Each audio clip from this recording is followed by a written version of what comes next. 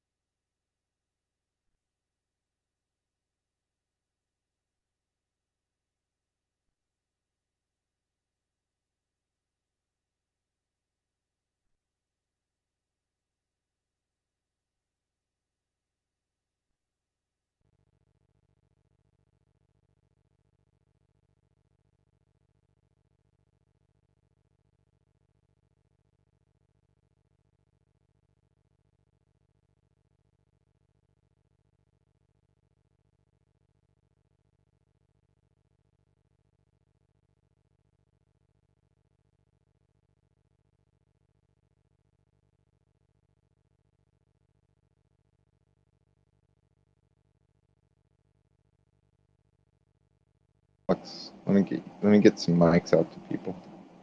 Just getting a slow warm up.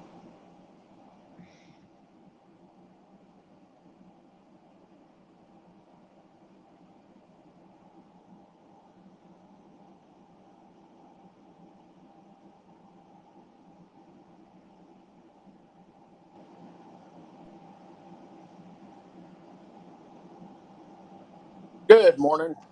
Fuck. Excuse my language. That was loud. I guess I had my volume all the way up. It was like my ears. Good morning.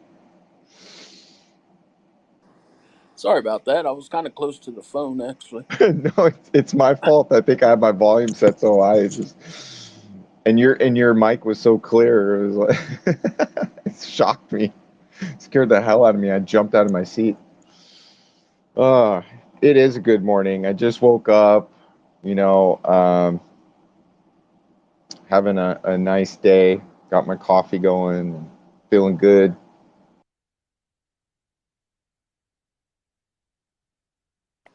Well, that's good. I hope today the space is a lot more informative and not so much hostile. I think yesterday, MAGA mission spaces were kind of overrun with some bullshit. But sorry, some BS. But that's just my personal opinion. I think somebody needed a little kick in the neck or something there. But yeah,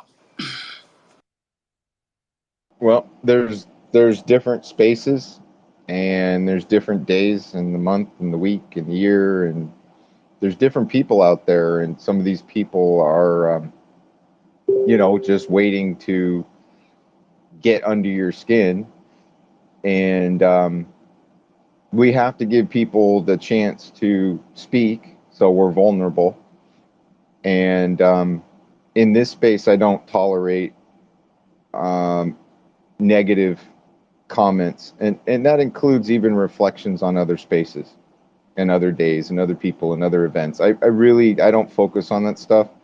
So we're moving forward, and I hope you can move forward too and put all that stuff behind you, because that's what I do. oh yeah, for sure. I don't never hold a grudge or anything. I just was pointing out. I mean, to me, it was just kind of a bummer. But like you say, move forward. You put it. It's in the past now, and you guys have obviously already taken care of it. And I know because I'm a mod and for content creators and for some big name content creators on like Kick on the platform Kick or Twitch or whatever, the gamers. And so I know what it's like to moderate and chat and keep everybody on a positive note and stuff like that. And yeah, so anyways, good morning.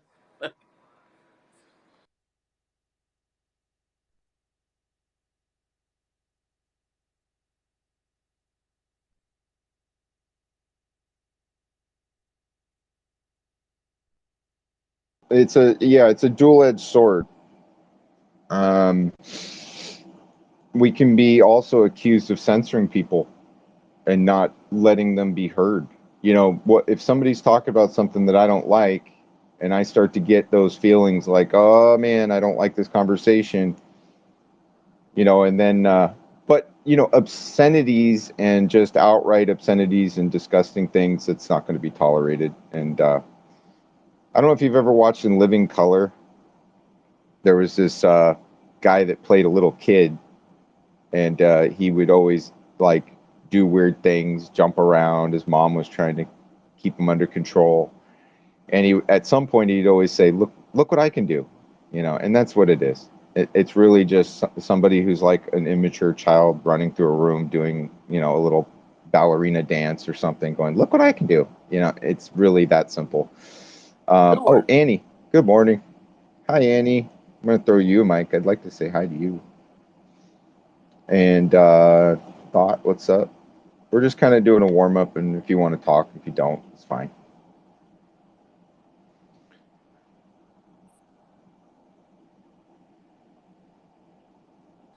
Good morning. Can you hear me? I can hear you loud and clear, Annie. Have you had your coffee and lemony snickets, and you feeling good? Annie, are you okay? Are you okay? Yeah. I just had my coffee. I'm Me warming up. I too. Me mean, like too. last night I was up until like 11 o'clock my time, and I was like, I woke up and I'm like, oh my God, I am so beat from last night. But I'm jazzed. I feel really positive, and I hope you do too. Well, thank you So so what are you much doing? for this for the speaker. I was in with Kiwi for a little bit, and sometimes I just need to shut my mouth, I think, and just listen, and because I don't know, so many feelings going on and so many issues going on, and I'm just like just trying to go out in my garden and be in my happy place, and you know just be positive, right? Just be positive. And I guess I just take the world on my shoulders sometimes, and I just, it's a lot, right? It's a lot for all of us. So I appreciate you so much, and I hope everyone's doing well, and sending much love and positivity to you all. Yeah, let me do a mic check with Marlon real quick. Marlon, are you there, bud? Or do I gotta drop you and bring you back up? You locked up? I'm gonna throw a co-host to Advocate too. Um, I think I gotta drop Marlon and bring him back up. So I'm gonna do that. The space might have been a little locked up at first, but yeah, I feel really positive and hopeful. There's so many things that we're working on that are good, and everything seems to be coming together. And you know, I see things happening, especially like I feel really positive about what's happening with Noah. Um, the fact that MAGA Mission is also getting involved in legislation now. We're writing we're involved in consulting on legislation and adding to it. So as an organization, we're beginning to do all the things that I imagined and more. You know, so we're definitely getting to a point where we're going to be doing some new things and bringing some stuff to the people. So Marlon's going to be boots on the ground. Advocate's going to be boots on the ground. Carmen, everybody, they're doing stuff where they're going to be meeting and going to actual places to discuss America's issues, and it's going to be incredible. The more MAGA Mission members and the more people that get out there across America and spread the word will get people to the information and bring awareness. And that's the goal, man. I can't wait to put. I want to talk to. I'm going to be talking to Noah about getting a banner for MAGA Mission on the side of a truck, stuff like that. It's going to be really cool. But yeah. So what do you planting in your garden, Annie? Well, last evening, I was getting all my tomatoes together, right? And I'm going to make this beautiful sauce today. And Mm. then I'm going to bake some bread. Some of the things I planted recently was another set of potatoes went in. I do sets of potatoes. And yeah, I think this is our second set that we put in just to have a little extra, something put away and see how it does. And yeah, I'm going to be harvesting some corn here soon, and some more cucumbers are coming in, and some squash. Oh, the squash is just is doing phenomenal. And I just love to cook. And yeah, that's my special gift. And thank you for letting me share. My grandmother, she was not Italian. She was German, but my grandfather was pure Italian. They came over from Italy, spoke Italian, and the prerequisite for her to marry or for my grandfather to marry her, for her to enter into the family, was she had to learn how to cook. Uh, my great grandmother, I guess my grandfather's mother, demanded that she learn all of her recipes to feed him properly. this is the, so it was this. You are going to learn these recipes because if you don't, he'll starve. so her her sauce took overnight to cook. You had to put the bay leaves in there. You had to do all this special stuff and season it, and then you had to cook it forever to make it right. But man, if you do it right, Annie, it's going to be awesome. Um, Marlon, you there, brother? You were you locked up? Yeah, man. Sorry about that. Oh, it's cool. I was locked up too. When I started the space, I had to reset, and we're on the board, so I see us. So that's good. But I was locked up.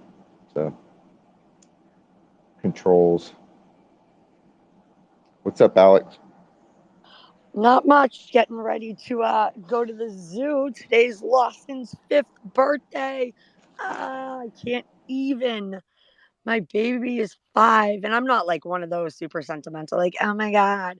But like, it's always been him and me. He's always been by my side because he's been so sick. That's like, what am I going to do? It's just going to be me and mom here all day. Like, what?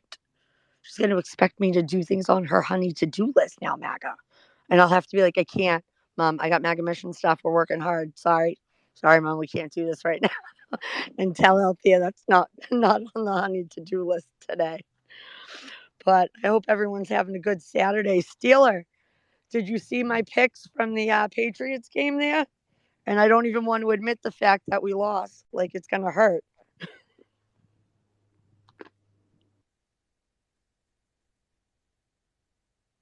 Yeah, I seen the pictures, but I was more looking at my game last night. I mean, we looked pretty good. Well, at least the first stringers looked pretty good, anyways.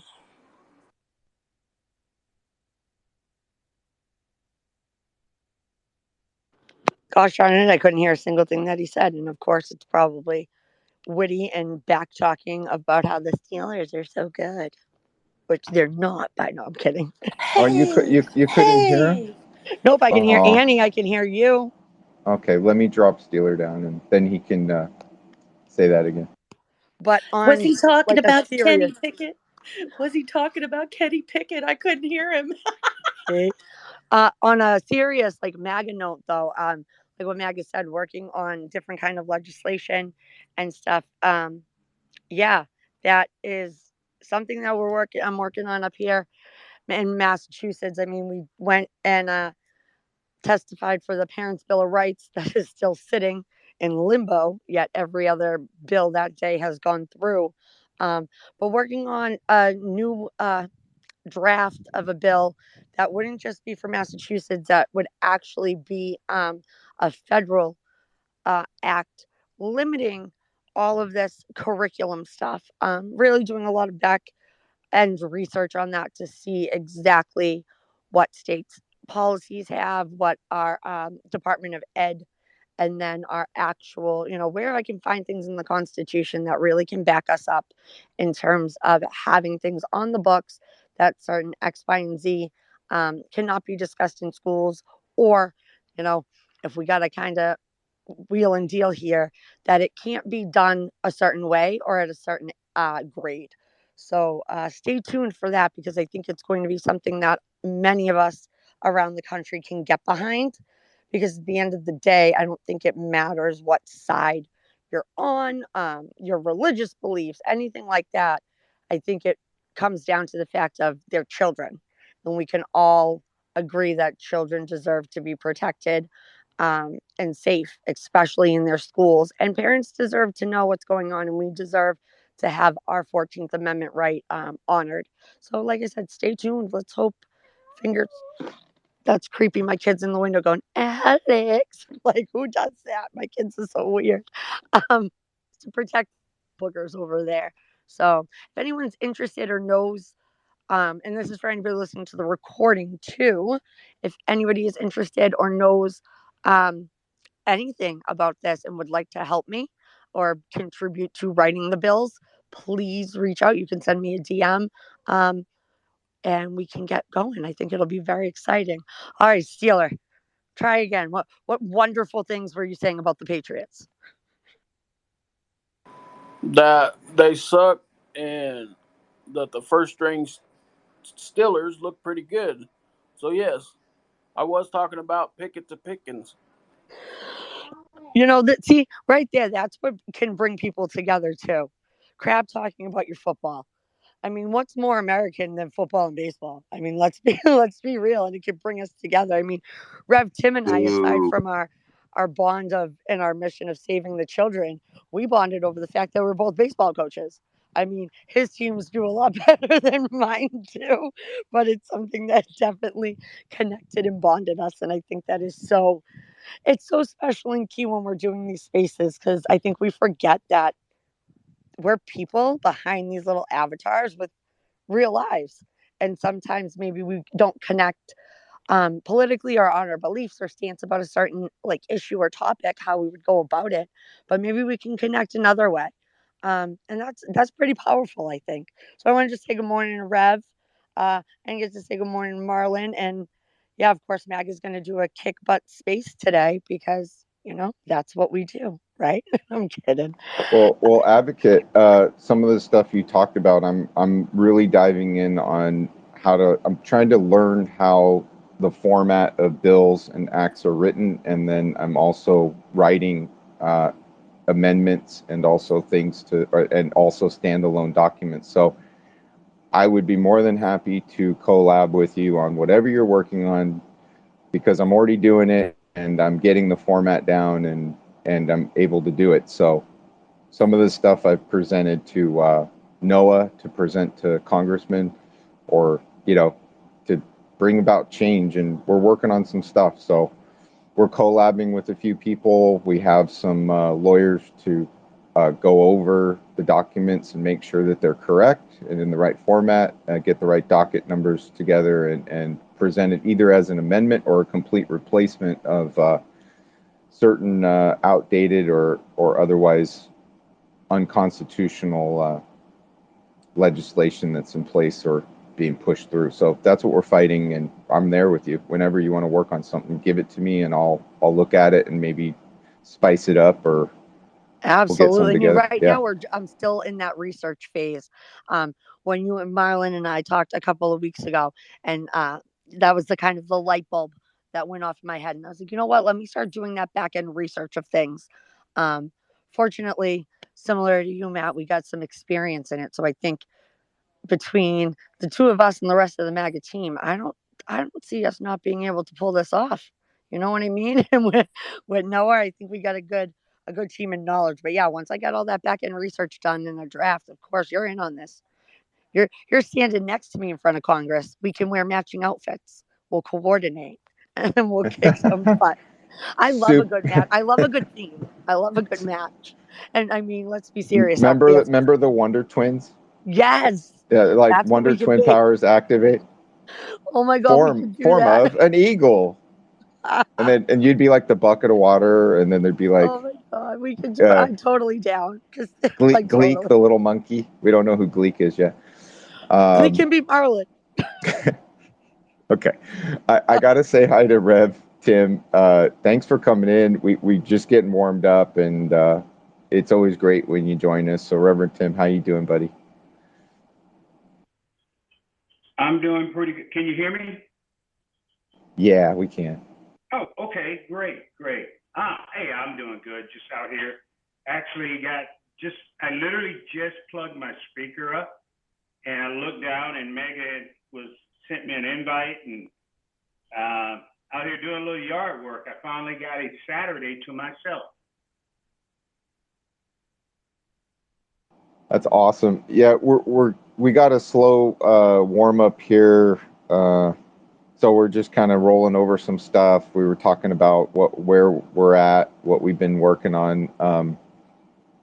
We've been making some really great strides with Noah, and there's a lot of things going on. But Marlon's got some stuff that he's working on. We're going to be actually boots on the ground doing some stuff. So should be really interesting having that MAGA mission presence there. And yeah, we're making some serious things happen. It's just we only started on the 13th of April, and we're here. Like, I never thought that I would be writing things to present, like that, or doing anything on this level. And we're evolving so fast. It's kind of crazy. But, citizens out there, they don't realize that they can do this too. And I think there's a lot of people that don't know what to do. And we're kind of trying to give everybody the tools, and then we can testify to the fact that, hey, you can do this too. You just have to sit down and care enough to do it, and there you go. If you don't No, you're do right. it. You're Mega. You knocked it out of the park. The problem is a lot of people don't know what to do. That's why I look at Advocate and say she's a rock star, for going and doing what she does. It's all about being on the ground, man, because we can sit in these spaces and we can say this and say that, and nothing ever gets done until we lace up our boots and we get out there and we start showing these people what we're about. One of the things that I have realized when dealing with your politicians, they know numbers and they know money. Those are the two things they know very, very well. If you can get a number of people get behind you and start making a difference, then they're going to listen. If you can pad their pockets, they're going to listen. But bottom line comes down to it, just like you said, man, we've got to get on the ground. We really do. We got to start making noise. And these people have got to start hearing us and really start listening. They can go in their office and we don't mean anything to them. 5 minutes they gave us to put our ideas and our thoughts and how we feel this nation should go is going to be gone. So yeah, we got to get out there, man. We got to start yelling. We got to start screaming. We got to start making noise. We'll start talking about getting out there. Marlon, why don't you lay down what's coming up and what you're working on if you're there, sir? And Yes, sir. and Reverend Tim, there might even be an invite for you in this. If Marlon, go ahead and lay it down for him. So basically, and good morning, Rev. How you doing, man? Good to see you. So the first part of it, hey, we are going actively down to Sarasota, Florida. There is a child trafficking seminar that I'm going to attend with Warrior, and it starts on Thursday. I fly in Wednesday, Thursday, Friday. There's a benefit, and then we're flying back on Saturday. But there's a lot of key people that I want to try and get some tentacles with, and network. And then in September, and Rev, I'm gonna throw this at you. So we have a chance to go down to Washington and explore and experience the lobbyists down there for this next vote. So they have 2 days of us going through, coming up and comprising our questions to take to these senators and Congress people. And Tim, if you ever had a inkling that you wanted to do that, there's actually room for you. So that would be the 13th through the 15th. And actually, you were one of the persons that I wanted to ask.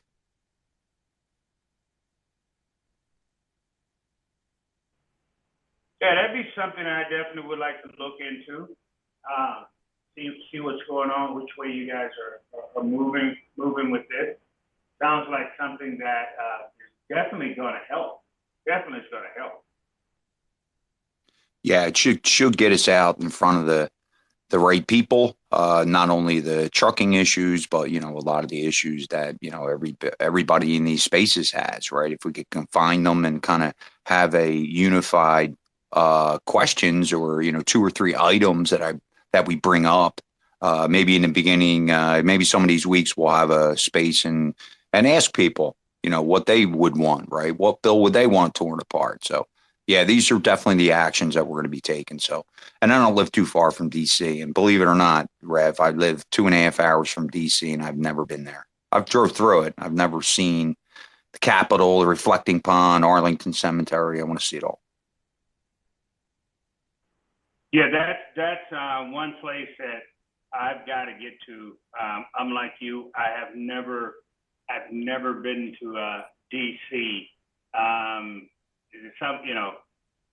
just never really made it a priority to go down there. I'm so used to going down to hanging out in South Carolina that that's my 2 weeks of vacation a year that I take and go down there. But DC is a place that I definitely have to get to.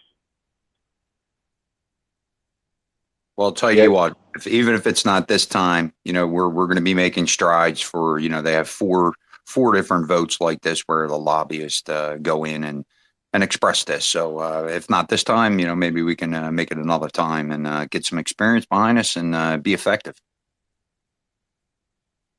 When I was growing up, I lived in Bethesda, Maryland, Rev, and I was well, it's kind of a long story. I was in my high school years. I was out here in California, and I went back to be with my dad for my junior year. Well, while I was there, I didn't really have any friends, right? When I showed up, I was at a new school. I didn't know really anybody. And the very first thing I did was I joined a church group. And I made friends with some people. There was these twins that lived next to me, these two twin brothers, and they were part of a church group. And so I joined their group, their youth church group. And if you can imagine a California kid with a leather jacket, his flannel tied around his waist, I listened to Metallica and heavy metal. I looked like the black sheep of the church group, because these kids were like, they were somewhat not affluent, but a lot of the people were, I don't know, the kids were just different than me. And they were kind of preppy, and I show up and I just look like somebody like from another world. And but anyways, through that experience, we used to go to the Capitol, and we would do charity work. We would hand out food, do all these kinds of things. So I used to go to the Capitol a lot, and with them. And so I remember those days traveling around DC and through the metro system and all that. It was a really great time. And so I think you guys will really like it. There's always something going on there. That's the other thing. A lot of people don't realize that right now, every single day, every single weekend, there's somebody there with a megaphone saying something about something. So that's the place where people voice what's going on. That is the place. Well, the thing is, I'm from the East Coast. I've been all up and down to New York on many, many occasions. Grizzly, West Virginia, Cumberland, Maryland, I've been to many, many occasions. I just never land in D.C. for some reason. So that would be, like I said, that's a trip that I'll be willing to take just to see it. Yeah, you guys are gonna like it when you do get there. I wanted to say good morning to Jim, and then we had a bunch of other people join us. We're just having a slow warm up. And Jim, how you doing this morning? Very well, thank you. Just shut the mower off. So I've listened to a lot. Can you hear me? Okay. Yeah, we can, Jim. Okay. So I'm just so fired up about the things you're saying. I was just talking to my brother. I'm been in kind of the transportation Navy industry for 17 years, and I'm on the sales side. I'm really burnt out. I'm looking for some different direction. I want to be useful. I want to honor God, but this human trafficking thing, I can't, I need to be part of it in some way, but I don't know that I possess the skill sets to contribute. So what I was wondering, without taking up your whole day, is if you and some of the people that have been, if I was gonna, if you had a job opening, what are the kinds of things that you're doing, to tell me what you guys do and where you're going. I mean, I know it probably changes every minute because that's how this has to work. But if I would just love to learn a bit more about what your mission is and what kind of help you need and that kind of thing. And I'm just going Wow. to listen. I just want to listen.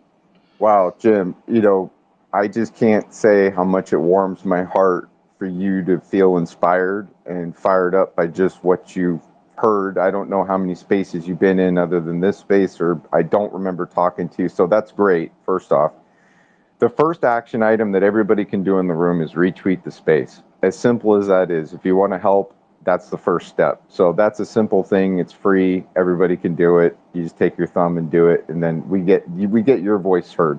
We got Rev's voice heard, Marlon's, mine. Every opinion in here matters, right?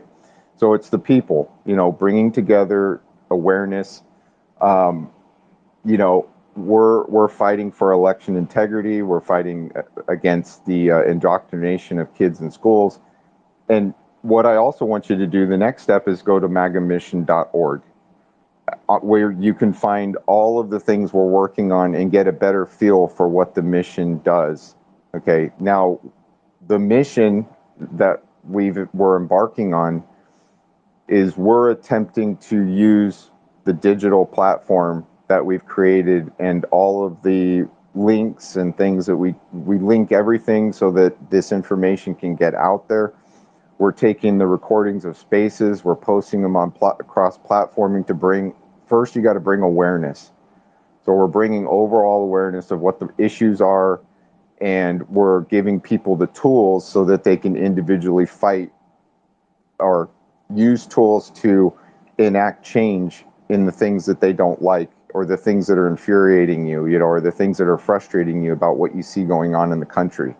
Because there's a lot of things that everybody can cite. Like, we can talk about the economy, we can talk about the kids, we could talk about politics, all of these things. There's something truly wrong that we feel we see every day, right? And the mission supports every single person, like Reverend Tim. Reverend Tim is a man on a mission to save America.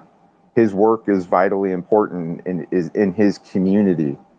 The mission stands with Reverend Tim because he's, again, with God, pure of heart. He focuses on family, country, prosperity, freedom, the basics, the principles of the Constitution, your civil liberties, your civil rights. These are all of the things that we're trying to get back to and change, bringing about legislation and change. So how can you help? I understand. It's like, for myself, it took me a really long time to figure out what I could do to do anything at all besides talk in a space, right? So, but the first thing that I had to do was I had to take my talents, pull them together, and see what I could do with those talents that God gave me to bring about some change. Even if it's just a little piece of it, it's all part of the tapestry of change. It's all part of the mosaic that we're creating. It's all part of it. So you being here is part of it, and the fact that you want to do something is the next step, and then giving you the tools to do that. There's education that you can find on our site where, let's say you wanted to be a poll worker or a poll watcher, or you wanted to register people to vote. Let's say you wanted to be a precinct committeeman. Let's say you wanted to, there's all these things that you could do. And did you say you're a truck driver too? Are you an No, independent owner operator, or you're just in the business? What did you say? no, I'm in the aviation business. Okay. General aviation on the sales side. I don't like to say that stuff because I don't want people to think I think I'm all that, but just a guy in Indiana that's trying to be useful.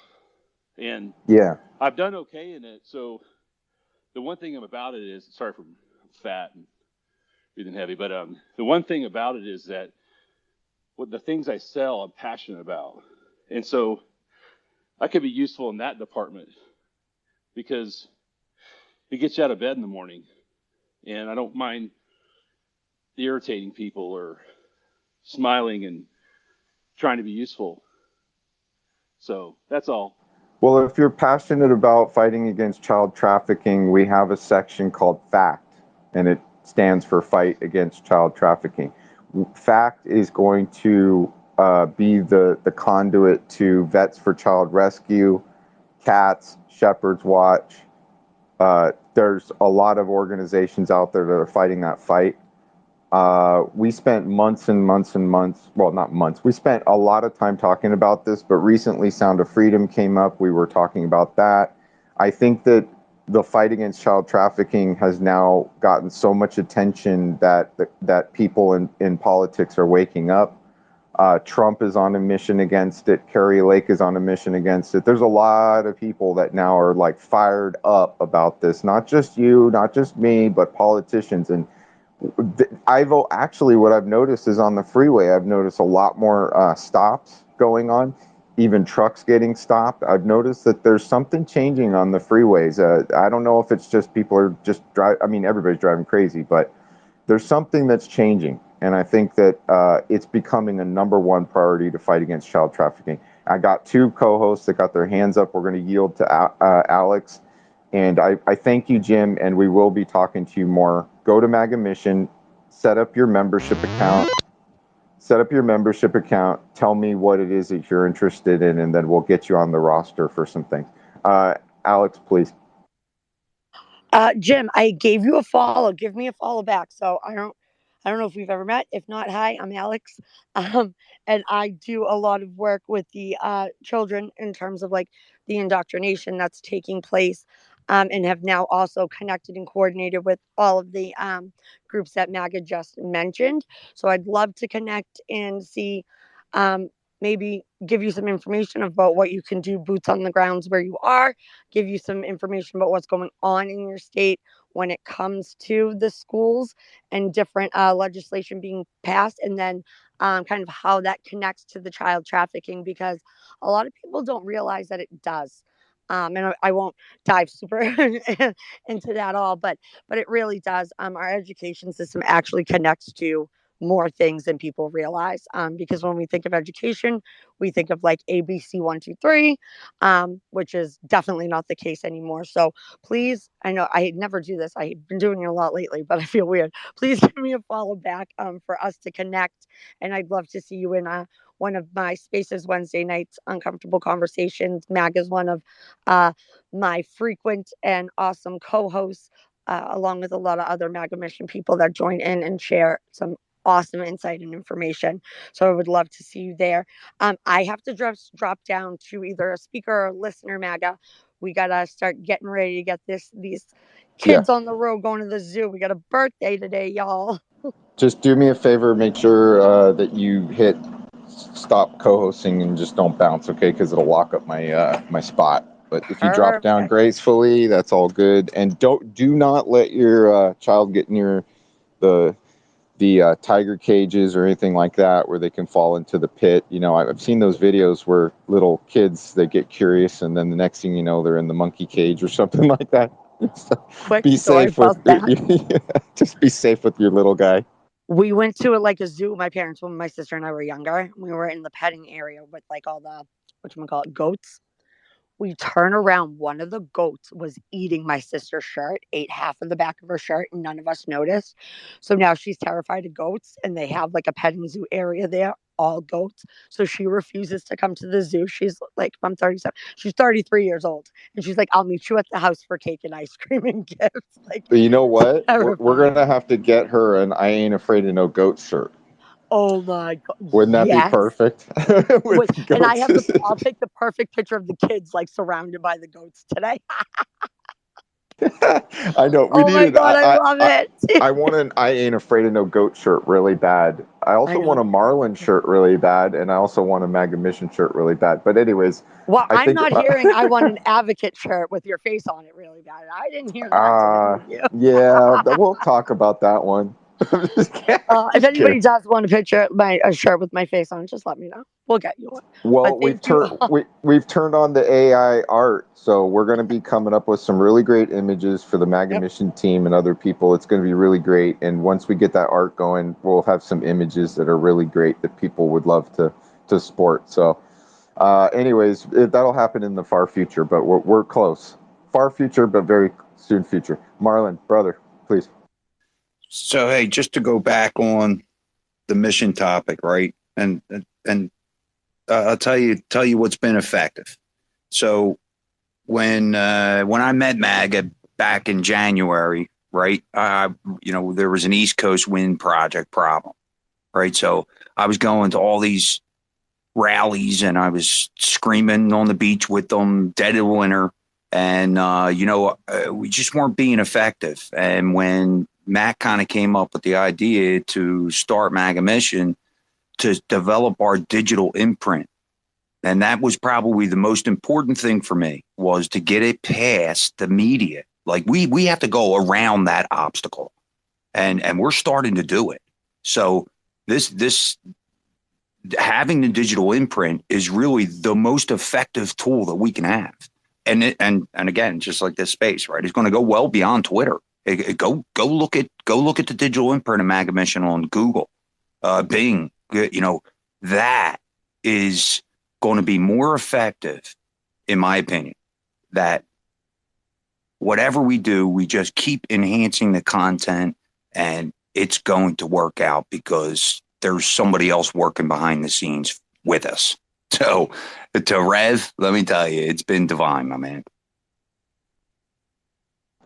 The thing that blows my mind about that is like when we first started out, we put, I think, Senator Edward Durr on the site first, and over time, if you just, it seems like synonymous. Like when you look at, maybe you'll see him like connected. Even his current tweets, like if you type in Maga Mission, you'll see Senator Edward Durr's current tweets, or you might see somebody else that we're featuring it's made the connection so that their information is showing up, and then we're also showing up on their searches. So if you search them, then we also show up. Maybe not in the top, like when you search for us, we show up in the top of what you're searching for. When you search for them, we show up somewhere in there.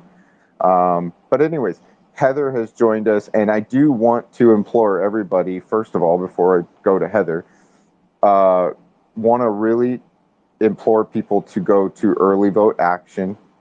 Jim was here. He was talking about what can I do. Go to Early Vote Action. There's education there. There's action that you could do there. We're also imploring people to use apps like Votify Now. These are ways that we can do work and also get we can give our reflection on what's going on. Like Early Vote Action allows you to have a map or a pinpoint election integrity issues. And election integrity is one of those really huge things. Like if you see something going on that isn't right, you can actually use that app to put a dot there on a map, and you can say, hey, I saw cars doing this, or this was going on, or I noticed something nefarious going on around election integrity at this location. Or you could say, I'm at the voting booths here, or the machines aren't working, don't come here. Go somewhere else. It's like real time data about what's going on as far as election integrity. Anyways, these apps. The point is, these apps are very important moving forward as tools in your pocket that you can pull out and you can use, either to verify information about somebody or whatever. But I want to talk to Heather. I haven't talked to you in a long time, Heather. It's really great to see you. How are you doing? What's going on? Thank you much, Matt. I've missed y'all. Kind of had some downtime, and it was nice to be off of social media. But coming back and listening to a few other really good groups as well. It's like I'm kind of testing the waters with things, and it's good. We're headed in the right direction. Might take us a hot minute, but it's really cool to connect with all of you really cool people on each different space. So I'm thankful for that. Early Vote Action, just a very quick update. They've actually been doing postcards to new Louisiana homeowners that have moved in from other states just to make sure they're registered here in Louisiana. So it's a very great tool. I'm a big fan of Scott Presler, and he's behind it. But they're doing some good stuff. And anyway, it's nice to be back. Y'all are still always doing a great job. Have a good evening. All right. Heather, thanks for coming up. Good to see you. And actually, we wanted to talk to Scott. We got a little play coming up, and maybe we can jumpstart him. So yeah, that's great that you were here, and good to see you.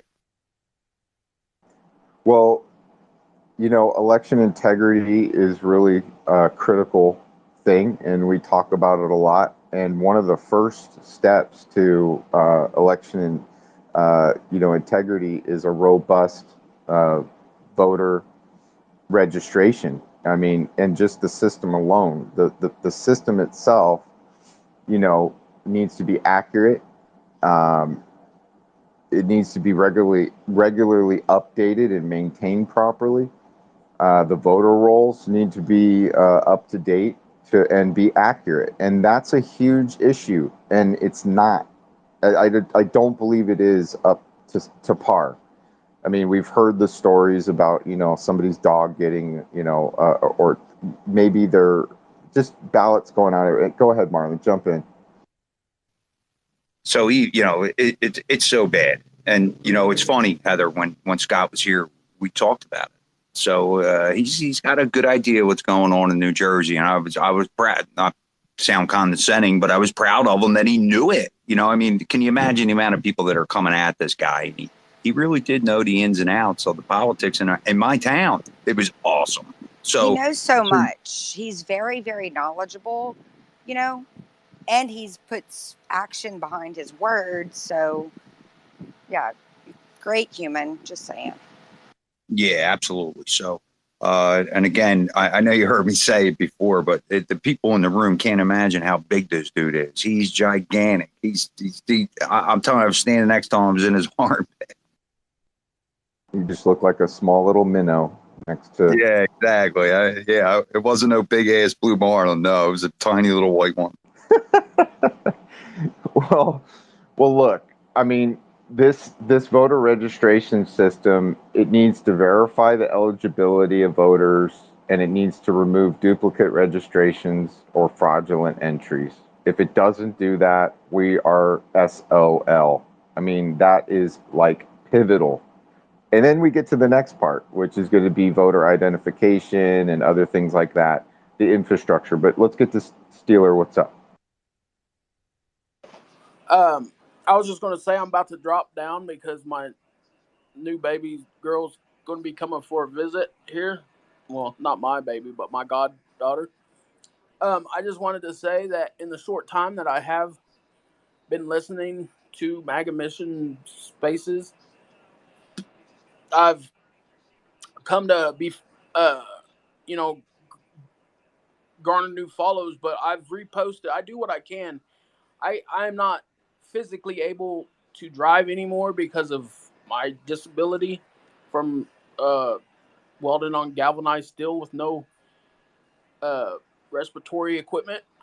But I do what I can from my computer as far as reposting the spaces, tweeting out different stuff, and I've been able to have more, I guess you would say, intellectual conversations with family members and friends that kind of lean the liberal way, but they want conservative stuff, but then they want liberal stuff, and it's just kind of So I'm learning as I go, and I appreciate this stuff, and I forever will protect the children at all cost.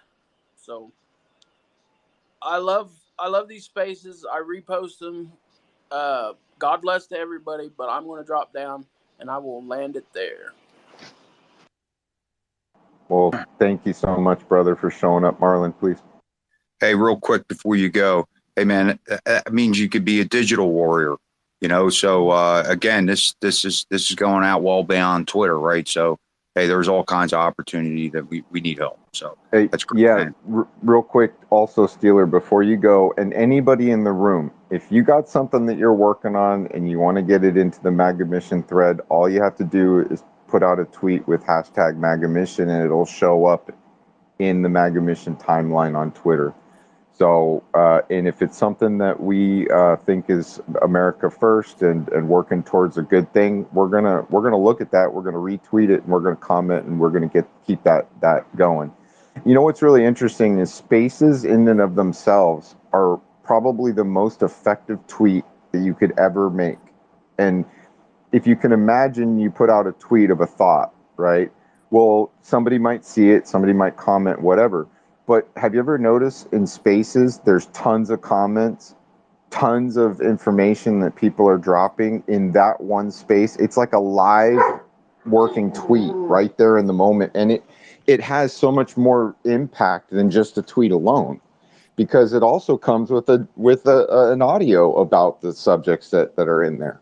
So I've noticed that, tweets are great, but spaces in and of themselves are probably one of the most powerful tweets I've ever seen as far as comments and views and everything. So, just doing this kind of work alone versus just tweeting stuff out. But yeah, man, put hashtag MAGA Mission on anything you guys are working on, and we'll see it, and we'll start poking at it and get it out there some more.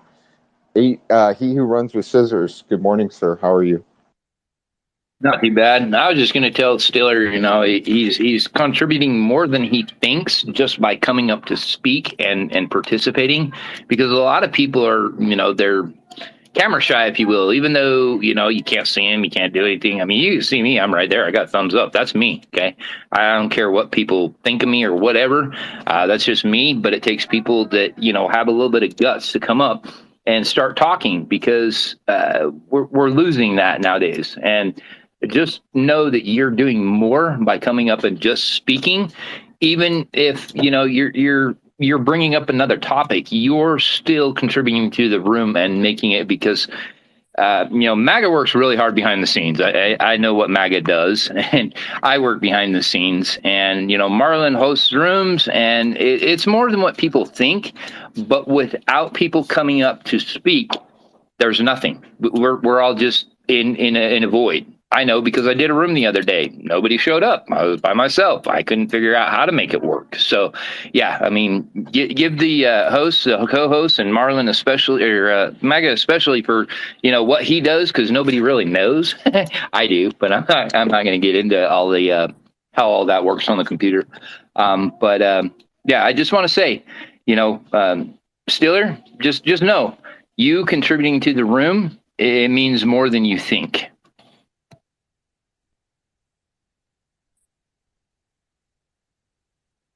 Yeah. When I spoke with a gentleman earlier, Jim. I don't know if he's here still. Yeah, he is.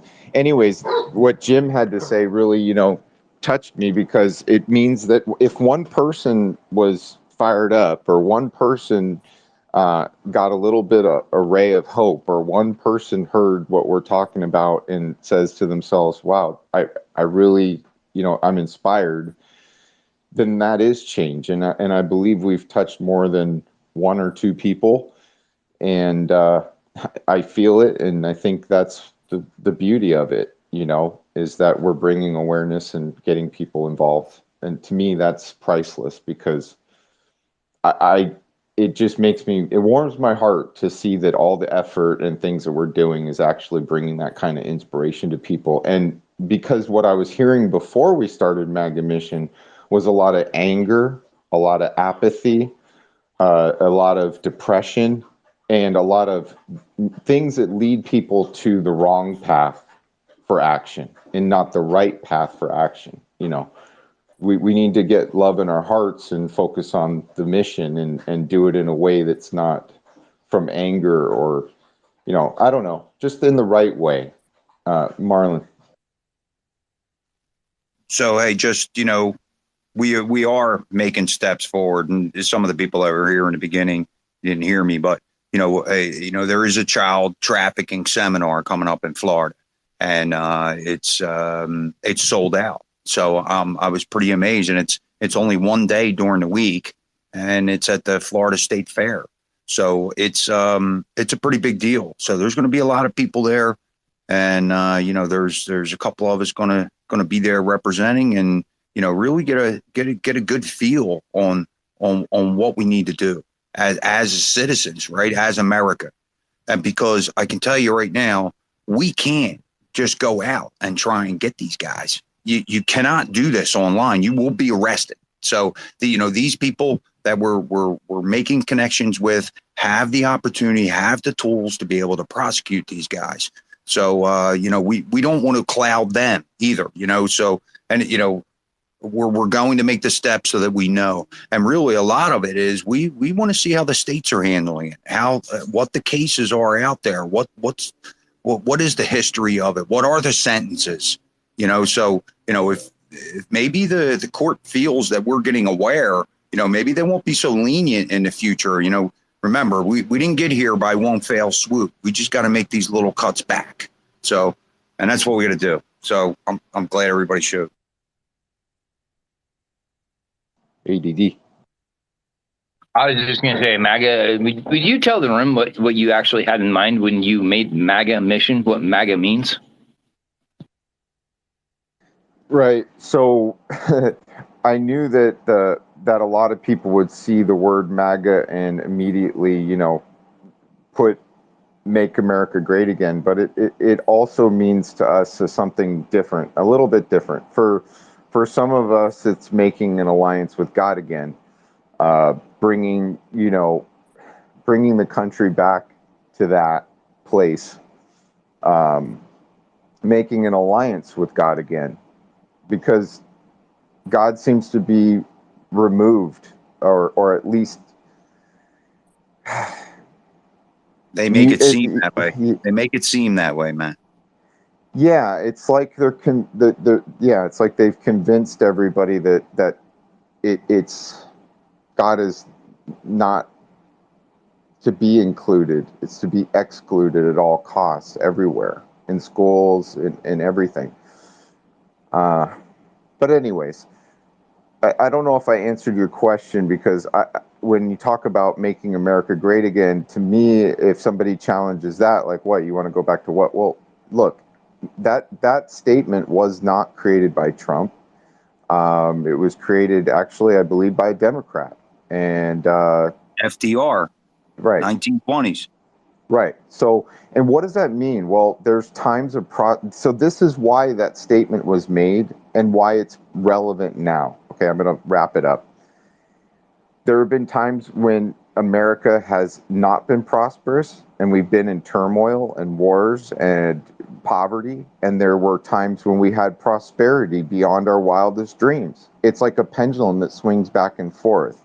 And when you say make America great again, all we want to do is bring the pendulum back to prosperity, freedom, and happiness. That's really what it is. I mean, making America great again is solely focused on us truly being sovereign, secure. I mean, it's not just securing our elections. I mean, we can get into national defense. We can get into securing our borders. We can get into economic independence, energy, being the number one exporters of oil, preserving, the nation and as a prosperous nation. That's what making America great again means. Bringing prosperity to Americans so that they can live the truly the American dream and be prosperous. Right now, we're in a state of with the gas prices and other things going on, we're on the verge of a lot of really bad things, and we just want to bring it back to the good things, because we can be much better. Everybody could be much better off than they are right now, and not stressing out about finances and all that. ADD. I wasn't trying to put you on the spot, bro. I was just having you put up there what MAGA actually meant. You know what it started with, because that's what we need to return to, because that's our only hope. We can't look at any one guy. We can't look at anything. We got to look at God. We got to welcome God back into our lives, and we got to stand for what's right. The children, the everything that goes along with it. It boils down to the children. That's their money pot, and if we take that away from them, everything else is going to fall in line. It's I like to do this, but drip, drip, drip, and they are hurting. They're hurting bad because they don't want this message out, and they can't stop it. They don't know how to stop it. They keep on putting their foot in their mouth every time they turn around. To essentially show us what they're doing by blaming Donald Trump for whatever it is that they're doing. I don't think they know how to stop putting their foot in their mouth. And Donald Trump is just the one that we're seeing it happen to. And then we're going, wait a minute. That just happened on the other side, but they're okay with charging it to Donald Trump, and it's starting to wake us up. And they don't understand that. They don't get it. They don't understand that everything they're doing is waking us up to we've left God behind, until you open that door to God. Okay, my pastor likes to say, if you died tomorrow and you went and you knocked on God's door, would He say, "Come on in, my son," because He knows who you are, or would He say, "Who the hell are you? Why are you on my doorstep?" Okay, that's the question that you need to ask yourself right now, because the simplicity is somebody comes up and knocks on your door, they're selling you stuff. You'll leave them outside your door and, ask them questions, invite them to your lawn chair. You're not inviting them inside your house. But if your neighbor comes over and you know them and you're whatever, it's come on in, have a seat. We'll get right to it. Whatever it is, my neighbor, her little boy's learning to, what a dollar means. So I paid him some money to mow my little tiny front yard. And, we didn't leave them out on the porch, waiting to get their money. We invite them inside the house. And that's what I'm saying. Do we invite God into our houses anymore? And is God going to invite us into His house? That's the question. Yeah, I agree. I don't feel like you put me on the spot because, it's come up many times. And I think that any argument that somebody wants to bring up against the MAGA or MAGA, it's a weak argument, and it goes to places that is easily defeated. For me, I don't find any opposition there to wanting to make America truly be great. Every American should. We should be proud of where is it that we need to be ashamed? That's the lie that they're selling people. You need to be ashamed of being prosperous. You need to be ashamed of being American. No, we don't. We need to be proud of our country and our sovereignty and secure it, and be proud to be an American. And we should be a leader in the world. There's no reason why we need to take a knee. Why do we need to take a knee? Where's this philosophy? Everybody get on one knee. No, don't salute when the anthem is playing. Get on your knee and put your fist in the air in resistance to that. That's a lie that they sold people. It's a terrible, awful lie. Anyways, Marlon, please.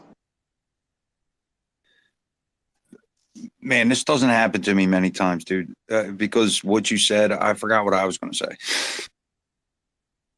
Yeah, I have that power over you. Just ramble until you lose all thought of what you were going to say. Well, look, what we're trying to do is inform the people. Why would we want to inform the people? Okay, we need to inform the people of America so that we can hold the government and make sure that they're held accountable and responsive to our needs as Americans. Okay, and right now they're not. And so an informed citizen is an auditor. They audit what they're seeing. They know that that's wrong. They raise their voice and say, no, that's not right. We can't allow that. But if you're not informed, you don't even know what's going on to even get concerned in the first place. You just go about your day and you don't even really think about it. Got somebody requesting to speak, and I see you there. Modern spoke in my space. Yeah, I'm throwing him a mic. What's up, Modern? I also want to speak to Angry Pop. Angry Pop, good morning. If you want, jump in here. We're talking civil liberties and the Constitution as usual, sir, and you're always welcome.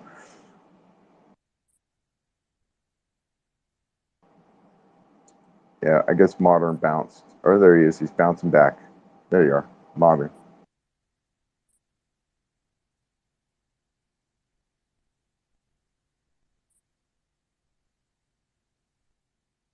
You there, Modern? Gotta unmute your mic.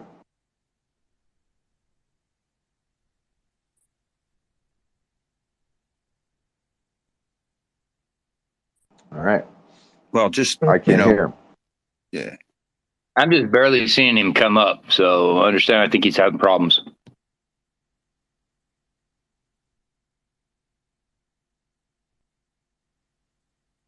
Well, right on. Let's strengthening the local action equals national impact. And Scott's data, especially out of Florida, shows that it works. So, it's funny because what his action, early action, just gives the opportunity for people that, might only feel because they're solicited by Democrats, Hey, and a lot of the immigrants I know, I can tell you this right now, Matt.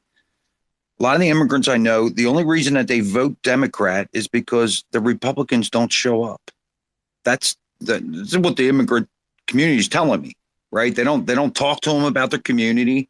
If they did just a little bit of homework on them and actually approach these people, because our government's harboring them, I mean, you might as well convert them to. Yeah, and most of these people are 99% Christians and God-fearing Christians.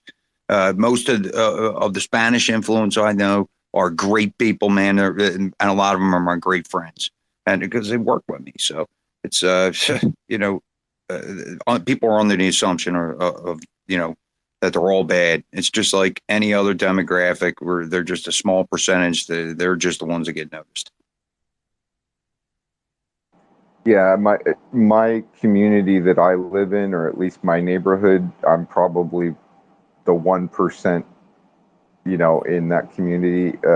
Probably at least 90 to 98% of my neighbors and everybody around me right now I'm deep in the Latino community. And my neighbors are great.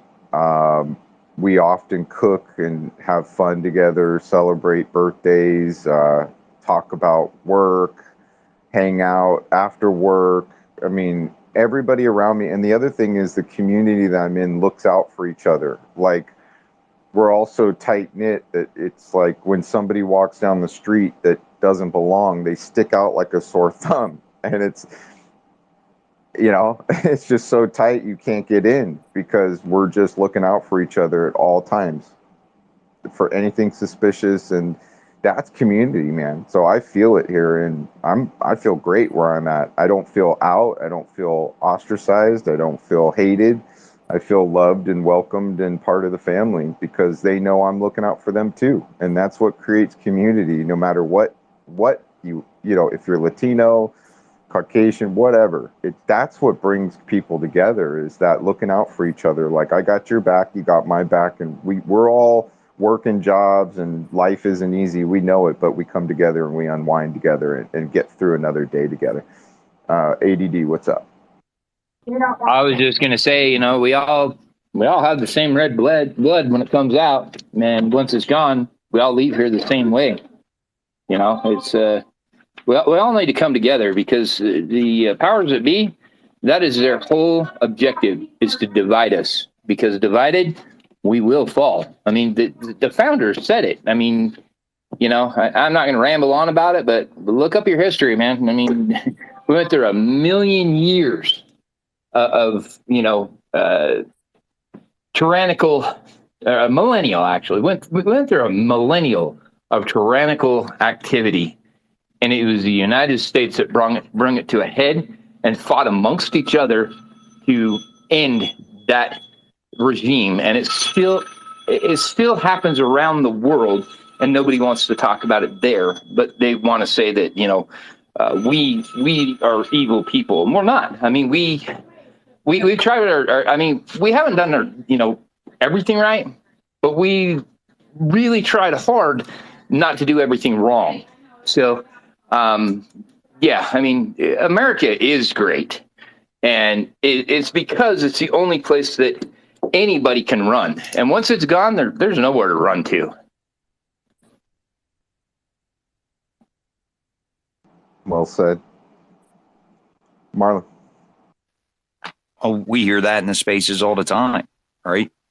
But I hear more out of the community of good things than bad things, right? I know that people, even my own family, my own family, half of us were left and half of us were right.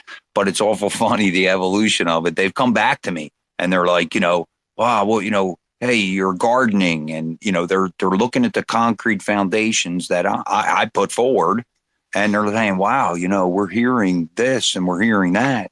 And it just so happens that, these Twitter spaces are probably the most informed people in social media, in my opinion, especially coming in these spaces. How many testimonies we got in here? It's crazy. Hey, and that's why we needed to build a tool to be able to go use it. Let's go fight against it. We're not fighting against somebody. I always hear this revolution. There's no revolution coming. It's a cleansing of some kind of system that's going to put a foundation and give the confidence back to the American people in the voting system. And they're going to do this. And I feel it coming. They have this mechanism there. And I think it's coming to fruition. There's a lot of legislation being done. So I don't know. Let's go on. Thanks, man. Yeah, we're going to turn to exit, and I was inspired by a few things you said to kind of remind people and get them on page as far as things that are happening by the opposition, because they're using tools to fast forward. I mean, they're going full speed ahead and they're going as fast as they can. You noticed from the very first day Biden got into office, he immediately went to work reversing a bunch of stuff. And then they went, and every time they're in office, they push the pendulum as far as they can in the direction they want to go, because they know time is short. They know that everything they do, somebody might come along and reverse it. So they work really hard. They've been working really, really hard. And we're in the middle of an age right now where you can use tools to make that really, really easy. And so it creates a huge problem, because now there's all these bills and acts that are coming down the pipeline at warp speed, and there's so many of them, and you knock one down and guess what? There's just another one that they have right behind that one. And they're going to throw as many darts at the board until one of them sticks. And they all have deep-rooted agendas in each one of them.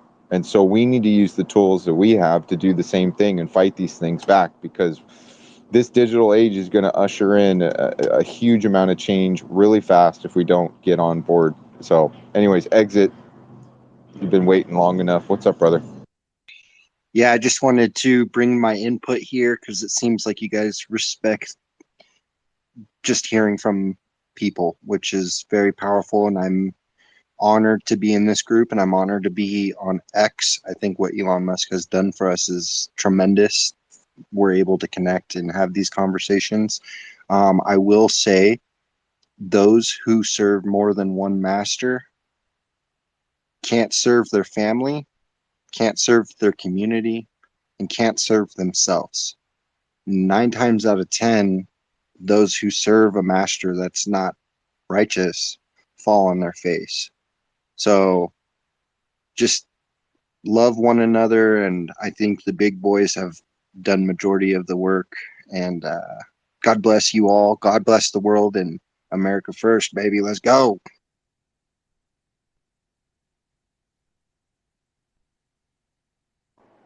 Yeah, I've written a few things about this. I don't know if I have to, but I want to turn to Gen X down there. I haven't talked to him in a while, and I didn't say crypto or Bitcoin 3 times. That might be why he hasn't taken a mic.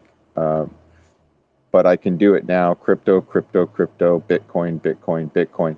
Now, anyways, I really enjoy talking to Gen X when he when he can. But Anyways, the economy that we're in right now and everything is really hard, to deal with. The infrastructure that is lacking in a lot of industries. There's a lot of things that are outdated that need to be updated, and I think we're kind of in the middle of that.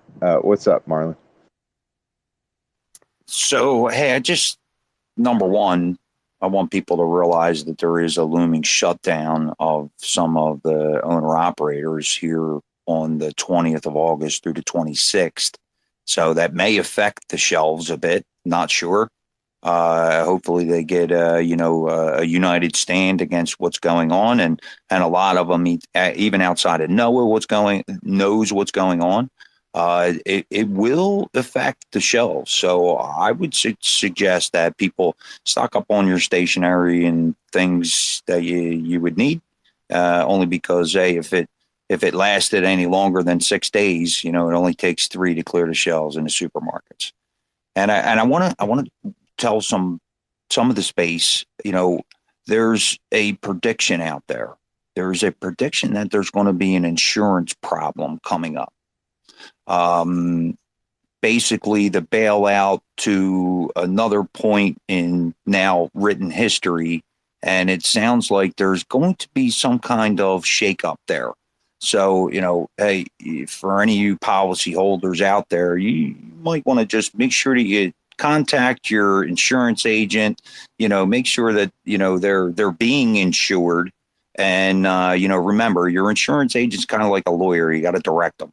So, you start asking questions, they start to shape up real quick. So, you guys should know your coverage, because there is a suspicion that something like that is coming. So, not to put my tinfoil hat on, I think it's just, giving people a heads up that these are the things that we should be looking at.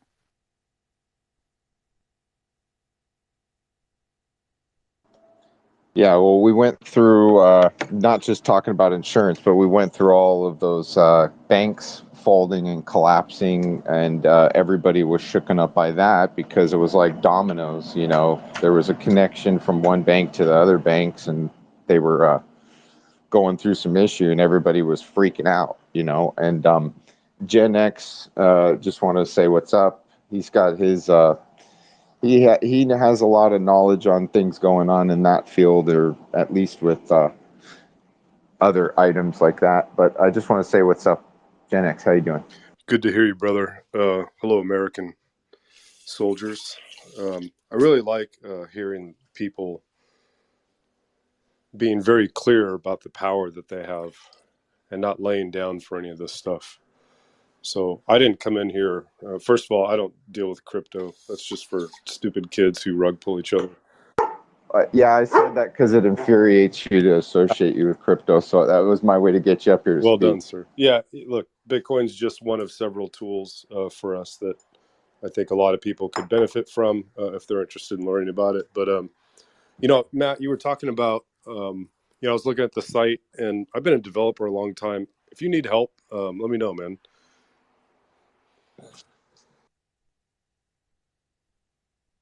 Are you implying that I need help because you looked at my site and it's lacking, or are you saying you want to jump in on some design? It's not you. It's anytime I look at any site, there's just anything that I can help with that you're struggling with, or it's a very vast world dealing with SEO and making sure people can view things and what's good practice.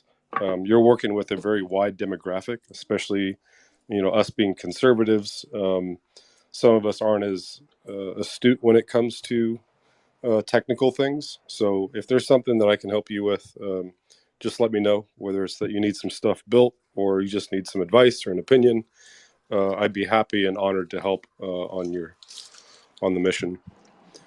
That's awesome. Yeah, of course. I've been embedding, things, doing different stuff on the site. There's, one of my dreams and visions was to have, which I started, was a Twitter feed where it's updating, and it's drawing from the Twitter feed. Some of the HTML, it yielded some really weird results.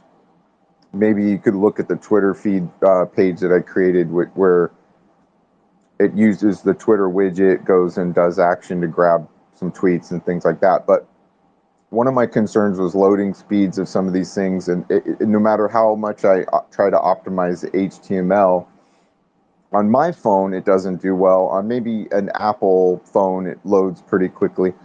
But yeah, I got some things to talk to you about, some things that I envision. I mean, just having a link to somebody's page on Twitter, that's a pretty fast link. You click it, bam, you're there on their page. That's not a problem. And there's the feed.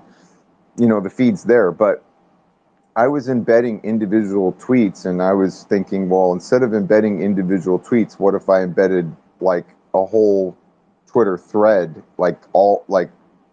have the widget capture it. So yeah, we got lots to talk about. We can talk about that stuff later. So what have you been noticing in your world as far as finance and things you're looking at and seeing?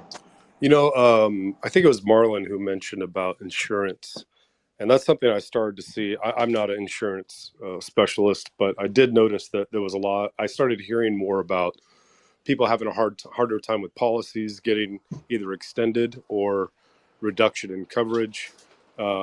Look, when you put this much money in the system that fast and you raise rates that quickly, this is one of those side effects that we should expect. I have some concern around that, although I'm still, looking into it. For those who don't know, I imagine probably many of you do. The FedNow program went live last month. And if you'd like, I could provide just a super high level about what I've seen with that so far. Yeah, man. Yeah. Marlon, go ahead then. Go ahead, Marlon. Oh, that'd be great, Gen X. I'd love to hear it. All right. So this is a phase one of I don't know how many phases of the FedNow program. It is not you or any individual retail citizen interacting directly with the Fed. That's actually not legal. That's why they have to leverage the central banks. This is interbank operations of how they move money, settle balances, stuff like that. The SWIFT system that's been around since the 70s is pretty archaic. This is actually compatible with the SWIFT system in an attempt to fully phase out SWIFT. Lose them? Can you hear me, Marlon? I don't think Marlon can hear me. Should I drop or him? I'll have to drop you and bring you back, Jen. Do it. Yeah. Doing it. I thought it was. It'll just take a second. Yeah, well, you might have water in your ear or something swimming around so much. No. Marlon, can you hear me? We'll bring it back. Yeah, I got you good now. All right. So yeah, this is phase one, and it's not, this is just institutions and banks interacting with the FedNow program of how they're moving money around. I haven't fully gone in. I've gone a little deep in some areas. So a couple of things to note that kind of raised my eyebrow was I looked at the number of services that the FedNow program is offering. So if you think about your traditional bank institution, money launderer, you see that they have you take a picture of your check and you deposit it, right? There's a ton of services and processes that have to happen with all these banks and systems.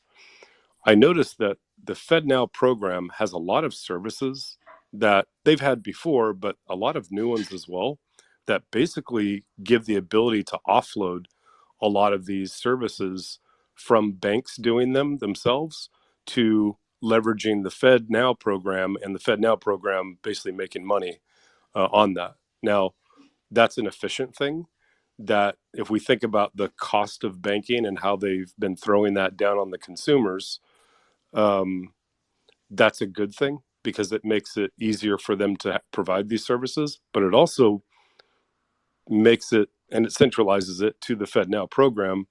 But at the same time, what's the purpose of a bank if we didn't already, question that now at this point? Yeah, a lot of interesting services. I can put a link in the chat if you'd like to see the core services. Second, there is a list of which banks and institutions are authorized as of the rollout, which was last month, of who is already on this system and providing it. I've seen a couple credit unions.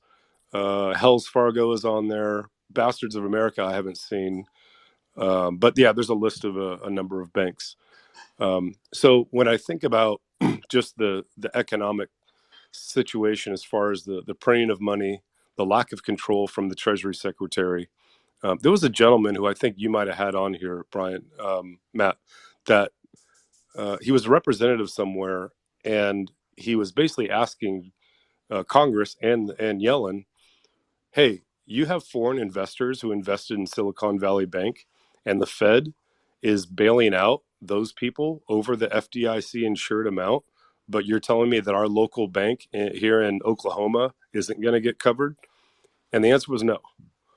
And this is something that people should not sleep on, in my opinion. I'm not trying to panic anybody, but look, they're telling you right now that they don't have you covered, and their interests are not they're not out for your interests.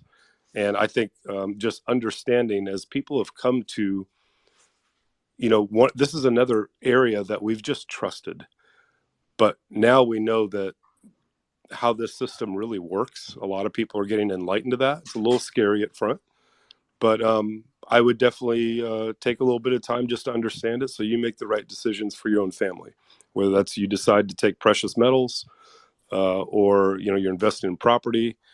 Just be mindful and do the things that any responsible person would do, but understand that there's a day that you want to come pull out money, they're not going to have it.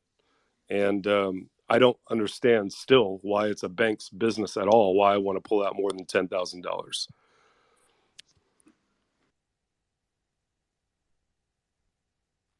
Well, they dropped the recording number from 5,000 in my state to 2,500 now. So if you have a check of $2,500 or more, they're alerting the IRS.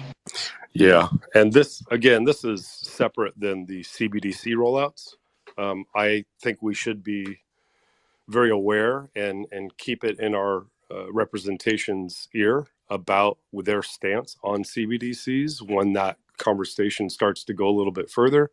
There are some who believe that the implementation of the FedNow system, if you think of that as like a base layer, is just but it's a prep for how we manage the movement of money. But the rollout of a CBDC would be a lot easier, would kind of just be a layer on top of that. So depending on what state you're in, your own state reps should have some information about that. They shouldn't be blind to it. So we're just keeping an eye out and learning more as we go.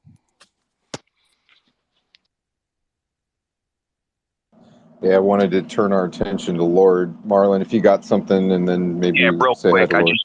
I just want to say, Gen X, it's really the underwriter's underwriter where the problem is. So, you saying that about coverage, people need to make sure that, it's apples for apples, because they're going to be lessening coverage to cover the cost.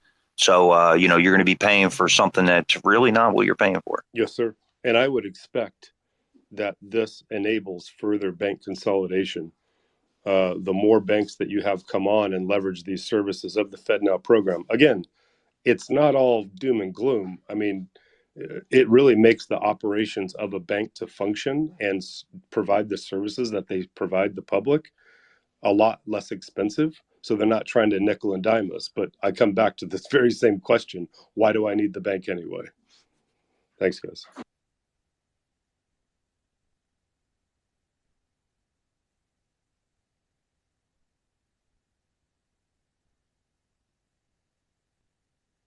Go ahead, Lord. Good morning, y'all. So I came in here because I totally respect everything that you guys are doing, and I felt compelled to share a thought. It's kind of in line with what y'all are talking about today, but it kind of really doesn't have anything to do with it. I just want to share the word of compassion. I'm noticing so many people are so exhausted and tired, and I just want to remind everybody to have compassion this week and everything that's going on. So I just wanted to share that with y'all, and hopefully somebody will hear it and they'll show compassion and so on and so forth, and things will get a little bit brighter for somebody today. Love that, Lord. Thanks for that. Yeah, I mean, back in the day before we even started, there was a lot more apathy and just people that were really, really angry. And we come across people that are pretty angry about stuff. But lately, I've been noticing a shift in the frequency. People are a little bit more positive. They know that it's going to take that kind of compassion and positivity to get anything done. It doesn't get you anywhere to just stew and fume. It really doesn't. You got to get positive and then focused, and then you can do something about it instead of just, I don't want to even go there bitching and moan about it. How about that? ADD. Oh, now I'm not feeling loved, man. He runs with scissors. Come on Oh now. Anyway, yeah, he runs with scissors. I know. I love that tribe name for you. It's awesome. I'm so glad that you took it on and you know taken it on. well, I mean, we can either laugh about things that are going on around us, or we can start crying, because that's the point we're at. But yeah, it's in my area, what I'm hearing, and I mean, I'm not putting this in stone, and I don't want to freak people out, but last I heard, they're trying to do that thing where report it to the government at $500 withdraw or deposit.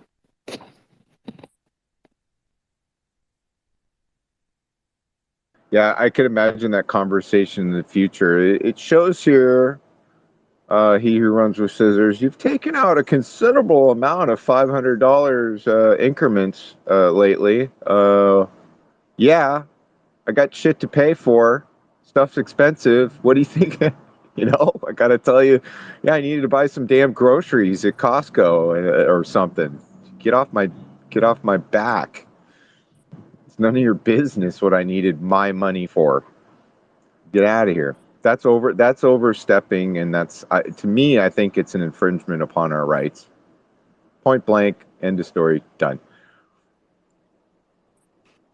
Oh yeah, but I can spend $500 way faster than that. All I got to do is put about a third of a tank of fuel in. I mean, it's about that. I got 300 gallons between the two, and then 50-gallon tanks of 350 at $4 a gallon. Yep, I can get way over 500 real quick. Isn't it amazing how that metric is set in terms of cash? As your cash becomes less and less valuable, and you must spend more for less, that mark seems to be coming down still, and they want to monitor that transaction, even though these transactions aren't doing as much as they used to. The amount of weight the dollar had isn't. We witnessed de-dollarization occurring all over the world because we weaponized the SWIFT system, and so if there was something that could help us when you watch people get their banks seized for protesting, and look at the Canadian truckers and what happened to those gentlemen and those people.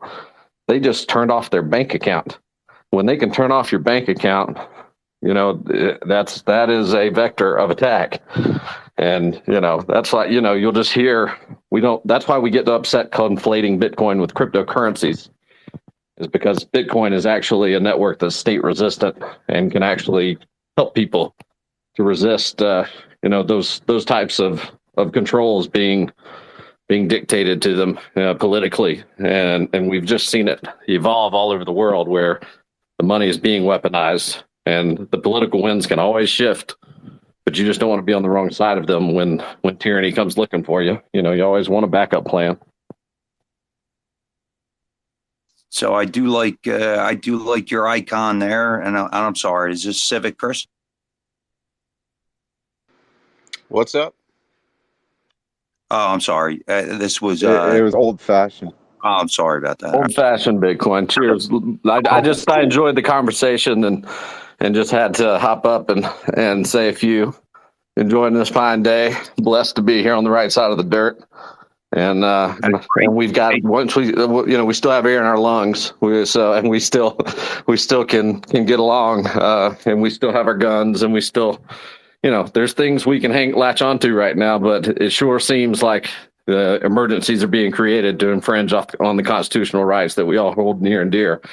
So anything you can use as a tool to defend yourself from it, and I think Bitcoin is one that gets overlooked quite often, is good on you.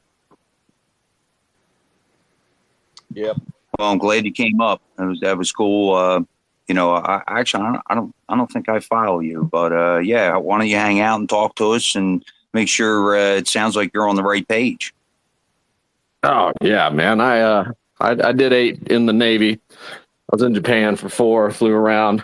I've seen the other side over there, the CCP, and that's my biggest concern right now. And I think the way politically we've dealt with them, obviously with this disaster of leadership, is just absolutely dangerous. And it blows my mind that we're emptying our resources into Ukraine at this moment, and we're not taking care of home right now, and we're printing money and putting it everywhere, but where we need it right now. They're trying to hyperinflate this debt, and they don't want you to see it. They just approved $26 billion again for Ukraine. Anybody in the space that didn't realize that. And for fuck's sake, where does that money end up? I mean, you want to talk about auditing? There's nobody auditing any of that shit. It's like it's free for all. Everybody's running towards the printer and to grab some, before they hit the door at some point, because we keep playing this game, and it keeps getting harder to fix. Pretty crazy. Let me turn back to Maga. Yeah, I just want to say thanks, Old Fashioned. You said some great things, and that's why I love talking to Gen X, and that's why we kind of turn towards finances and economics for a moment, because it's also gonna I could say it's coming to a point of national security. I mean, really, the money that they're spending on other things, wars, all that stuff that we're not, you look at acts and bills. There's certain acts and bills where it was all about securing other people's borders, not our border. There wasn't anything in there for our border, but for to secure every other nation but our own. It shows the interest right there. It's not here. ADD, or he who runs with scissors. What's up, bro? Oh, I put my hand down because I forgot. Yeah. Well, I thought to myself about, everybody's contemplated Bitcoin. If you're not invested in it, I think everybody's heard about it. I think everybody has seen the from the very beginning, watched the news, contemplated, shouldn't I? And then there's the people that are like have the fear of missing out. You watch it go up and down, and I think it came down to 14 and rebounded, and that was its new bottom. So I wouldn't anticipate Bitcoin dropping. I would only anticipate it going up and down, but showing a stochastic track in the right direction overall until it's finally 100% mined and not available anymore. But anyways, Jen, jump in and then we'll go to Civic. Yeah. I didn't come up here to talk about that. I came up here to talk about the other tools that we're sharing, and the collaboration on making sure that things go the way that we need them to, so that our votes are counted properly, and that we maintain these values. I just want to say,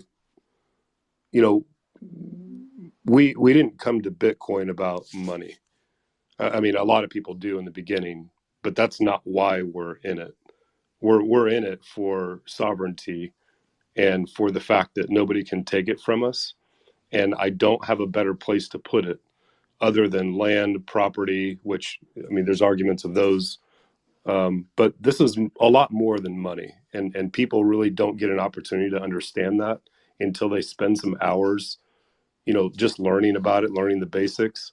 This is far more important than just monetary value. This is around, the fact that I control this myself. I have the ability to walk across any border if I wanted to with nothing but a t-shirt and some shoes and a pair of shorts, and nobody can confiscate that wealth from me. This is something we've never had before. So every other tyrannical government that's ever been fought, this wasn't a tool that was in the toolbox. And this isn't the only important tool. There's a lot of other important things. But something that I try and impress on my conservative brothers and sisters is that they seem to have this. I know that they have the same values that I do of life. Forget money. I want to be on a farm. I don't want to be told how many cows I can have. I don't want to be told what I grow. This is my land. I'm an American. I'll raise my kids the way that I see fit. I'll operate for my community and nobody else. And this is the bigger picture about Bitcoin. It's not just about money here.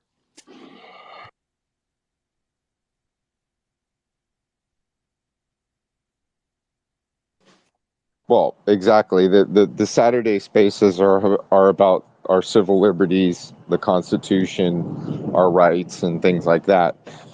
I just think that we were just talking about basically the financial situation that we're seeing in the market right now, and how banks are taking away your rights in certain ways if they're infringing on asking about if the federal government is tracking as little as $500, things like Yeah. that. But I get your point. I mean, the bigger point is the principle of the right to do what you want to do, and to not have it controlled by an entity that's overstepping on those Yes, rights, sir.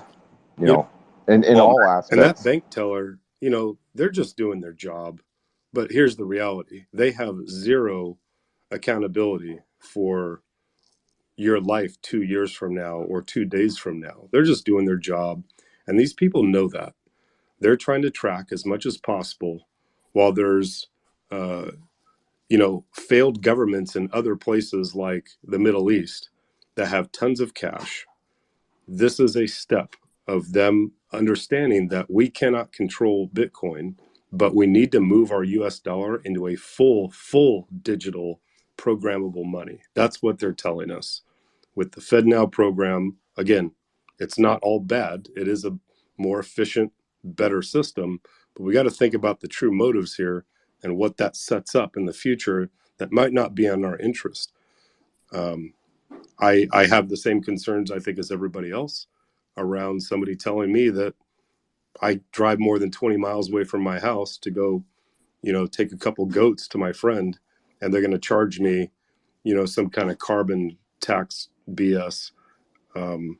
I just, look, we're in a world of unaccountability. You can count on your community and your fellow patriots, and that's it.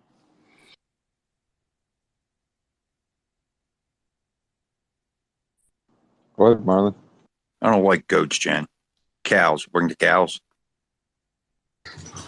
Cows are. Hasn't Civic had his hand up for a while, or is that just on me, my screen? Yeah, I'm going to go right to them. I just wanted to respond. They don't have. They have that control now. See, we're missing it. The only thing that's saving us is a cash market out here. So if they really want to turn your bank account off, they can go tomorrow. So anyway, let's go to Civic. All right, yeah. I wanted to comment on communism was brought up by Old Fashioned, very interesting, but about this Bitcoin conversation going on here. I feel similarly to Gen X on this, and all you guys who were speaking, that generally down the road we should see this commodity, this asset rise in value. What's interesting is when you look at the projections to the US dollar versus Bitcoin, the amount that Bitcoin has been predicted and projected to rise is like astronomical. So the value is supposed to go up like incredibly. This is not financial advice at all, because I do think that it with especially the whimsical Biden disasters and debacles that he's capable of, we could see a big crash in Bitcoin before it does go up a lot. It's interesting how the projections say it's going to go up a lot, though. I mean, like a lot. But anyway, this communism, and I can comment about that more later. Maybe I'll pull up this source of the projections I was talking about. Maybe you guys have seen the same things. Throw out all the projections. This shit's gonna do Just some go to the things moon. that will astonish people. It's just really over the long run, over the marathon run. The way this model is built, it's built for users and there's no admins, which means that this can't be turned off and they can't take it from you unless you give up your private keys. It is a tool that humans just have never come across. It's just many people can't quite grasp it just yet. It's banking everyone, or billion. It can bank everyone in the world at any time they so choose to use Bitcoin. And in a country like, let's say, Lebanon or Argentina or Venezuela, where, boy, sometimes it's really hard to hang on to value, or in China, for some people, or if the social credit score system happens to blackball you, and you can't use the state's money, and Bitcoin just never is turned off, and it's always available if you can use the internet. So There's just a lot of hope involved in this, and it being state resistant, yeah, you're saying that you when know, you're saying that leads me to just understand it's always going to be there, and there's only 21 million of these things, and the way that the issuance is structured and how it's done is absolutely that's what blew my mind coming out of my work with Lockheed Martin. I ran into this, and I'm telling you, this is something wild. yep. Okay, yeah, I agree, man. And we'll leave it at that for now. But this thing about like if you think about bank robberies and like all the cameras, people get busted. It's so interesting how often banks are being attempted to be robbed and people are getting busted like so easily. But that doesn't mean that bank robberies aren't happening today, because like cyber, you can look at articles, dozens of billions of dollars stolen, like up to $1 trillion stolen in these bank robberies, like cyber financial robberies and stuff. And so it is interesting what's going on, and it's kind of back this communism thing though that you mentioned. It's like there's an ideological shift in the United States where we have this, and it is historical because a lot of the communist groups in the United States and the Communist Party of the United States, they all kind of bannered under an umbrella on the left, and uh, they have this ideology and influence, and you can see it in California and all over the place. So it is interesting to think that the U.S. has this internal element that is, often overlooked. People don't even acknowledge it, and it could easily, and it does it opposes the rest of the country. So what do you guys think about it? If you think I'm wrong there, or what? Maybe I'm right. Onto something. Elaborate. I Well, think it's right. It's when you're like talking I about think we've gotten when away from those. I Hold on one didn't see second, that. man. Hold on. Sorry. Yeah, I just said when you mentioned cyber crime and theft of money from banks. I mean, there was a 12-year-old that took billions and put it in his father's account just recently. So if a 12-year-old can do it, trust me, the system's vulnerable. That's all I had to say. And I think Marlon had his hand up. Yeah, sorry for the hot mic there. Hey, the only problem that I see is, unfortunately, if you take the foundations of it all away, I understand that the world market never can be lost and your own key. I understand, but how do you divvy it out to your neighbors and your community if it really a lot of these building blocks are gone, right? So you cut the power, people come pretty primal, pretty quick, brother. Right. So I'm not saying that I don't believe in the Bitcoin because there, I've watched and learned. I'm an older guy. I've watched a lot of things come, and you're right. It's on the user that there's no tender over top of it. That's kind of no control. Like and most people are under the assumption that the Fed is part of the United States government and it's a private entity, right? So let's get this straight. But regardless, I do believe in it, but I just don't see how it's going to. I understand if the market and the foundations are working in your society. I understand how it would work, But unfortunately, if you lose those building blocks, it's not going to work. That's our problem. So a lot of the spaces we do a lot of prep. We talk about gardening. A lot of us are raising our awareness to be able to be prepared a little bit more. So that's pretty much our stance. Yeah, but now Bitcoin is the thing is like, does the power go out everywhere on the planet? Even if it does, I you can understand turn that it part. back on, right? Okay, cool. I just wanted to make sure, like, the cool thing is, like, if when the lights go out, and the GPS isn't working, and Bitcoin is still its own protocol, and they can't change the rules, no matter what they're doing in that situation. The benefits of it just are so wild. But when we get to that point where the lights go out and maybe things really go bad, I can memorize it, and take it with me. I don't have to carry it. It's light.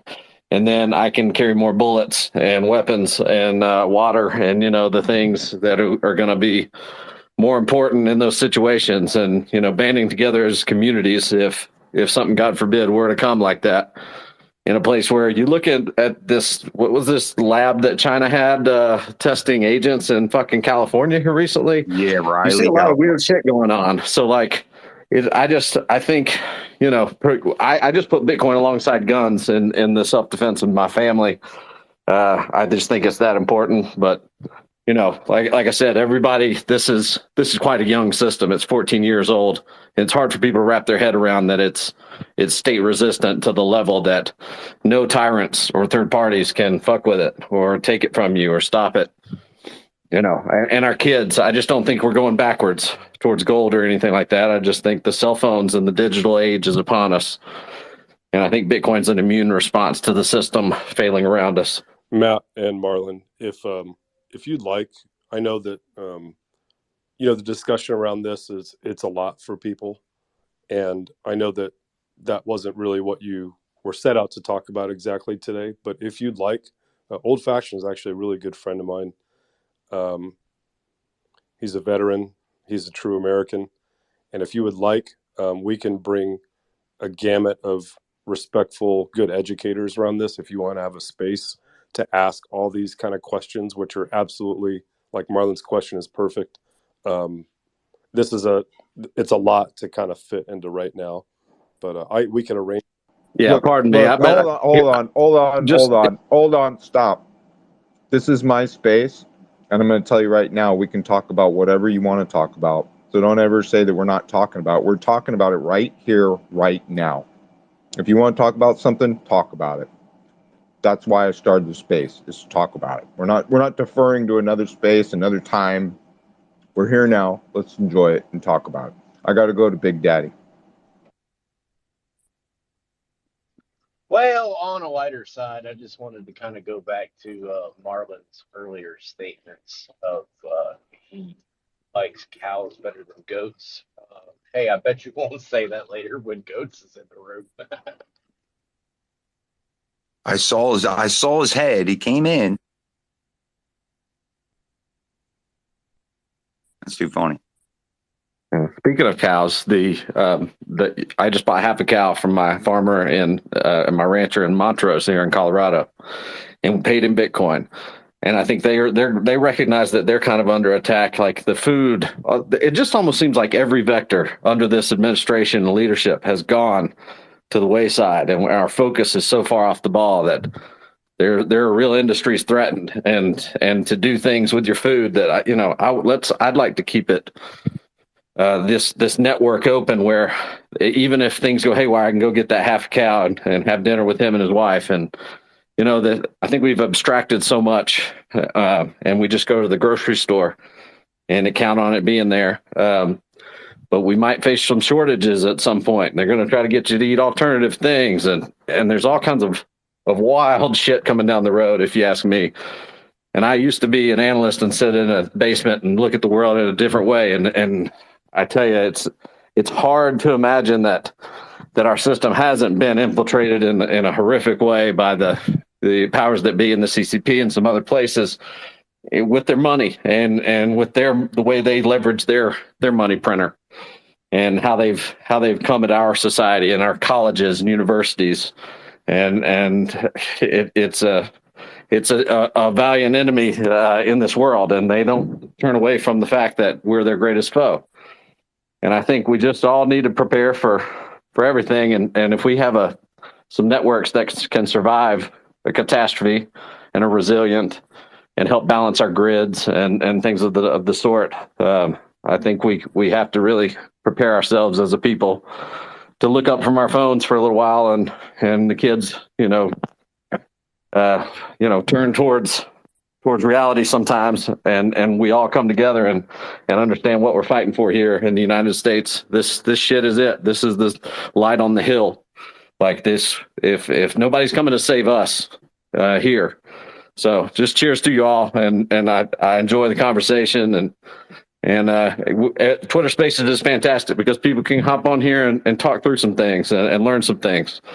So just God bless you all, and we'll see if we can get an election where we don't feel like it's been toyed with too much. But man, it's hard for me to see the bullshit going on and not think that, man, who knows if that way is not going to be the way that we can get it done. We're going to have to prepare ourselves to be resilient and hold on to your values and your beliefs in the face of the current, because God, your school board meetings, everywhere that you go, people are self-censoring and all this bullshit. And like, it's time for the men to quit self-censoring and just speak the truth of what you believe and what you think how this Constitution should be upheld, and fight the good fight. We don't want to fall into a world of complete socialism where we've allowed our priorities to be so fucked up, pardon my French, to where we're allowing them to mutilate our children and hurt these kids when they can't understand what's even happening to them. We've slipped, and I pray that the pendulum swings back here soon. But cheers, everyone. Yeah. Thanks, buddy. You can come in or hang out, whatever you want to do. I want to go to Grofen. What's up? I haven't talked to you. How you doing? Hey, good morning, everybody. Yeah, I was just going off the point of our entire structural system has been geared towards, the internet. Well, I don't know if anybody has any historical context to what happened during the Carrington event. If a solar flare hit the Earth with an EMP that massive, computers wouldn't matter. Your Bitcoin address would not matter. Nothing on the internet would matter anymore. It would be over. That part of it. So as far as hanging on to just basic analog, knowing how to garden, knowing how to survive, that's not being taught anymore anywhere other than on the internet, where you can find people that can put out a survivalist type mentality. But in general, it's not being expressed throughout society. The everybody's fancy computer everything would be completely worthless, and we would have entire generations of people lost. I mean, completely lost, not knowing what the hell to do. So hanging on to just basic knowledge on how to get by would be vastly important. I would suggest, in the case of something like that, God forbid, everyone would know, what to do. Have stocks of water, have dry goods, just to survive until you can get a base camp set up, because everything would be over. Banking, none of that would matter anymore, except for the people that had the assets to overrule everyone else. But no one would care about Bitcoin anymore. There would only be tangible assets: water, bullets, possibly gold, and that's it. But so that's all really. I just wanted to chime in.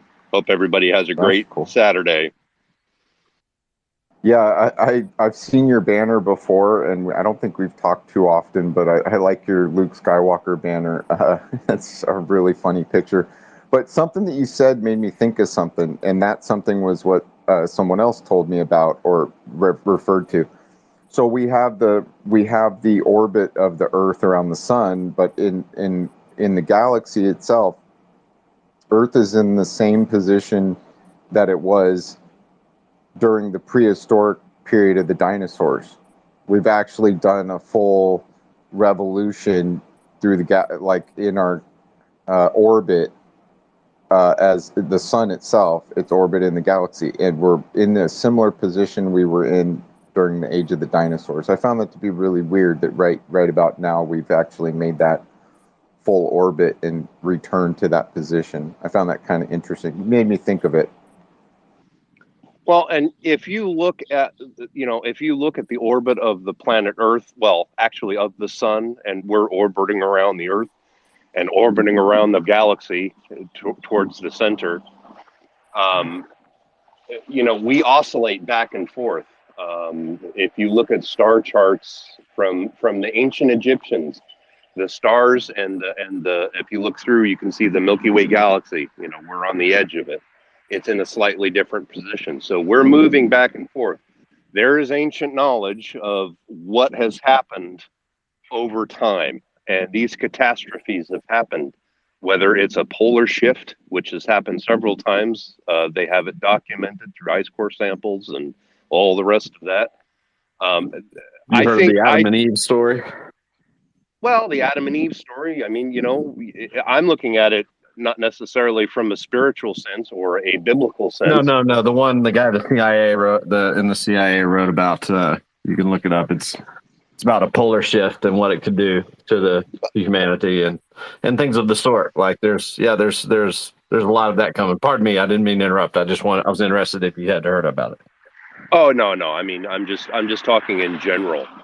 Um, these massive global catastrophes have happened several times over the history of this planet. This planet has been around a lot longer than human beings. Now, whether you want to talk about creationism, which is fine, I believe that human beings were created by God. This is my belief. Um, as far as anybody else is concerned, it doesn't really matter. But the history of this planet is, we if something were to happen, none of what we have now means a hill of beans. It would be reset. We would start over. Humanity would have to start over. The ones that survive. So we could prepare and try to do the best we can. And I think the craziness we see is the scurrying of the people that know what's about to happen and are trying to set themselves up to be able to rebuild and be at the top of that pyramid, so to speak. That's what we're seeing. So they're keeping us occupied with all the fun stuff that they throw out through the media, keeping us at each other's throats so that we're not going after them saying, hey, what are you guys doing with those underground bunkers that you're building? How come there's all these things that we can't have access to? That's the type of thing I'm looking at and saying, well, this is the type of stuff we need to be talking about because they know something we don't, and they're trying to keep us plebes away from them while they set themselves up to be the rulers of the new world. That's kind of how I see it. But, I could be wrong. What do I know? I'm just a dude on the internet. You're just a dude playing a dude of another dude. Jen. I'm just a dude playing another dude. Jen. Yes, sir. Is it my go? Yes. I just wanted to respond to Grofenstoppel's comments, and I don't disagree at all. I think anybody who says that you should rely on something digital for the well-being of you and your family and everything is completely nuts. I also just have to acknowledge that we're not fighting the old fight anymore. This is if my enemy starts using mechanical equipment, I need to upgrade my systems too to fight that. And as scary as it may be for some people, and intimidating, we're going to have to adapt, and we're going to have to find other tools like Bitcoin to have some confidence with them. It's also important to recognize that our kids, this is kind of second nature to them.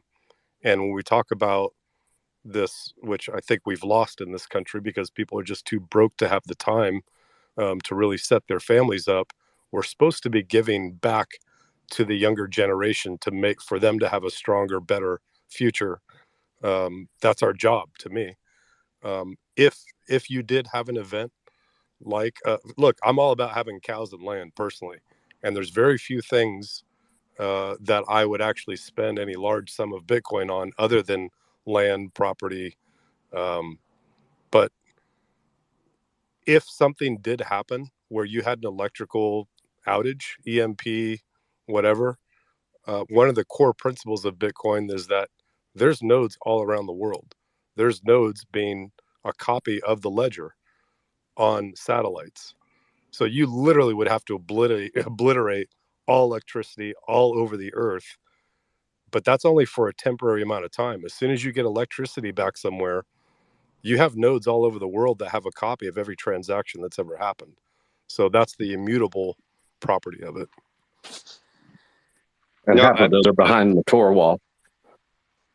no, but what I was saying, if there's a Carrington event that happened, I think in the 1860s or something like that, they were just setting up telegraph lines, and it fried every single telegraph line.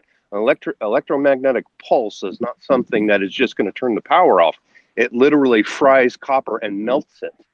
Okay, so you're not going to have computer chips unless they're in a special Faraday cage to be able to get at those addresses, because those computers are now non-operational. It doesn't just turn the power off; it destroys the copper and everything else that has any kind of electric current carrying capabilities. It would take years to rebuild the computers that you're talking about to be able to access them if the memory survived.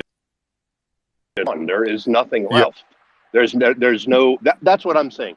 If there was something to that event, and I'm saying, the survival of humanity would be pointless. I mean, that's all we would ever be thinking about. So there wouldn't be just switch the lights back on. No, it would fry everything. That's all I'm saying.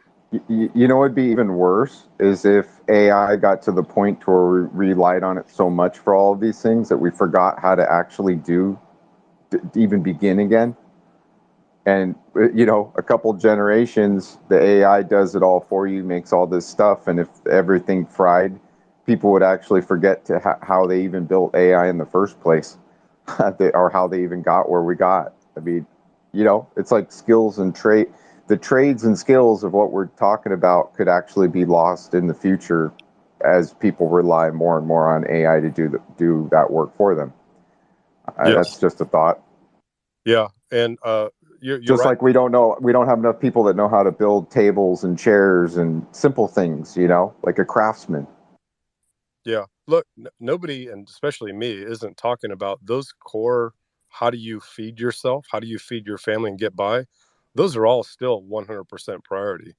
But here's the reality: we're not going to be in a cash system for very much longer.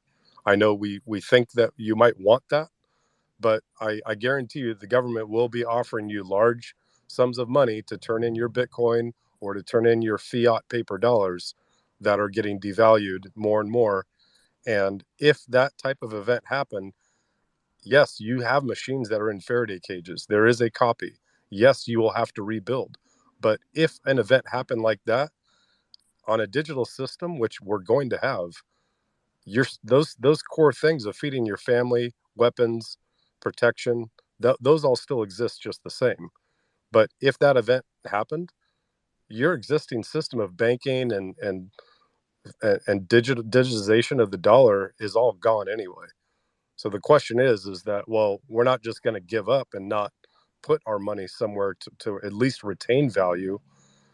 We're gonna use that as a new savings mechanism, because gold doesn't have the use that it used to, other than events where there is no technological capabilities.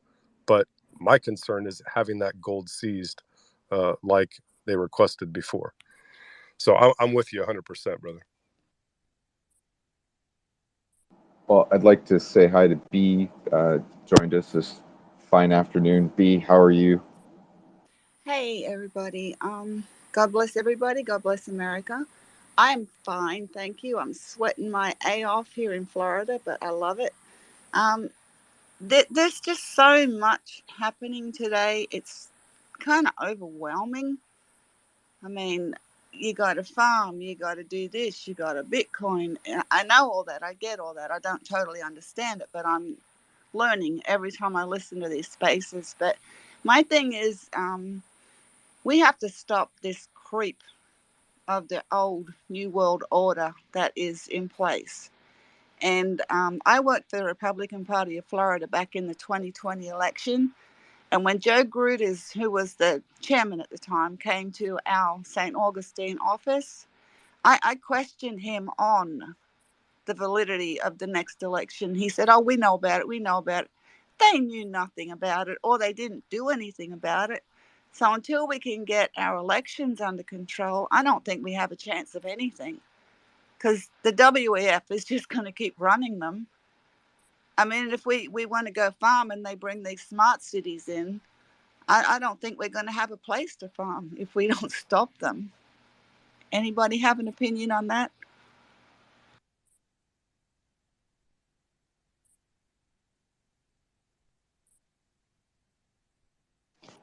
I'm I sure agree. someone does. Sorry, I wasn't at my mic. What's up, Jay? I think we're on the same page about this. The integrity of our elections is key. That this is also the fact that I look at the demographics of, you look at who's in office right now. We have an old guard who doesn't understand even the current world technologically that we're in. How do we move things around? Aside from, it's a little bit unfair for us to hold the expectations of them to make decisions when they don't even understand our environment. They don't understand our day to day. They're telling us that everything's fine, but I know a lot of people that just lost their life savings in their businesses.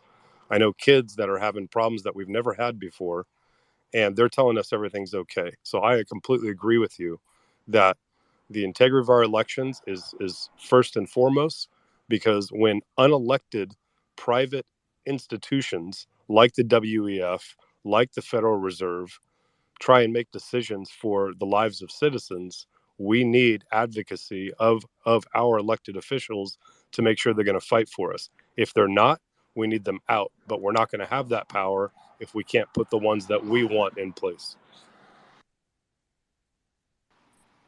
Totally agree. Thank you.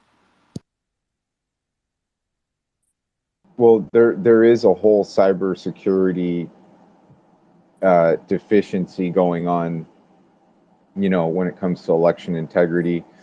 But I mean, just the systems that they're trying to use versus paper. And I know that some people have said that, the blockchain could be the answer to election integrity. And then you hear the opposition, anything digital can be, hacked. And paper ballots work, or counting, you could bring it back to the basics, the most simple basics. You cast a ballot, it gets counted, end of story. The machines, ushering in the machines, brought in the age. We bring the digital age. Oh, we'll just have this computer do it.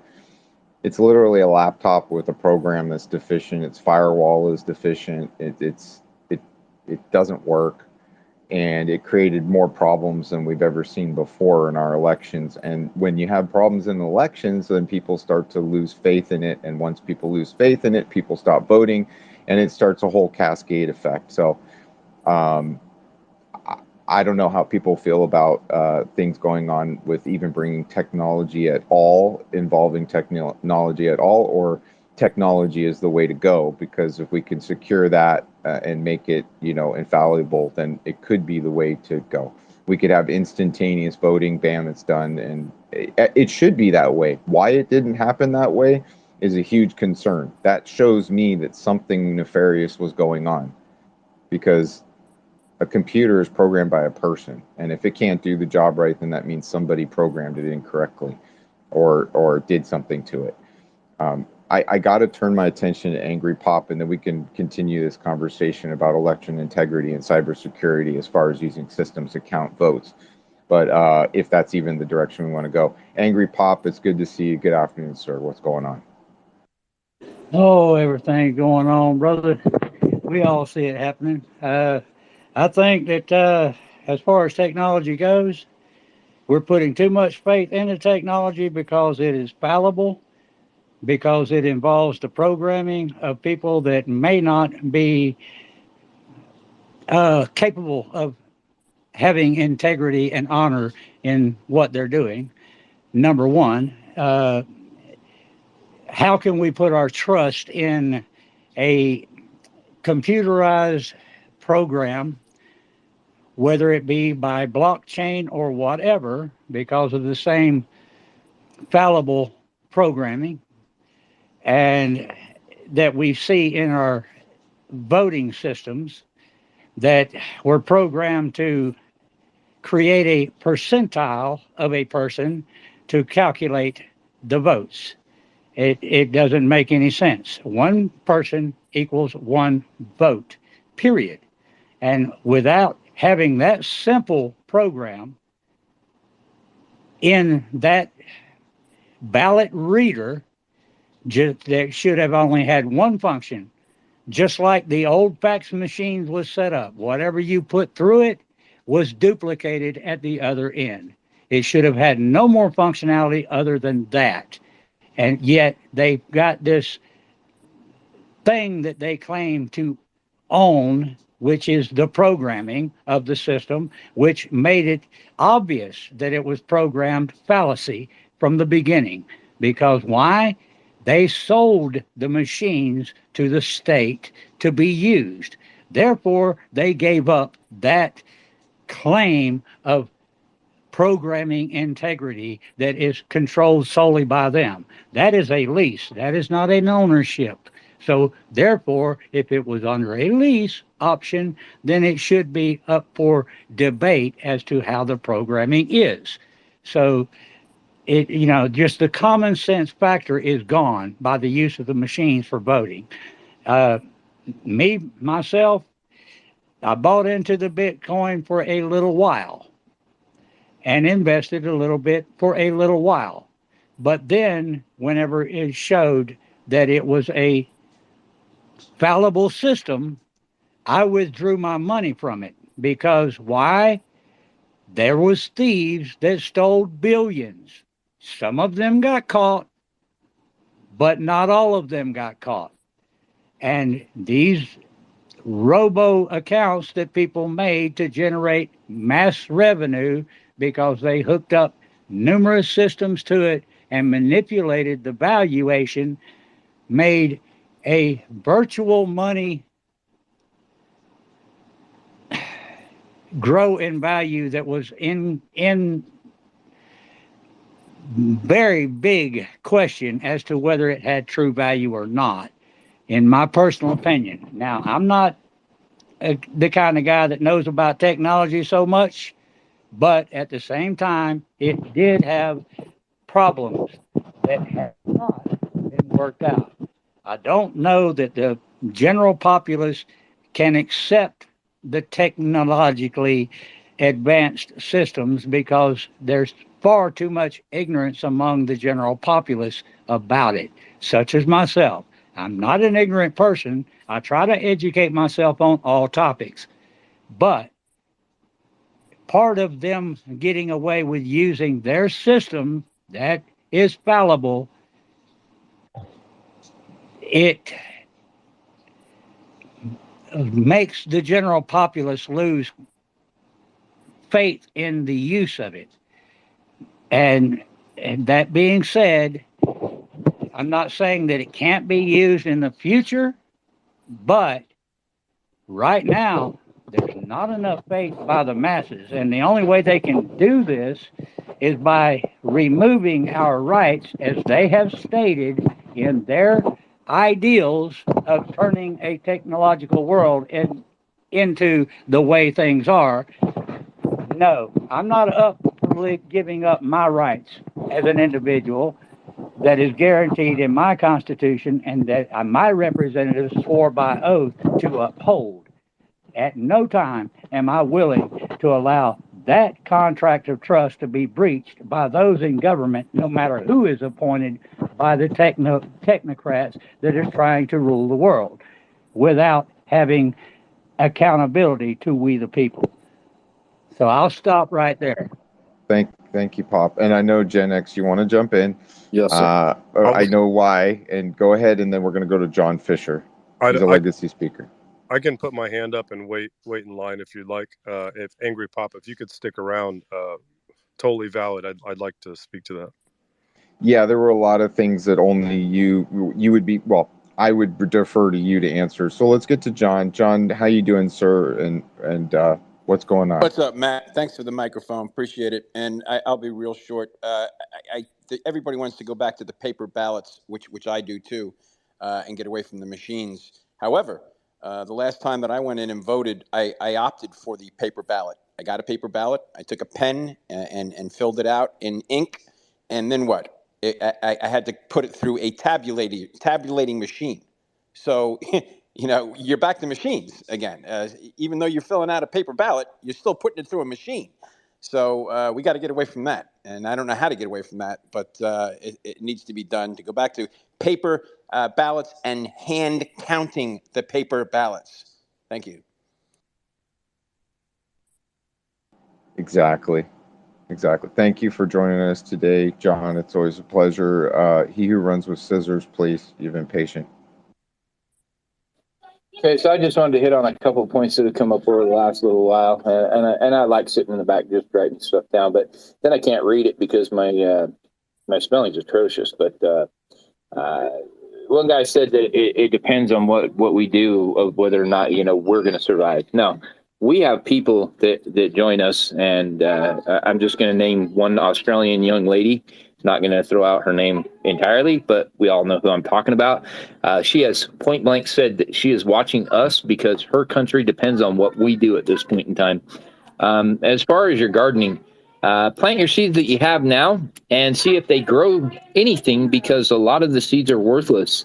And if they're not growing fruit, they're not going to work. You're not going to go to the store and get seeds from that fruit either. So if you know somebody that has producing plants, get seeds from them now, because they don't exist anymore. As far as the voter rolls, what we need to do is we need to reset them completely. If you want to be on the voter rolls, go in and get re-registered. I mean, put forth the effort. And this stupidity of that is racist is just dumb, because that just says that we're saying that other races are stupider than we are, and they're not capable of being able to know how to go get put back on the rolls, that somebody had to do it for them, which is crap. But I'm going to tell you right now, my grandmother's been dead for 11 years, and not only in 2000 did she vote, but she also got a ballot, so she would have been able to vote twice had she not been dead. My wife's best friend in New York got 10 ballots. Her dog got a ballot, her 1-year-old got a ballot, and everybody in the house got a ballot, including her other 5 kids. So, it's to the point now that we need to get rid of these open ballot mail-in crap. If you're not on the registration, you're not getting a ballot. And if you really want to vote, get people out there to get registered to vote. But we need to erase the rolls completely, because, like I said, my grandmother, she's real good at voting from the other side. And I'm going to leave it to you on to who she voted for, because I'm not going to get into that particular situation. But we got him in office. Thanks, bud. Hey, just in the future, be careful calling an Australian calling somebody an Australian if they're not Australian, or a New Zealander an Australian, because they don't really, they're fuzzy wuzzy cuzzies, but they're not exactly the same thing. But anyways, I know who you're talking about. And I want to turn my attention to Janine. Janine has joined us, and then we're going to go to Keith. Janine, how are you today? Good. How are you? Oh, we're doing great. Yeah, We're I wanted to talk about John Fisher brought up a great point because I remember I don't know if he's still in here. Yeah, it looks like he is. When I went into the to vote, he's right because I'm like, yeah, I asked for a paper ballot and then they put it right into the machine. Well, right now, they're doing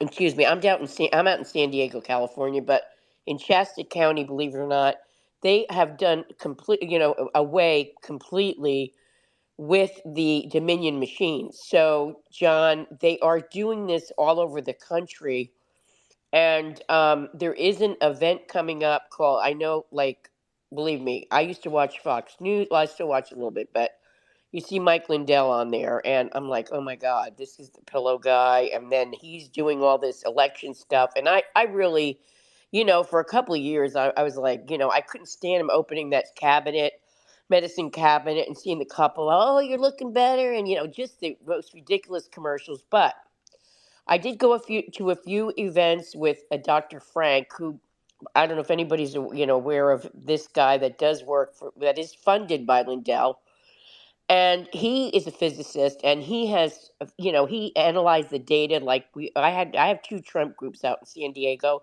for the past 4 years. We had an election party. We went home that night. We were thinking, Trump won. Everybody knows what happened. And the next morning we woke up, we couldn't believe it. But he basically has said, with a lot of cyber people that I've heard on the spaces, that mathematically it was impossible for Biden to get every single vote to bring it to the winning vote. So there is a thing online. In fact, a Christian, he is the GOP chairman of Florida. He was on a space the other day, and he was saying, I think he's going to be involved in it. You go to Event Lindell or Events Lindell. It's on I believe it's the 17th or 14th, I think it's 14th to 15th. But if you go to that space, they talk about what they're going to do. And basically, what Dr. Frank has decided is that he goes all over the country. Mississippi is adopting it, Texas is adopting it. You don't only get rid of the ballots, the computerized ballots, but you get rid of the machines. And in Shasta County, they're completely going to be hand counted in the precincts. Another thing is the precinct strategy. I was on there with Dan Schultz. I mean, I wasn't on the host, but I was on and he said, "Oh, everybody's got to go to precinct level." So evidently, I went, I investigated. California, San Diego was saturated, but I guess there's like 200,000 space, openings out of 400,000. There's like 220 that are taken, and there's so many more spaces for a precinct chairperson. So many other states you can really get into that, and that has an effect on the voting. And I just want to bring up the fact that I think Angry Pop was talking about cryptocurrency. Okay, so I know what he's talking about because this whole thing with Sam Bankman Fried, I mean, everybody probably knows the story. I mean, he's in jail right now because he was violating his, he was out with his parents in California and house bail, but he used that system. I mean, he was transferring fake funds, and like my son made a killing. I mean, he bought this beautiful home in Costa Rica. He's 35 years old. He made a killing on Bitcoin, but he encouraged me to do it. I don't have any faith in it. He knows what he's doing, but I said, well, look what. And then Bernie Madoff. If you think back then, I read about him. Now the reason he was so popular, he was another Ponzi scheme guy that robbed millions of dollars from people, retirement funds, and everything. Is he turned the paper slow, Wall Street exchange into a digitalized exchange, and that was his claim to fame. But also is how he learned to, sending out people fraudulent statements that they were making all this money. So I understand what Angry Pop is saying. Even though my son made a lot of money and he said he lost a little bit, I don't have any faith in that stuff because the people can manipulate the system. So that's all I have to say.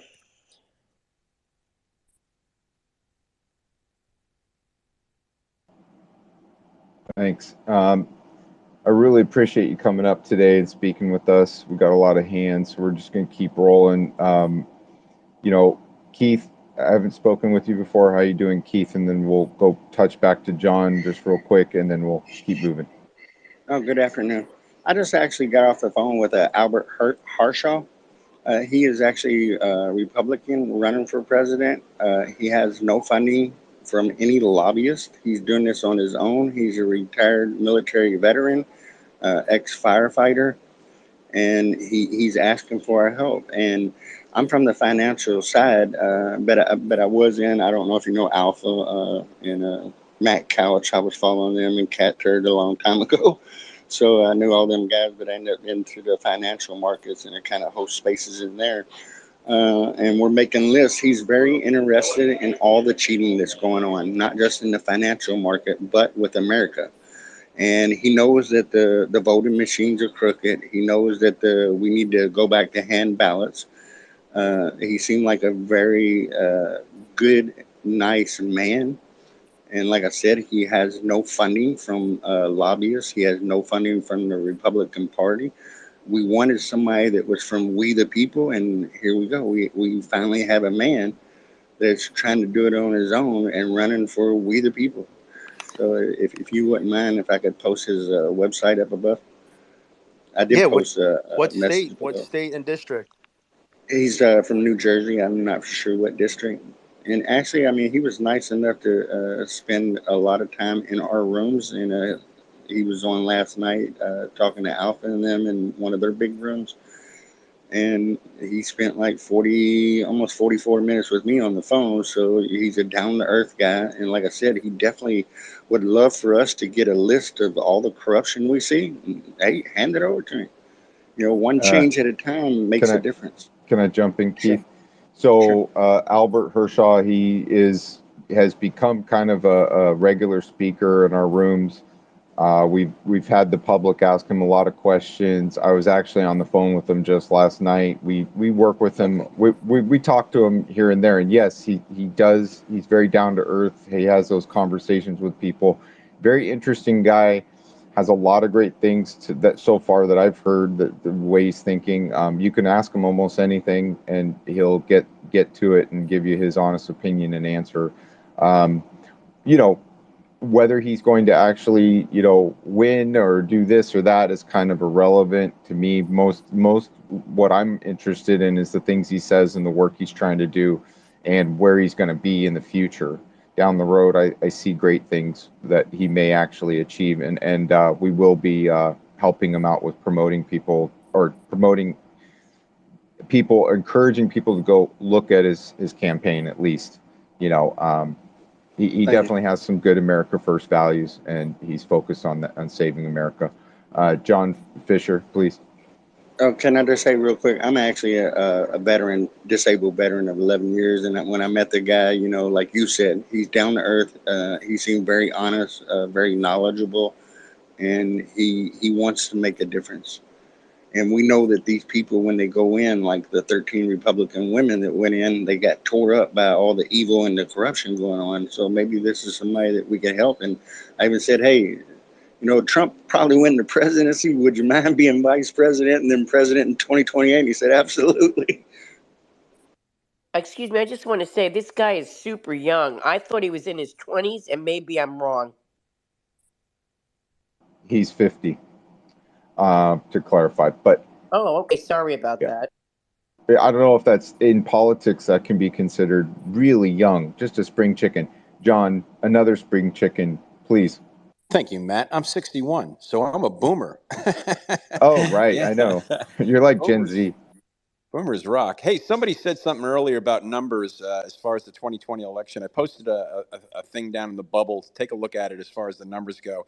If you look at the number of votes that Biden allegedly gotten and Trump did, I think it was 74 million or 75 million for Trump and 81 million for Biden. You add those two numbers together, and then you take the number of eligible voters versus registered voters at that time. the numbers don't add up, and mathematically and statistically, it just doesn't add up at all. So that should have been a great cause of consternation for the electors and the people in Congress at that time to certify Biden as the winner.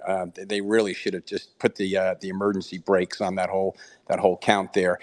Somebody else said something earlier too about Florida and the GOP down here. The chairman, and I think the name Christian was thrown out there. Christian Ziegler is the chairman of the Florida GOP down here, and he just recently put out to all of the chapters in Florida recommendation that everybody get the vote by mail, the VBMs, even if you're not going to use it, even if you're going to go in there and pull the lever on election day.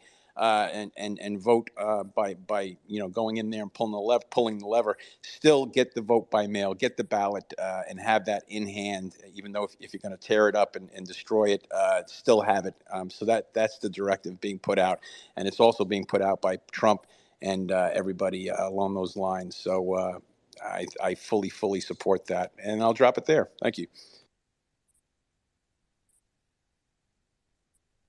Thanks, Sean. I just want to turn back real quick to Marlon before we keep rolling. Marlon, do you want to jump in and add anything to what you've been hearing so far, or are you busy?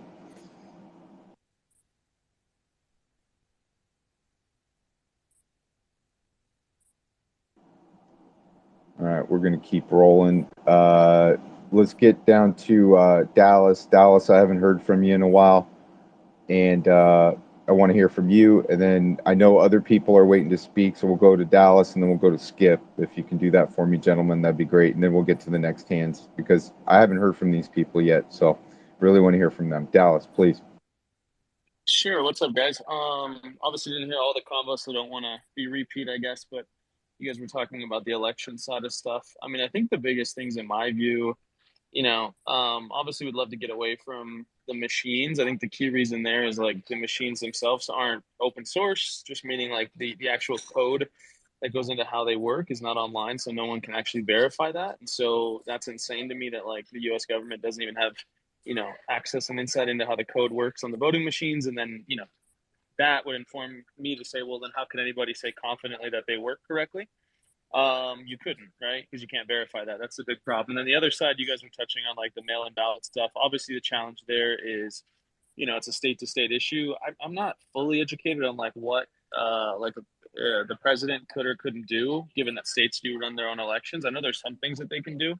I've heard like Vivek kind of give his remedy, and for what he thinks would like do more to sort of ensure like a good election. And I think if like some of those things were followed, that'd be solid. But ultimately, yeah, the big problem is like you had a big change the last election that never existed before. You have, most of the time the election will come down to the swing states. You have ballots being sent out to every single name on a voter roll, when like the reality is a lot of those people aren't even going to vote every year. And the people who operate elections that are doing election analysis, they know that, right? And it's pretty easy to run data to figure out with a high likelihood of certainty who's not likely to vote, and then you can sort of apprehend those ballots, vote on behalf of people. And the biggest problem, right, is like we just kept seeing whether there's court cases, they would look at it and say, oh, like we did do an audit, and then what they did was a recount. And so if you're recounting the same bogus number, you're going to get the same bogus number. And the problem is you just have no auditability on the chain of custody. If a ballot, leaves the government office, goes to someone's house, gets opened by somebody, and then dropped off like you're dropping off, a movie at like a red box. You just,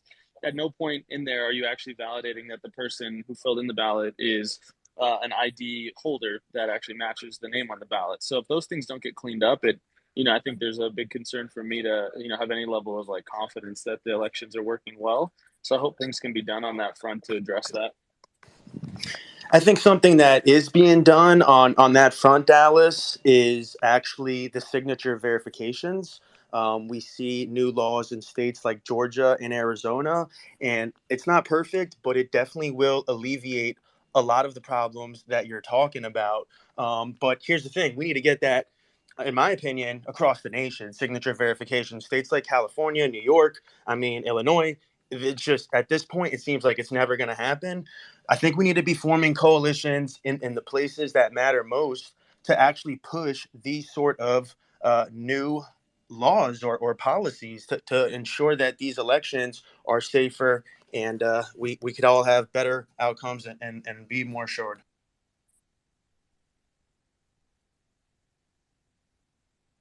Thank you, everyone, for adding that. You know, there's many aspects to this, from the voter registration system, but training and education is really important. And some of that training that citizens can receive would be at Early Vote Action, and I really encourage people to go there. You know, it doesn't matter if you want to get involved as a poll watcher, a poll worker, or a volunteer. Um, you know, that's a great place to start the journey, and it just takes one step, and it's as simple as downloading the app and getting involved. There's a lot of things to find there. Um, and there's a lot of people doing work on the ground. Magnet Mission is involved. Carmen Love, she goes out and registers voters, provides on the ground registration and education on these things. So every little bit counts, and the data shows that the pathway, or some of the data has shown that Early Vote Action has made a big impact.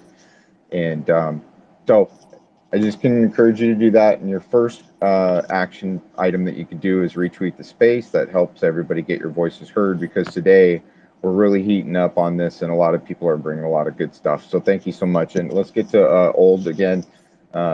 Old fashioned, what's up? And then we'll keep rolling.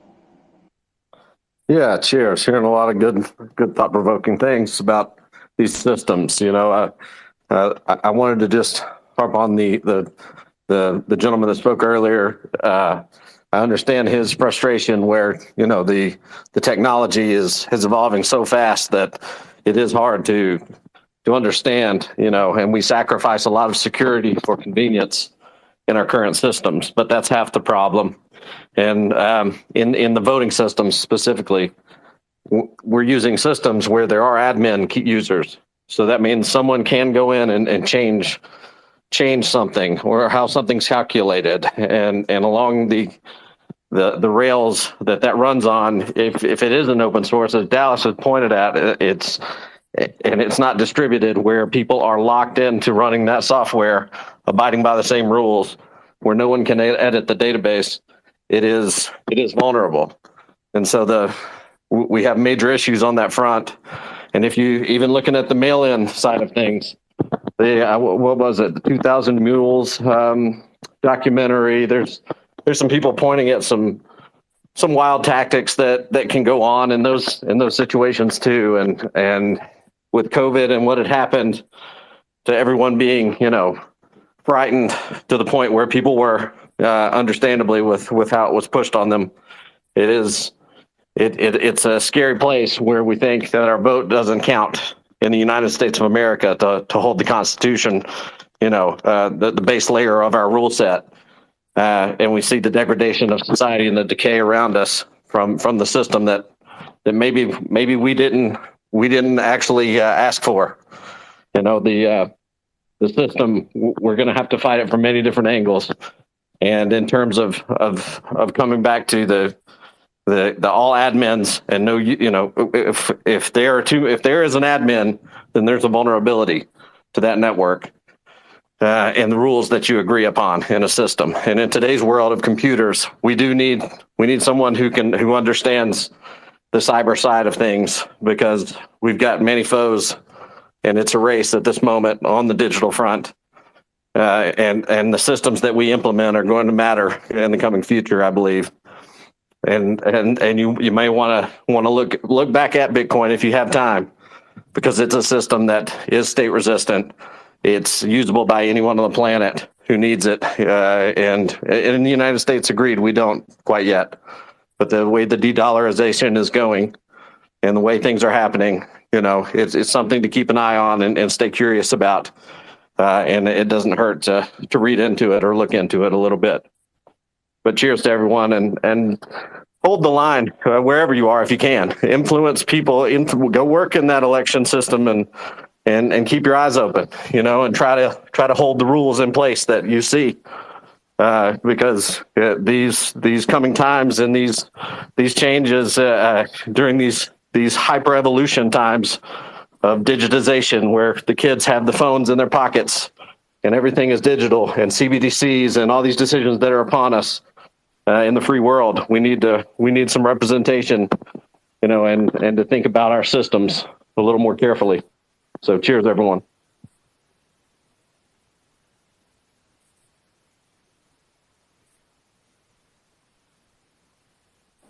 Thank you, Old Fashioned. I really appreciate it. I want to say good afternoon to Gypsy. Gypsy, are you with us? How are you doing, Gypsy? Are you all right?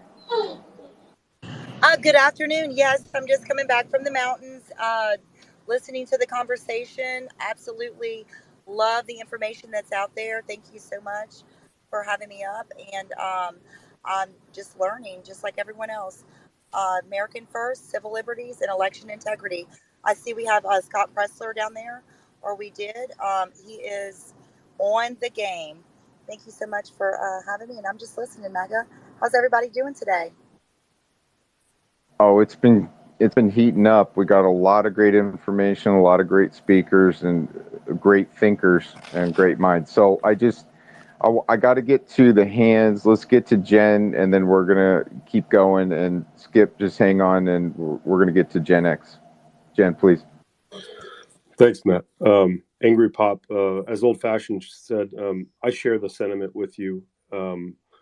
It's not easy.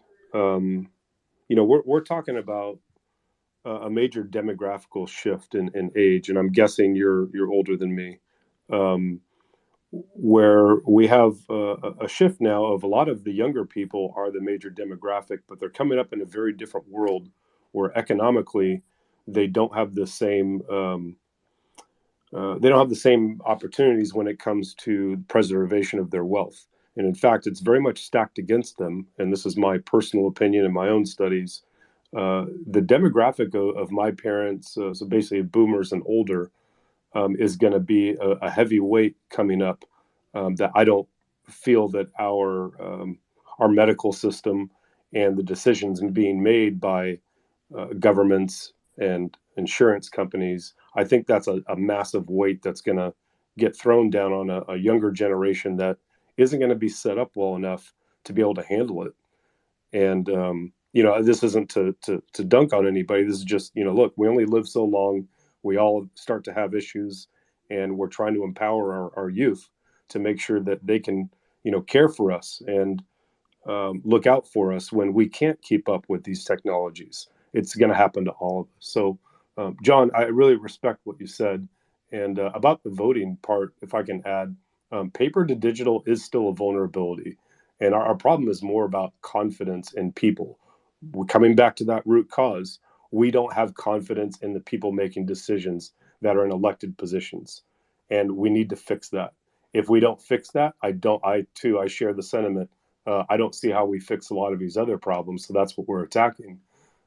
Tech can be used in our favor, and it's natural to not have faith when you don't understand encryption, consensus. That's normal. One of the features we are capable of today is a transparent, immutable, and verifiable consensus mechanism using this technology.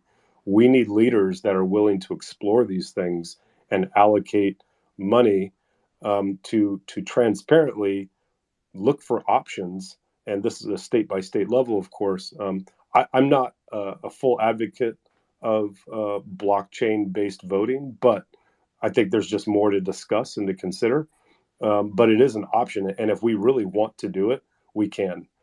Bitcoin isn't something for Jeannie. It's not something that we hold and trade quickly. That's like I can go to the casino, I can play some stocks without knowing what the business actually does. We're talking about the only thing known to man that has a fixed supply, can be transported at the speed of light, and requires proof, which enables trust. Trust is our real issue, though, underlying was. This is a conjunction. This is a big feature of what Bitcoin is. And to be clear, crypto is something separate. And a lot of people don't know that. That's totally normal. They are two different things trying to solve two different problems. And so what you see a lot of times is there's a reason why all these financial institutions are coming in and trying to position themselves before April of next year. one of the features is called a halving, where the reward for mining, without getting into it, gets cut off a fixed supply, which the closest thing that we've ever operated on like that was gold. And there's reasons, without getting into it, that a lot of these institutions, they're trying to set themselves up because the government has deemed Bitcoin a commodity. Nothing else has that status digitally. And they're trying to make sure that they're going to custody it for people so they can make their profits just like they do on your typical 401k. For Angry Pop and Janine, I really commend you on taking the time to understand this and try your best to keep up with the tech. Many folks find that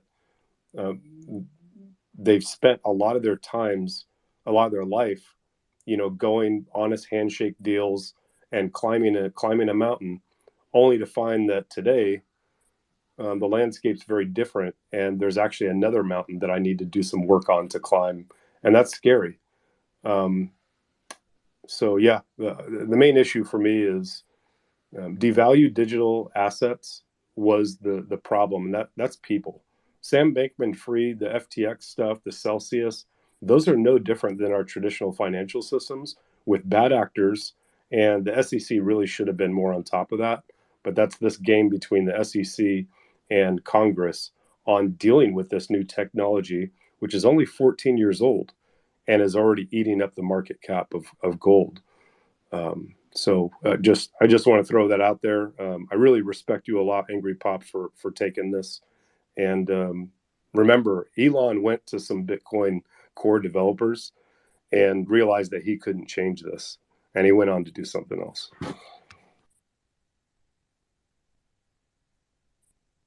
I just wanted to check in with Marlon, but it seems like oversight over all of these things is lacking. Oversight and accountability. Marlon, please jump in. Yeah, brother. I was locked up there for a couple minutes. It's all good. I'm screaming behind the glass. Can't get out. It's all good. I freed you. Too funny. So let's go on to Angry Pop. Let him go. And I didn't hear Skip either. Skip have his hand. Yeah, Skip had his hand up. I think I want to hear from Skip, and then we'll go to Angry Pop, because Angry Pop's going to bring it some more stuff. Skip, you're going to bring some stuff. Why don't you jump in, Skip? I know you had your hand up and went down. Yeah, just wanted to. We're back onto the Bitcoin stuff. So everything Gen X said was awesome. That all sounded really good. I'm kind of new into it, so I definitely gotta hear more about it. Doing the stocks and stuff for now, but definitely need to learn more about what's going on with the Bitcoin, and we'll definitely link up with you, Gen X. But as far as the election is concerned, I really honestly think no COVID, no problem for both Ronald and Donald, as I like to say. Either one of them, I'll be happy to give them my vote. I think both of them are a zillion times better than any Democrat out there. So I just want us, at the end of the day, as a party, we need to be focused on spreading a conservative message and expanding that as far as possible, not only in this country, but basically throughout the entire world. Yeah, I think how we got into the digital discussion was we were talking initially about civil liberties and also election integrity, and we know that machines are being used for tallying the votes. So then you get into cybersecurity and oversight of the digital platform that they're using to tally votes, and then we went it down the relation between blockchain possibly being used to secure or chain of custody or just to secure someone's vote. We're kind of throwing around the premise, but at the same time, there's the sentiment that anything that is digital can be hacked. But at the same time, you have encryption systems that actually are pretty secure. So it's really the whole thing. It's not just about Bitcoin. It's kind of technology, how it's going to affect everything. And it already has affected election integrity. And how can technology be used correctly? We don't have it down. They don't have it down yet, and it seems like it should be really simple, right? A vote for a vote. You should be able to do it. It shouldn't be. It should be infallible. But they managed to mess it up. And Angry Pop, we've talked about just going right back to paper ballots and basically a person counting that vote instead of doing anything digital at all. Remove all digital aspect to it and just count a vote and get it done the way it used to be done. But anyways, the digital aspect is an interesting point of view. Marlon, what's up? So it's quick. But what we're missing there is the foundation, and the foundation should be the voter roll. Okay, that voter roll is manipulated right now. So as Americans, we need to get back to a foundation. Back to we maybe need to look at the board of elections in your county. Maybe maybe that'll start realizing that we're actually looking. Now remember, there's not just two parties, there are three parties. In New Jersey, I think there's 73 different parties that are,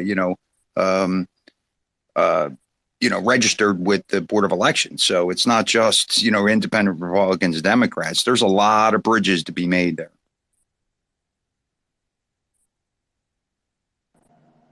Angry Pop. Well, Gen X, to answer your question or your statement a while ago, I mean, I understand that the computer systems are tools, and if our so-called representation that we currently have were using those tools constructively, say for instance, a coroner that has to fill out a death certificate has a code that he has to use to contact the board of electors in your county and the voter roll specifically. He could remove every person that dies that he takes care of, the coroner. He's got the paperwork to fill out anyway. If he had that ability to use that tool electronically to immediately correct and remove that person from the voter roll, it would be one way to use this technology that would build confidence over time, because it would just help correct some of the things and the oversight that our government, from the local level all the way to the federal level, it doesn't matter whether it's a municipality, county government, whatever. If they use these tools productively with their own access code, that would say who is making the mistake and who is correctly doing their job in administration.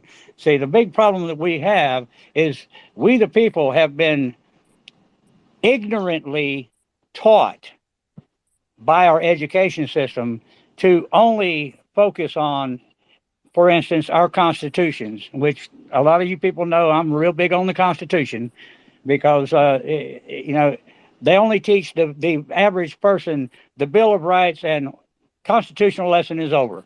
They don't take the time to teach the limitations of government and the authority that we, the people, have to not only regulate what our government does, but to instruct them on good governance, okay? Which is our right that we reserved as the people in our constitutions.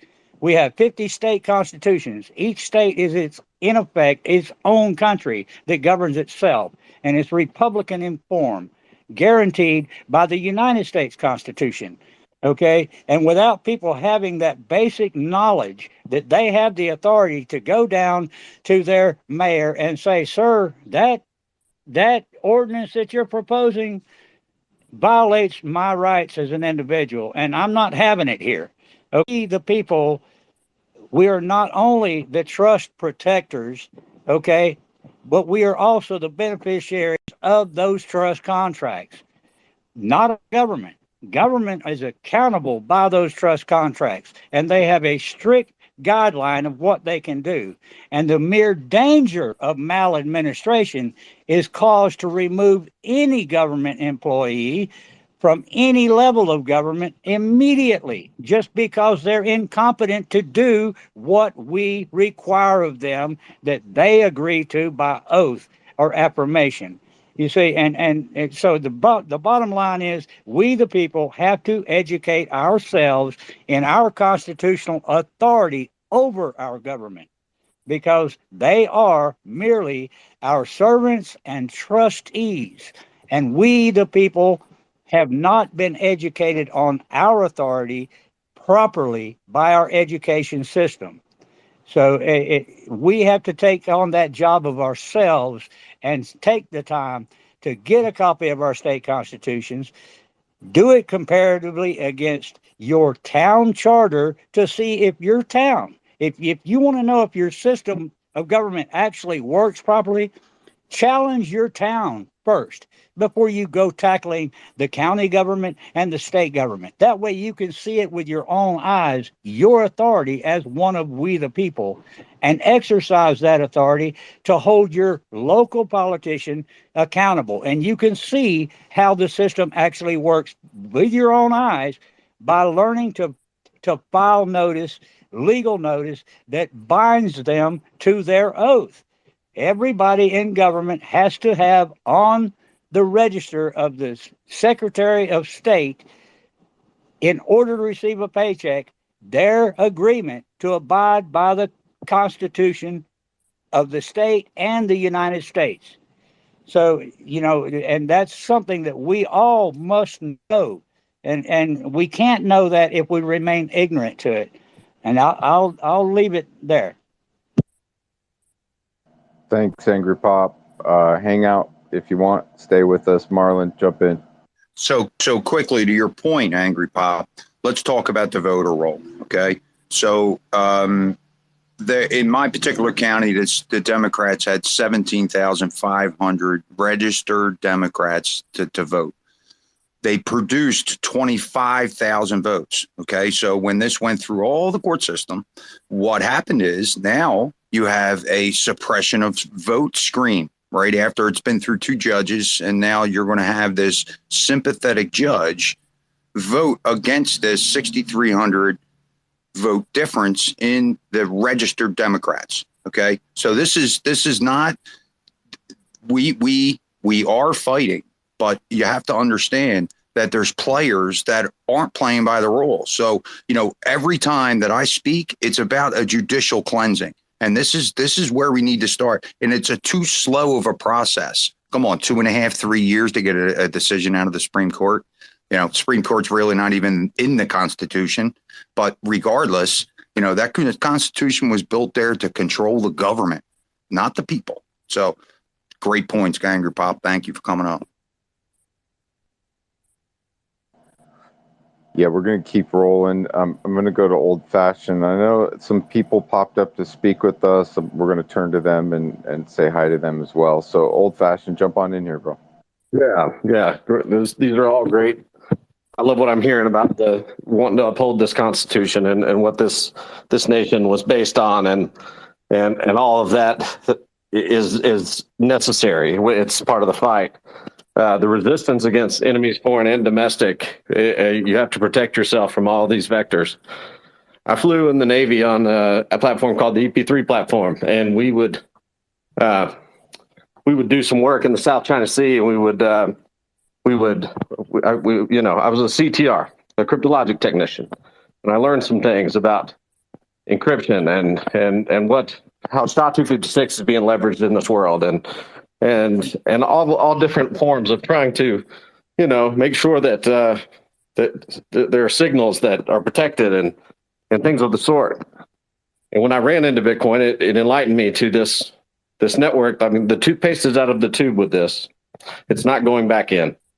It's here for us to use, for the whole world to use, and it's something that is going to have to be dealt with in terms of resisting against anything, the tyranny that can come with systems that maybe we can't move fast enough to fix fast enough. There's value in this system to help people. It is peer to peer. It's something you can trust that the rails work without having to trust any third parties. There's nobody who can turn your user access off. And the supply is verified because there are so many nodes all over the planet that they all lock down this system. And if you step outside of that system and you don't follow those rules, you're not part of the network. So we have it at our hands, and our children, I think, are going to need it. But when we look at the voting systems, I just pray that we have the ability to take it back. The trust in our judiciary systems that seem to be weaponized, the industries around us that seem to be pointed at the wrong people.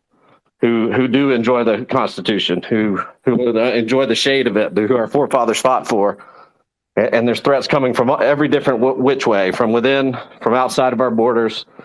There is a global power struggle at our hands, and we need to just prepare ourselves, because the way we've been dealing and handling the money printer is going to have some consequences, I believe. And we can all protect ourselves in this world, and vote with your feet, and let's get back to states' rights for sure, and personal property and the value of that, and being able to defend it against tyrants all over the planet.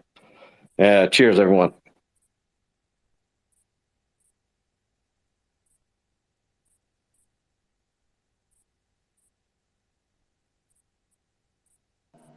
Thank you. I was in the background there, Marlon. Hey, so, real quick, isn't that the example that the Supreme Court laid out with Roe v. Wade, when they laid it out and gave it back to the states? I mean, shouldn't this be the action of most of our legislation should be going back to the states? I mean, to go back to Angry Pop. I mean, I think that's an example.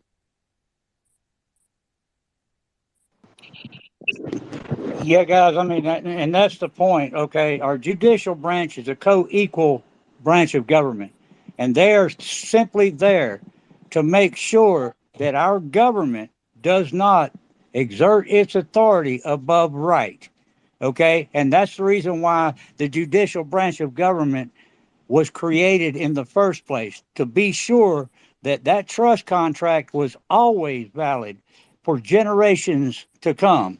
And for 246 years now, it has remained, because our judicial branch done its job properly. And it's a confounding way of looking at things, but the misrepresentations of what they call the Reconstruction Act of 1871, okay, is where things began to go wrong. But they use that to do international trade, because that was a requirement of the foreign nations, okay, for them to do business with this 100-year-old country at the time. And that was just a trade contract.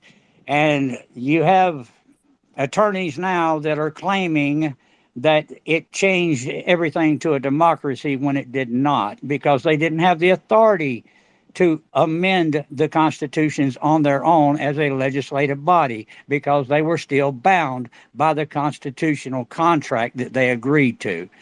And the misrepresentation throughout history from that point was just inch by inch stepping on that trust contract we know as our constitutions. Okay. That Reconstruction contract is what established what? That 10 square mile authority for the federal government, a sovereign state. Now, you can look at case law that's already decided that the residents within that 10 square mile aren't afforded the rights of the people in the states when they leave the 10 square mile, period. In other words, just because they've crossed out of their resident area of that 10 square mile, that gives them certain privileges outside of the Constitution because of the business agreement, they don't have the same constitutional rights, and they are considered in commerce when they cross outside of that 10 miles. And that's in the law. That's in case law. Okay. And if the residents of D.C. understood that, they probably would choose to move back out of the D.C. protections and live under the constitutional authority they have. So, I mean, it's a confounding thing to learn all of these things and find out how long they've been abusing us, and exacting authority that they've never had in violation of those trust contracts. So again, I reiterate over and over again: learn your constitutions, get a copy of the maxims of law, which are universally accepted in every court in the world as being sound and logical conclusions of determinations in law. And that will give you an insight as to how the changing of the court language in legalese has confounded the definitions of right and wrong. So it's very upsetting to know how long that they've done this, long before I was born. But at the same time, I can only blame myself for being ignorant to it. And I took the time in the last few years to really start studying and learning these things. And the more that I read, the more that I understand, the more that I learn, the stronger my belief is that the Civil War itself was the beginning of the crown trying to return their authority over this land. Uh, it's I could go into it very deep and explain a lot in a nutshell for people. Uh, and I try to do that on a daily basis. It doesn't matter which site that I go on, but I'm not as intelligent as a lot of you people are because you guys are more studied than I am in a lot of different things. But I'm an older guy. My mind don't click as good as it did years ago. But I'm sure trying, and I'm staying after it because I really want to know where things went wrong and see if I can teach people how to fight back against what they did, when they did it, and prove it without a doubt, and convince people to stand up for your rights and quit using their generalized terms. Uh, you know, I hear you guys talk about civil liberties. Quit using that generalized term. It's not civil liberties. These are your rights. Your rights you were born with because you were born on this land or you became a citizen of this land. These are your inherent rights.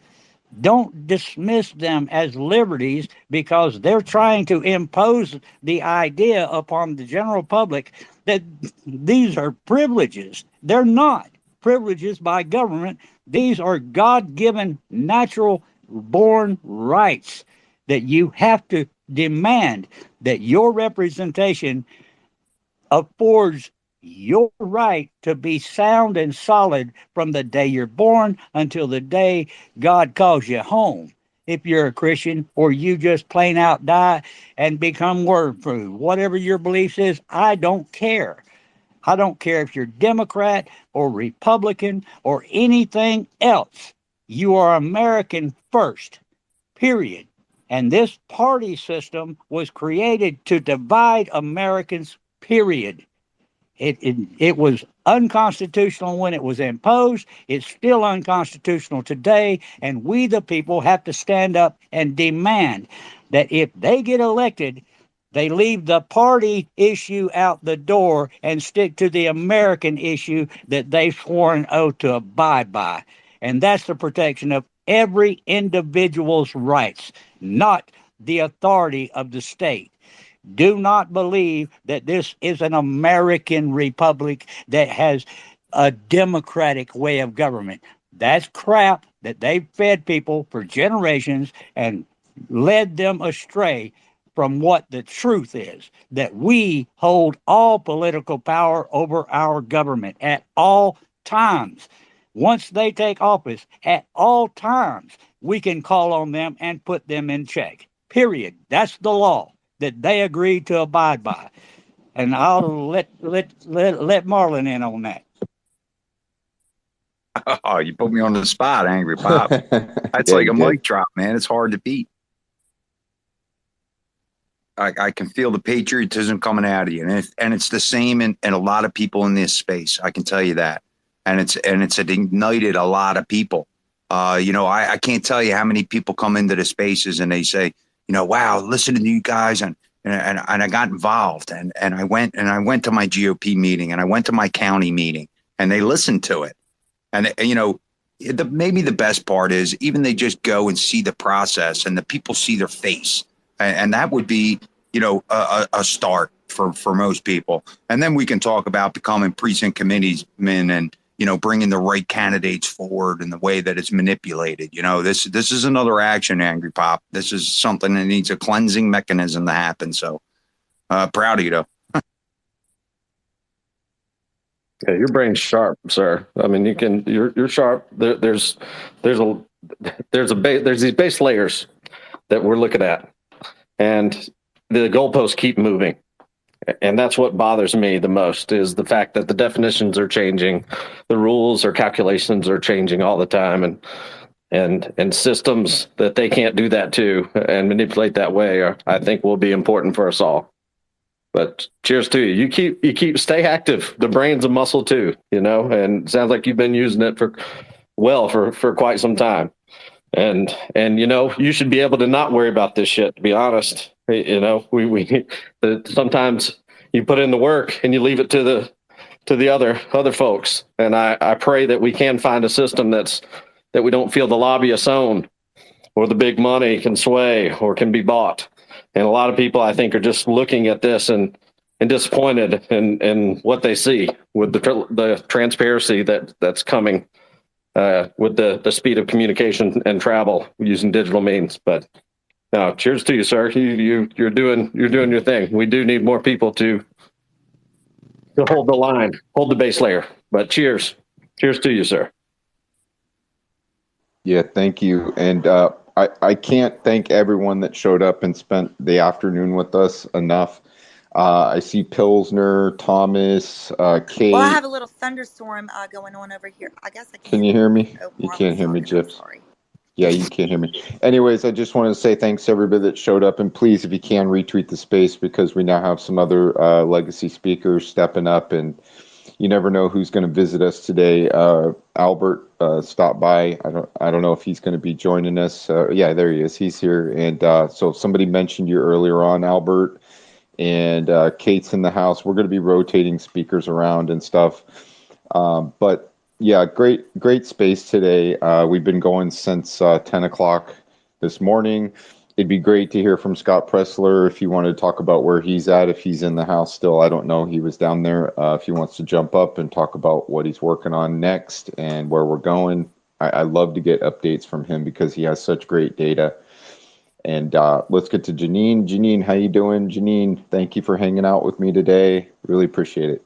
A lot of really great information. I guess John Fisher left. I don't see him there, but basically he was saying, everybody needs Christian, the GOP chairperson, chairman of GOP in Florida, said everybody should hold on to their mail-in ballots. And I was told by some people in California, what you should do is take that ballot and bring it with you if you're going to, everybody is saying, well, I'll say the Lindell people, that want to improve election integrity, saying vote in person. But obviously, if you're disabled, if you can't get there, and there was a lot of people that believe in the mail-in voting system. I think the most important thing is that you do vote. But so what they told me, I said, well, why do we need to hold on to the ballot? Okay, so here's the deal. You walk in, if you're going to go in person, you walk in to the poll station, wherever, and you mention your name. Okay, now somebody by the name of Kim Yater, she works a lot with Dell. She's a California contact. She says that she was in there, and she's like a personal improvement person, beautiful tall model, but she switched over to voter integrity because she walked in, the lady in front of her said her name, and they said, you already voted. Okay, so, and that same thing happened to Kim, so she got involved. She says, bring your ballot in if you're going to vote in person, tell them your name, just hold on to the ballot, and if they tell you you've already voted, then you can show them your ballot. No, I have not voted. Okay. And like John was saying, yeah, and that's what the last time I went in, of course, they said that I hadn't voted. I said, well, I want a paper ballot. I don't want this ballot. And they said, okay. And then they just put the computer thing in there, the computer card in the computer. They computerize it. So anyway, that needs the machines need to be taken out of the picture. I don't know if that's going to happen way before the election, or how far we're going to get. Like I said, Shasta County's adopted. If we can get a lot more precincts in California and everywhere else involved in just paper ballots and hand counting, that would be great. The other thing I want to say is that there is an organization in California called Remnant. I think it's REMNT, where you can volunteer, and anybody can go to the Secretary of State's office, or wherever it is, the county seat or your county. You go in and you say, look, I want a copy of the voter rolls. And what you can do, a lot of people have been doing on their own, is verifying it. And then, like, you go to one house, especially in Mexico, there's a high Hispanic Mexican population. There's 10 people that live in one house, supposedly. You walk up to the door. Somebody told me they went up to the door. They said, no, we only have 2 people here. So you can take all these polls and bring them to the sheriff. The sheriff has the right to, change the polls. So if you could even go out and volunteer by, canvassing your neighborhood, there's a way to do that, and go to your local county and ask them how you could do that. But the polls are accessible to people. I think if you sign up, or you pretty much anybody could do it. You have to go through a procedure, but I'm going to start doing that, where you canvass and you say, no, they said they had 10 there. There's only 2. And then the sheriff's department can actually go in. I think it's called the peace sheriff. He can go in and change the count, so they don't send out 500 ballots to one house and everybody 499 are for Biden and one's for Trump. That's the whole point of it, not to have all these fake ballots. So yeah, that's about all I want to say right now. Thanks, Janine. I want to roll through some hands real quick. I want to say hi to Kate, and then looks like Shane might want to talk. So, Kate, how you doing? And then I want to welcome Scott Presler to the floor. So, Kate, how you doing today? I'm doing okay. I just have a quick question. I'm guessing Jen is the one that was talking about the Bitcoin and stuff. So I get these messages here and there from people on my Instagram about Bitcoin mining or whatever. Is that a scam? To be honest with you, am I getting scammed by somebody? Hi, Kate. If somebody's sending you an email or a message on something about Bitcoin mining, I would assume that it's a scam. So you're correct to do that. If you are interested in mining, I can point you to some resources. It's a whole nother topic. It's actually a really important one.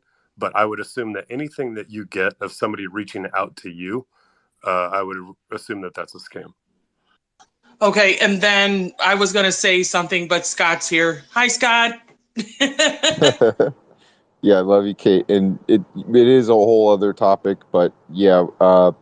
Scott, how are you doing this afternoon, sir? And great to have you. Thank you so much for coming up and spending some time with us today.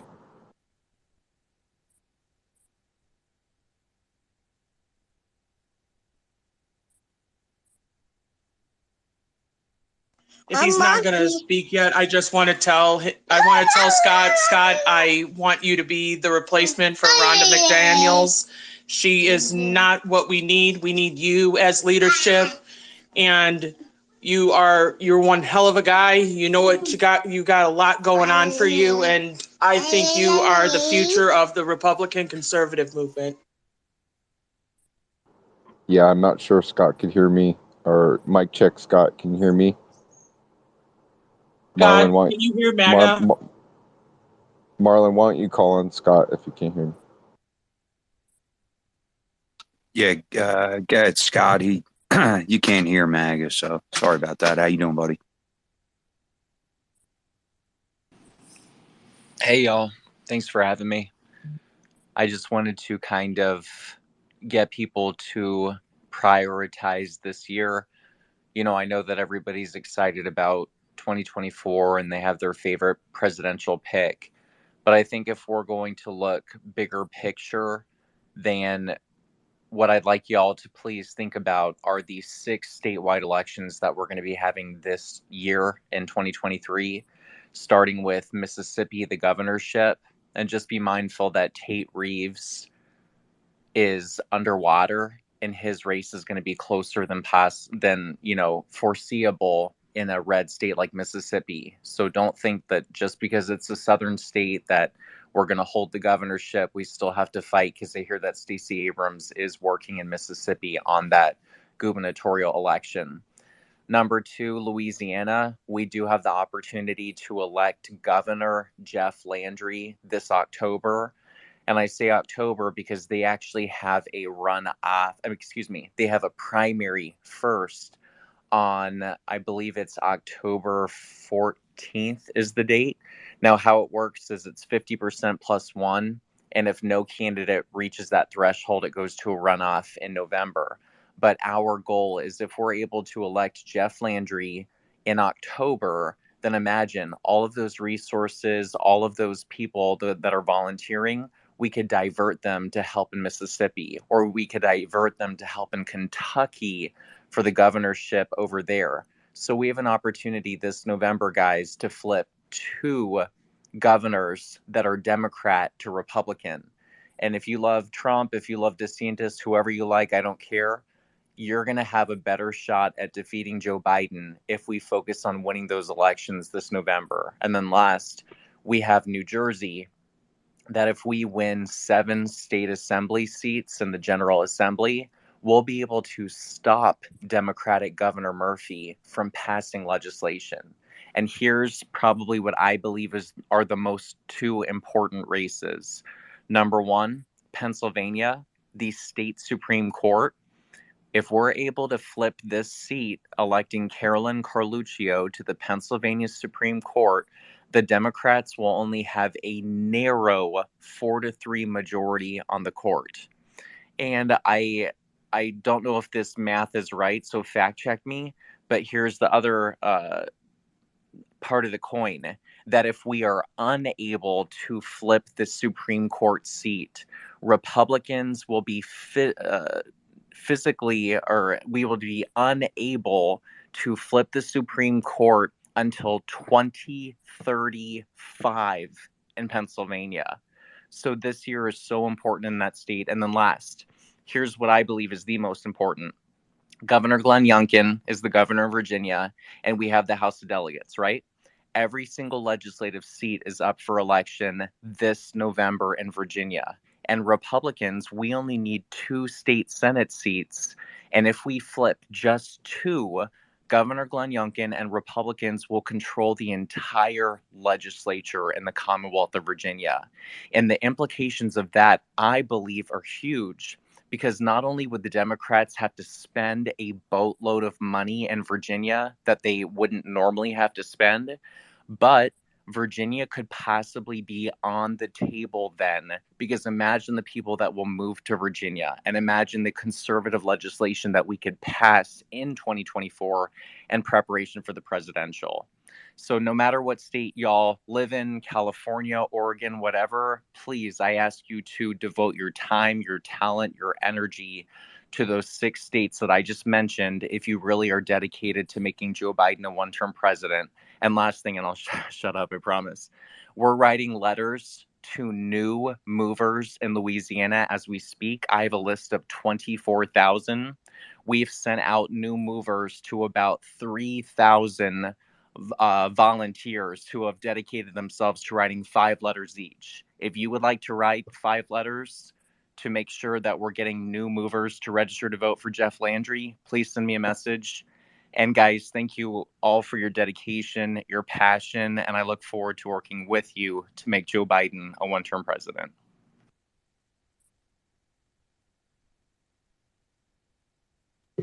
Thanks, Scott. Appreciate that. And I'll have to tell you, you talked about New Jersey, 7 seats. Unfortunately, there's a little shenanigans in the primary, but hopefully, we'll still prevail, right? And that Supreme Court thing in Pennsylvania, that's huge.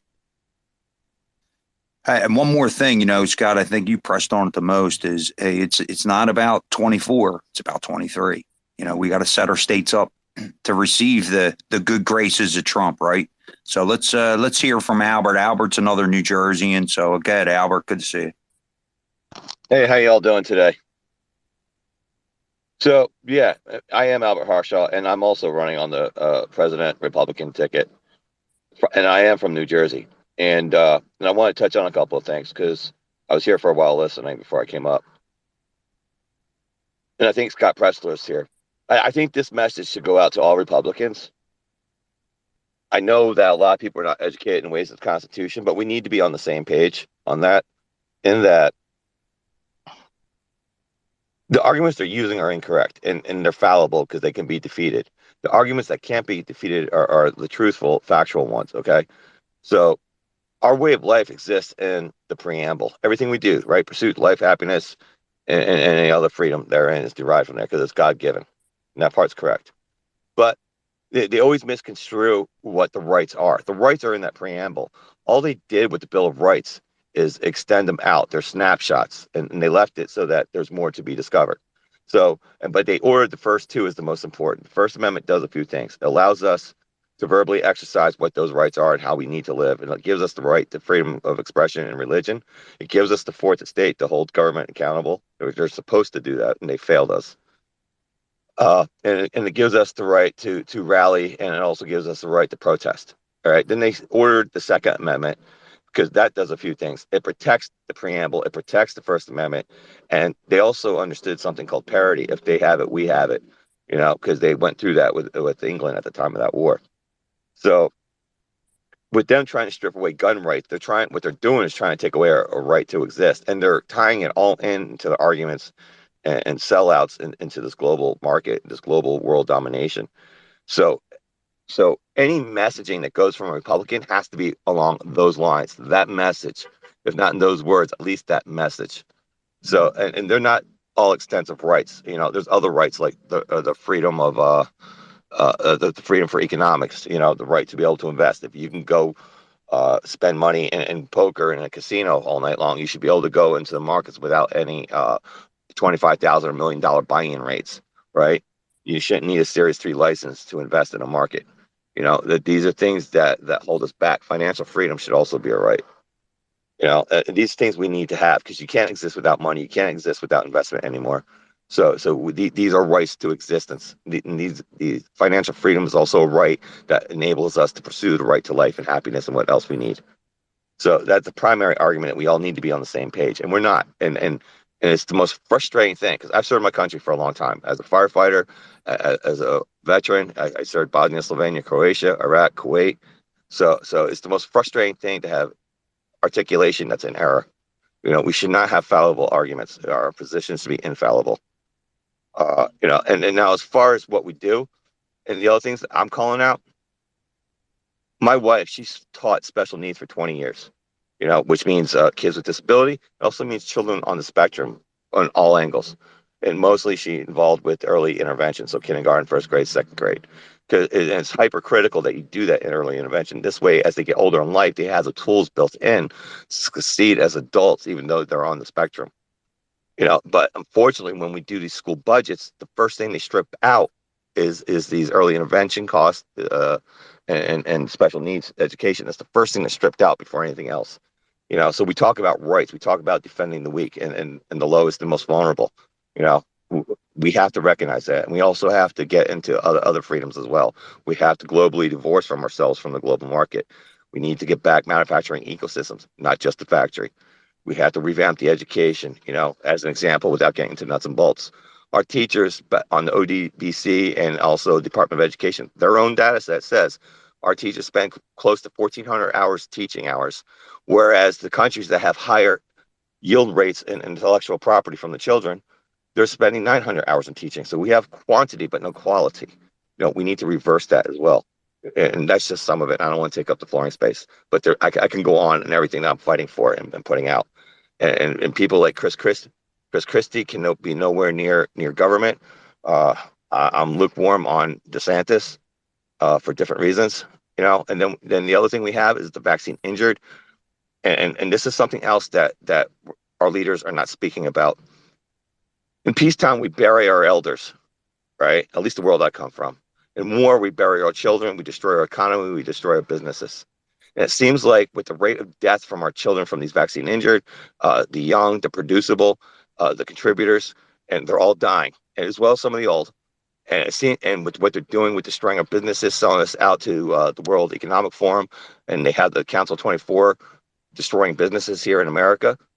It seems an awful like we're at war. There is a declared war at social economics globally on us, and they need to destroy us. And we need to wake up and realize this, and we need to message that, and we need to counterattack that. And then I'll pause there because I'll land there, but I can go on. Great points, Albert. And I'm glad you came up, and I think let me turn back to Mag and make sure he's got a mic there. Yeah, I'm good. I just don't know if Scott can hear me. That's the only problem, and I don't want to drop him down or make him go through that. But if he wants to, I can drop him down, bring him back so he can hear me. Yeah, Hey, I don't think Scott can hear him. So Marlon, MAGA, I'm going to step can down hear so you. you guys can make some Oh, room. okay. No, we got to check. Jen, you can drop down if you want. That's all great. I'll drop down and make some room. Thanks. Yeah, I don't need the room. I just need to do a mic check with Scott, make sure he could hear me. I wanted to make sure he heard me say thank you for coming in, and I really appreciate his time today. So, Shane, you've been holding on for a while. What's up, Shane? No, nothing. I just wanted to say, yeah, thanks for having me on here. And I love listening. Too bad I'm on my phone, so the thing's at like 5%. Apparently X is not only consuming me, ideologically, but also physically too. So but no, I love like the points actually made by just about everybody who spoke here. I mean, even Albert here. It's like it's great to have that I guess I hate to say it, but this old way of thinking, because I don't believe it should be the way it is. I mean, we, like you guys spoke, like God-given rights or inalienable rights, right? It's just the fact of the matter is we're all people, and the pursuit of happiness is just something. It, unfortunately, I would have thought it's like preservation would have been more like instinctual or more like primal. And what I mean by that is just the simple fact that we're all just people. So we want to live, we want to let live, we want to do like what's best for, for our women or our men or our children, our grandparents or any of that. And I really feel, yeah, these are darker times, and it's apparent. And our exposure now, it's worse than ever. And this technology is great. This application that brings us all here today it's great, but at the same time, it's caused a plethora of issues, and one of them even being the simple fact is it's mundane and ridiculous, but all I've heard for the past 36 months, right, is private companies can do as they want or do as their will. So it brings about censorship or deplatforming or deboosting.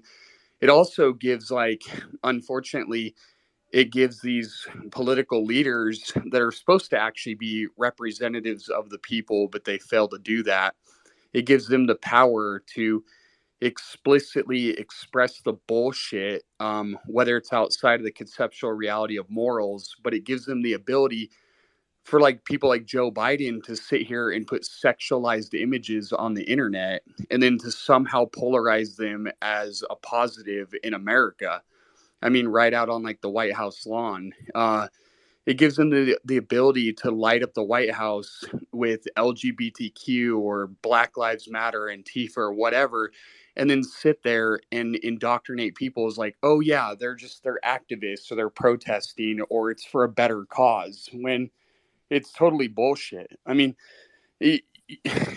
I mean, it's not hard to figure all this out. Our schools, what's happening there, and systematically, it all just goes back to the parents. I could be as guilty as anyone, right? It's like we need to spend more time with our kids. We need to essentially go back to our grassroots and be like, hey, this is what it's like to be a kid. Go out, play with others, be kind, be courteous, but at the same time, don't let other people tell you how you need to feel. Your feeling should just be inherent. You should know good and right from wrong. It shouldn't be something you need to find on social media or TikTok or anything like that. And then the sexualization of anything, whether it's in an application or whether it's physically, I mean, that should have never gotten where it is today. I mean, it's gone way too far. But I love you guys. Is like, obviously you talked about election integrity here. You talked about voting. You've talked about, as Angry would say, like the civil liberties, which is more just God-given liberty, right? Or freedom. But yeah, I appreciate you guys. Albert, honestly, it's like, I've never even heard of him. And I click on his profile and it's like Albert Hershoff for president. And I'm like, wow. I'm like, where are the representatives like this that we need in America? Because if your exposure right now politically to anything, it's all about the left. So it's unfortunate, and it demonizes everything I was born and raised about. So, and I'm from Idaho, just to make y'all clear. So, but yeah, I mean, whoever wants to speak can just chime in or whatever. So Yeah, thanks, Shane. I really appreciate you sharing that with us, and we're going to keep rolling. I got to refer to Marlon, but if you just stay put, and you can raise your hand and come back in anytime. Marlon, what's up? So real quick to Albert, I know I think Albert's going to be making an appearance here. Maybe he'll talk about that. And we're look, Albert's a sharp guy, and we need to push Americans just like that, Shane, exactly like you said. So MAGA, I want to thank you very much for having me up, buddy. And unfortunately, I am being pulled away, and I do need to down, but brother, and I want to say hello to Thomas before I go. Thomas, how you doing? Good to see you. I'm glad you came up. Hey, Marlon, MAGA, Albert, Mr. Presler. I appreciate the invite. Number one, Matt, thank you for keeping me honest there as well. I've been listening for a while. It's a great discussion that I'm hearing from people out there, and I love the fact that people are stepping up and speaking out about things. And I think we need to have that predominant voice, especially in our party, the America First Party. So, guys, keep doing what you're doing. It's making a difference. Thanks, Thomas. Yeah, thank you, Thomas. It's always a pleasure, and that's the thing that we're trying to create. We're trying to have people that are actually involved here, able to talk to the people, and hopefully more will join us over time. I think Twitter is turning out to be that kind of platform where we're going to see more of that, and I think the American people are going to get a chance to have those conversations and hear directly from them. We want to have honest conversations with these people. So, well, that's our goal. Let me add, MAGA. Sorry about that. And Thomas, hey Thomas, make sure you let the space know that you're running for South Carolina against Lindsey Graham. The guy that got booed off the stage. Yeah, that guy. So that's why Thomas is in here. He's running for 26, right? This is why Albert's in here, and we need to make these connections with the candidates that are coming up. This is the process, Angry Pop. This is what it was back in the day. You used to breed these candidates, right? And that's what we need to do. So it's never going to be this fail swoop, but we got to keep listening to Scott and get us out in front of it. So, and again, I got to pull away. MAGA, thank you very much for having me up, man. Albert, good to see you. We'll talk soon. Thomas, thank you. Yeah, Marlon. Thank you so much. And we've been rolling since 10 o'clock, and we're having a great discussion, and I'm just having a good time doing that. So I'm going to stay, and I'll see you on the flip side, brother. Let's go to, I want to go down to Skip, and then we'll work our way back. Skip, please. Hey guys, awesome. Just want to put in a little different angle, if I may. It's just I think it's really sad now because I think we need to be electing leaders who have been in the ring before, because it's really easy to come out here and say a lot of the America First talking points, but once you get in the ring, and what I mean by that is once you start taking these attacks from the left and even many people on the right nowadays, if you support secure borders, if you support lower taxes, you're a racist, you're a white nationalist. They're going to come after you, they're going to come after your family, and we need leaders who have been proven to have stick up for themselves, because there's a lot of people who once they get in the ring they fold, and it's not as easy as it looks. I mean, I know there are certain politicians, Trump right off the back of my head, who's been in the ring, he's been taking all the slings and arrows for years now, and we need obviously people with a backbone who can stay in there and keep standing up for what they believe in. That's the most important thing.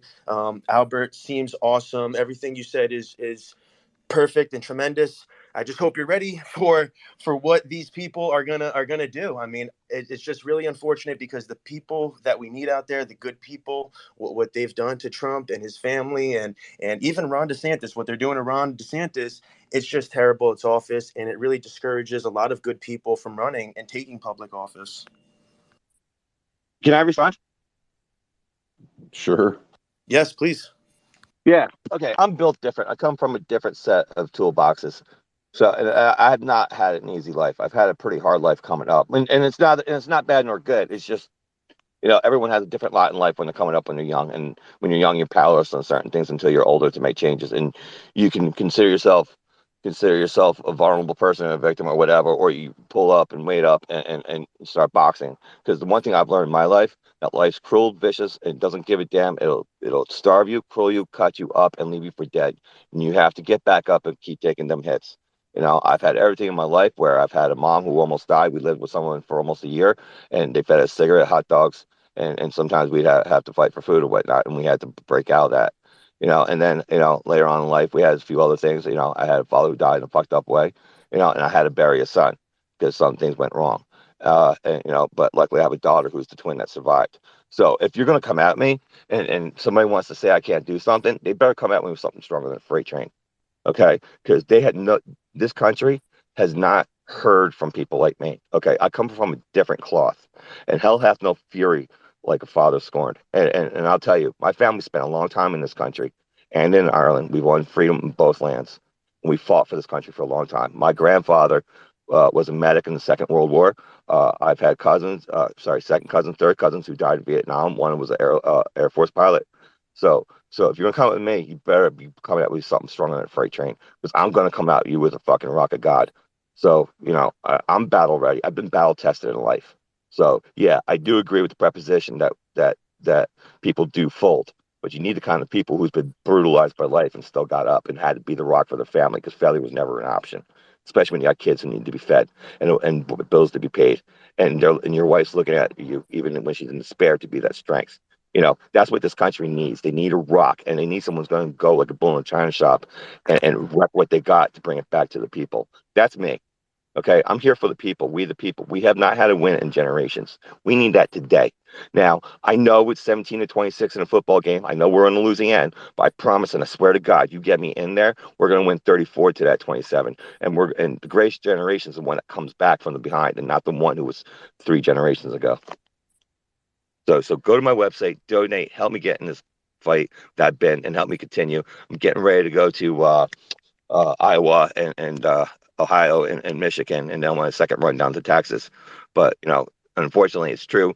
Campaigns take money, and so far, zero corporate donations, and everything I've had is from the people. So if the people keep donating, I can keep fighting, and we can win this country together. And it takes more than one; it takes all of us. And we need to elect the people that's like me and like you and you and you, ma'am, and you. And then there was another lady I saw that she says she has a kid on the spectrum, because my wife taught that for 20 years. But that's the early intervention. So yeah, I give a damn, and I put trains on the railroad. So I have pride in that. I know the sins in this Yes. country. Quick So question, Albert, and this is my last one, if I may. Day one, 2025, first day in office. What are you doing? What are you getting done? oh, I already studied that, and it's my most favorite thing, but it's the most boring thing. But it's definitely a hell of a lot of fun. Under the Federal Service Act, under the efficiency clause, anyone there less than a year gone automatically. The rest is going to take a little bit longer, but under Stone Black law, I can still backfill their positions, and they might win, but that's the bittersweet clause. And then we get the people in all those government office that we want, and not the ones that are dinosaurs and arcane and fucking up our country. And then I'm also going to have a help wiring sign for all the federal law enforcement as I strip them out as well, because I want. Look, we lost our way. We need the John Wayne. We need the Jesse James step back in our swagger. I want to get the law enforcement people that are the Elliot Nesses and the Wyatt Earps. We need the data collection people, and we need the people who's going to stand between the victim and the bad guy. And my way is, look, if you do bad, you get bad. There used to be a thing called big boy rules. Right? You do big boy rules, you get big boy problems, and you get big boy results. So we got to get back to the mentality. People are going to need thicker skin, and people are not going to like some of what I'm going to do on the left. But look, we got people we have to protect. People need to feel safe. The government has to work. It has to be shrunken, and people have to be fired. And excuse me. And here's the thing: any government employee, I have wide swath of powers as the president of the United States. Okay, they work at the will of the president's policy. If they're not there for my policy, they cannot be there. And the next president should be able to do the same thing, and so on and so on. So, and that's my will.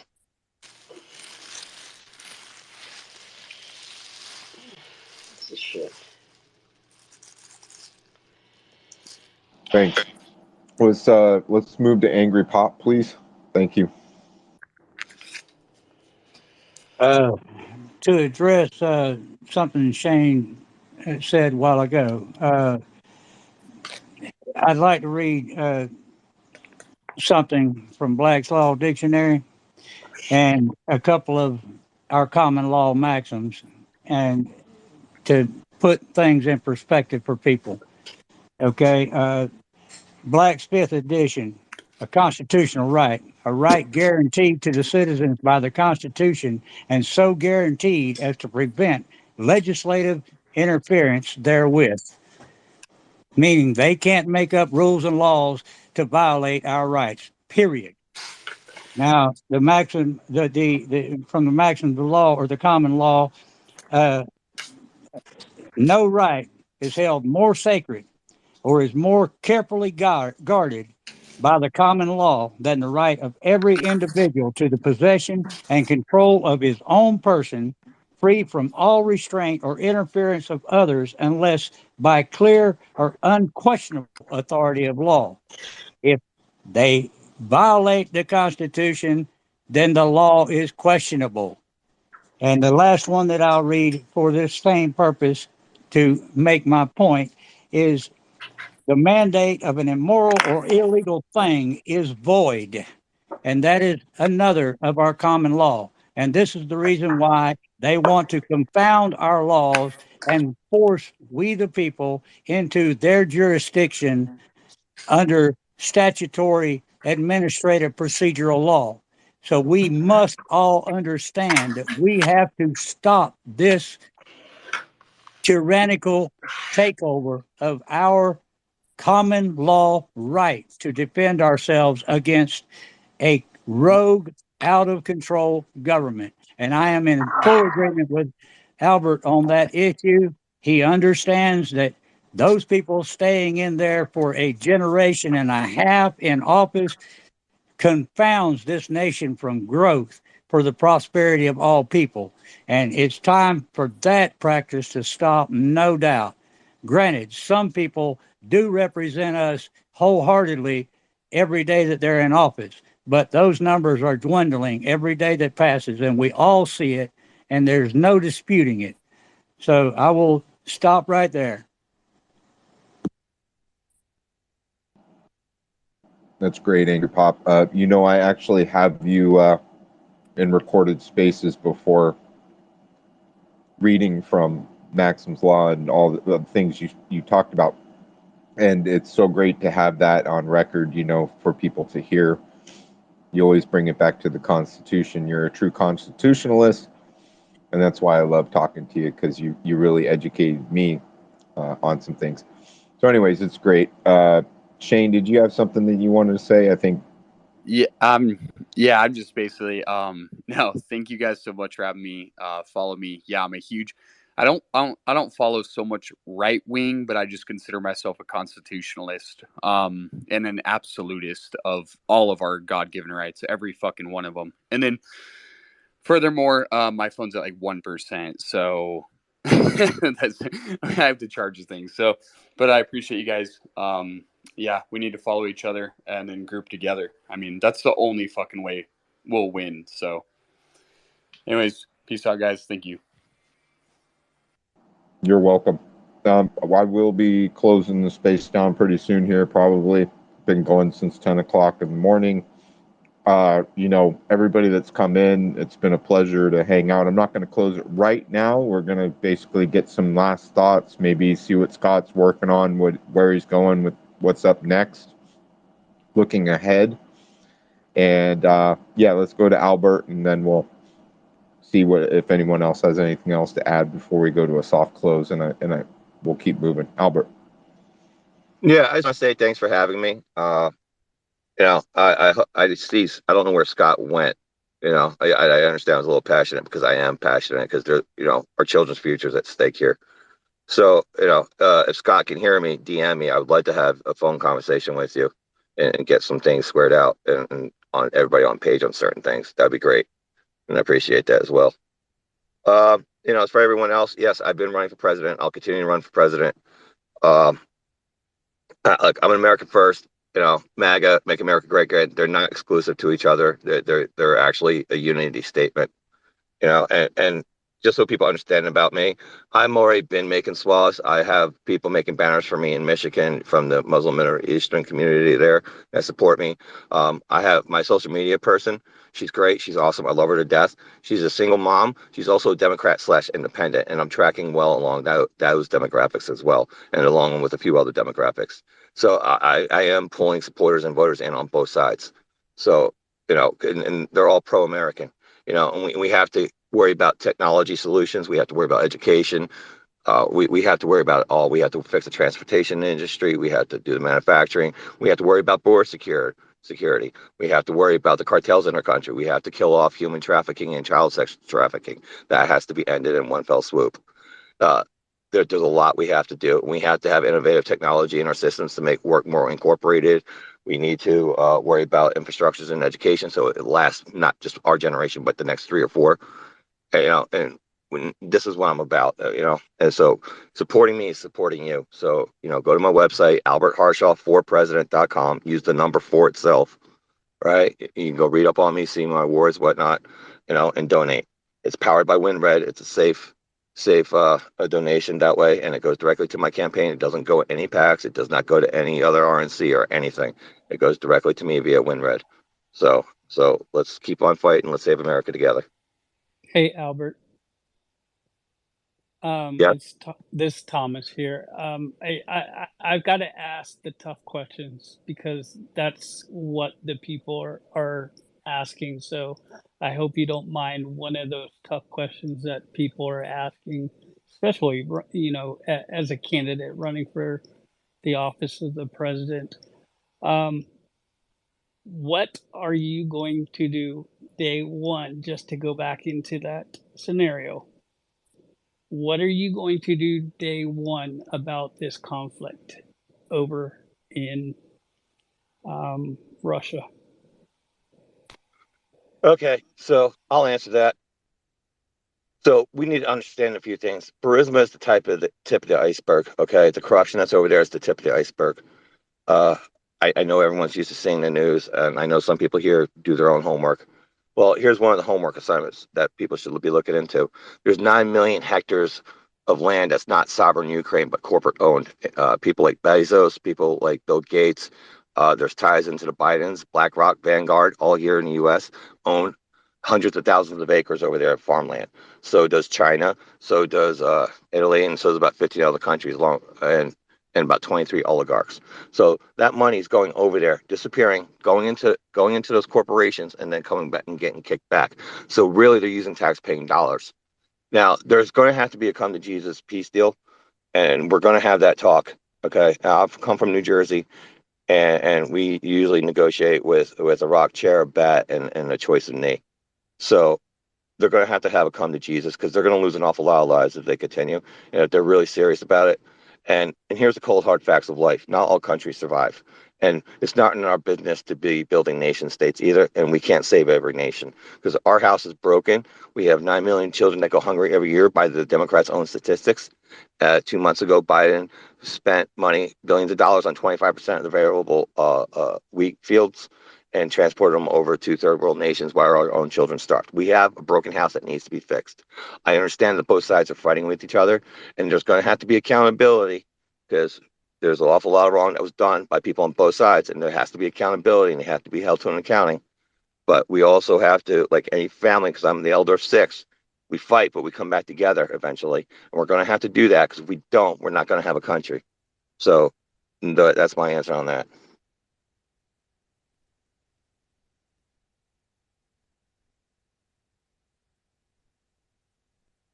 Did you hear my answer? I did. I think Thomas, did you hear what he had to say? I did. I'm sorry, I was away from my mic.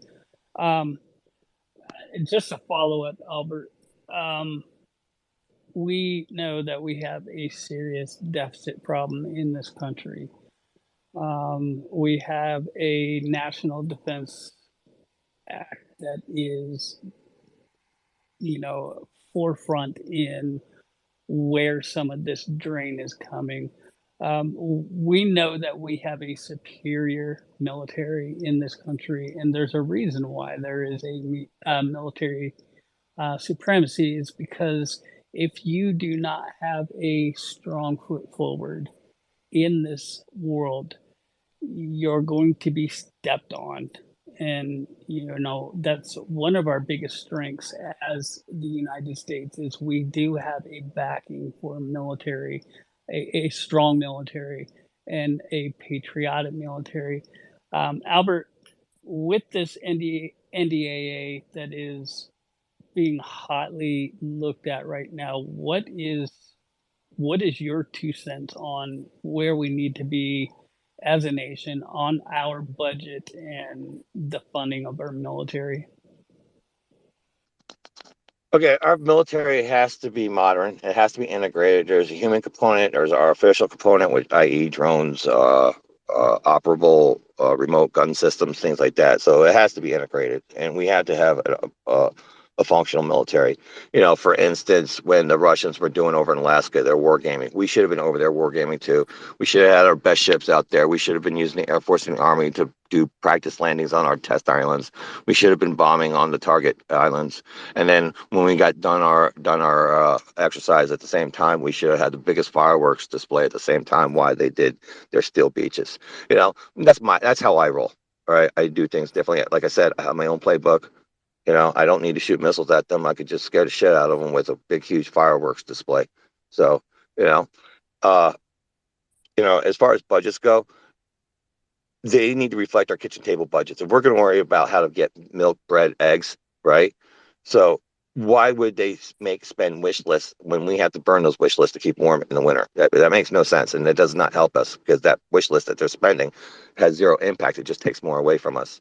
So we're going to have to tighten the belts. There's 230 operational government agencies, which ties into my day one action of stripping down the personnel, because that allows me to condense those agencies, because some of them do have 5 that do the same job, or 3 that do the same job.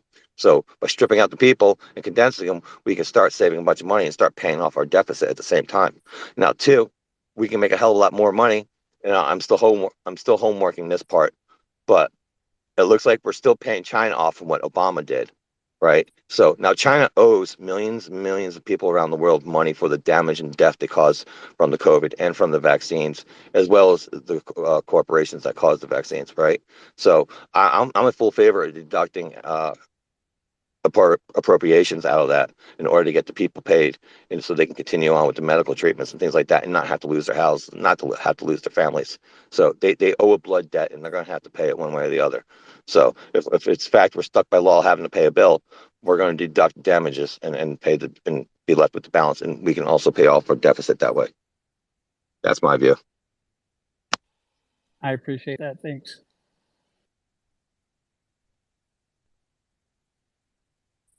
I wanted to turn the floor to Mrs. Positive. Ms. Positive, how are you? Thank you. I've enjoyed the conversation.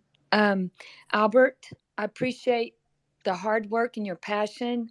I'm a family of 7, 5 boys, engineers, served the military, one still in there.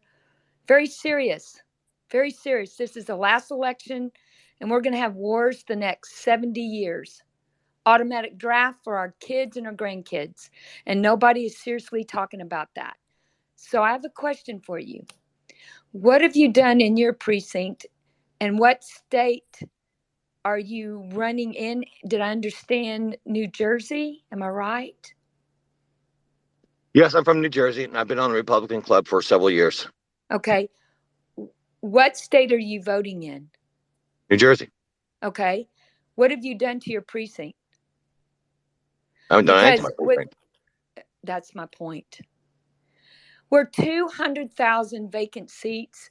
All this problem, that problem, and the rallies. God bless President Trump. He's done a lot. He's proven himself with all the daggers and all the Russia bull crap and all the media and all big pharma and all this been organized for this has been planted more than 70 years. So here we are. But there's not one thing that I heard that you took over your precinct, and we need that. We need every representative, every Congress, every senator, everybody working on it. Matt Gaetz isn't really talking about. Lauren Bobart's not. MTG's not. Laura Loomer is. But unless we don't, and Scott Presler, God bless him, but I'm tired of everybody saying, woohoo, Scott. It's not just Scott. We're all Scots. And I don't understand. And I was contradicted on one thing because my brother's a veteran. He said, well, because he's still serving, he said, I can't work in my precinct, which is a weird law. I did not know that. But when they come back, they can be our soldiers because everybody says, well, let's go to war. Let's go war against our government, blah, blah. No, we're not. We are the government. We are the people. Civics 101 was taken out of our schools. We need to re-educate at the local level and take over the rhinos who are voting for us. Nobody knows that the mayor actually decides who the police chief is or the fire department chief is. If you don't like your sheriff, you don't like your police department, you must not like your mayor, but you vote for your mayor and you know nothing about the issues because you won't show up. So I'd like to see you talk about how you're going to get your state, your county to vote GOP, get rid of the machines, and how involved are you with Mike Lindell? Because Scott cannot take this burden on. He works his butt off. He does a phenomenal job. He's very ill. Recently had a surgery. I know he's doing better, but we're raw, rah for Scott. But nobody's talking about what are we doing? In my precinct, we're doing a lot. And we don't meet once a month. We meet weekly. We know who that ugly judge is because in 2 years he's out. We know who the sheriff is because he's out. We know what our mayor's doing. We know what our city council's doing. We know the wokeness is doing because we're going to kick their butt out. But unless, the groomers, God bless them, we've been lazy. But the Gen X is lazy, but the Gen Z are smart. You know why? Because they're scared to death about going to war. And they're not dumb kids. And they do not want this garbage on their back because they have no future. They're the youngest age that's committing suicide. And this fentanyl is disgusting. But if we don't say and come together that we all need to work, not behind the computer, not on TV, not in the media, but in our precinct, and I would love to find a way to get a couple of billionaires to say, put my money into some veterans who've come back and hire them, because they'll get in that precinct from county to county. We have 420, I think 420,000 county county precincts, but I know they changed the property lines, the county lines. Scott can say yes or no on that, but it's close to it. But we've got one precinct that's 3,800 people to one captain. That's ridiculous. If we make it smaller precincts, us doing our civic duty, we do our hand count there with no machine. We have 2 Republicans, 2 Democrats, a sheriff, and then probably 3 to 4 judges. The chain of custody doesn't leave until you count that precinct. And you verify signature, you have an ID, it's one day, you vote, and we clean up this garbage, because all this talk is just talk. It's no action. And then these candidates, you said that, to donate you, Win Red also donates to President Trump. So I don't want to pile on you, but I'd like to know at a precinct level and an army level, an organizing level, what have you done for your precinct? Because Scott can't be the all guy. I know he's Superman, but this is too much and it's wrong. So I'm going to land my plane, but I'm a fighter like you, but it boggles my mind that new people are popping up when it needs to be focused and behind President Trump. He's the only one, and we know it. This was stolen. It's evil. It's a bad government. We're putting our president in prison. And that's what we should be talking about. And how do we organize at our precinct to stop this lawlessness, stop these illegals, stop what's happening in Houston? You've got 500,000 new homes, and they didn't even pull a freaking permit. You got C40 climate change homes, C40s.com, that are going to take over your water, your electricity, shut it down with the power, and you've got nothing. Those are big issues. But organizing what Scott is doing is number one, because we are a lawless country, and it is not a democracy. It's a Republican, and this is bad. And we are, 16 months away, and we're going to lose our country. And no more division, and we got to get behind President Trump. And you say, oh, DeSantis bullcrap. Who's Maury Husseini? Oh, yeah, Iran and Iraq leader who wants to go to war with Obama and Bush. That's where we're sending our kids. The next war. We got China, Korea, Taiwan. We've got burning of all the most precious land in Hawaii. And billionaires are saying, now I'm going to be the owner of it. That is not an accident. That was planned. So, you can do what you want, but the answer needs to be for you. What are you doing for your precinct? What are you doing to make sure that your precinct is behind you, or even behind the GOP? Because the rottenness is local. And then it just builds and builds because we've got machines. My county, we're not using machines. There's going to be enough of us American who freaking care. Ms. Positive, can I jump in?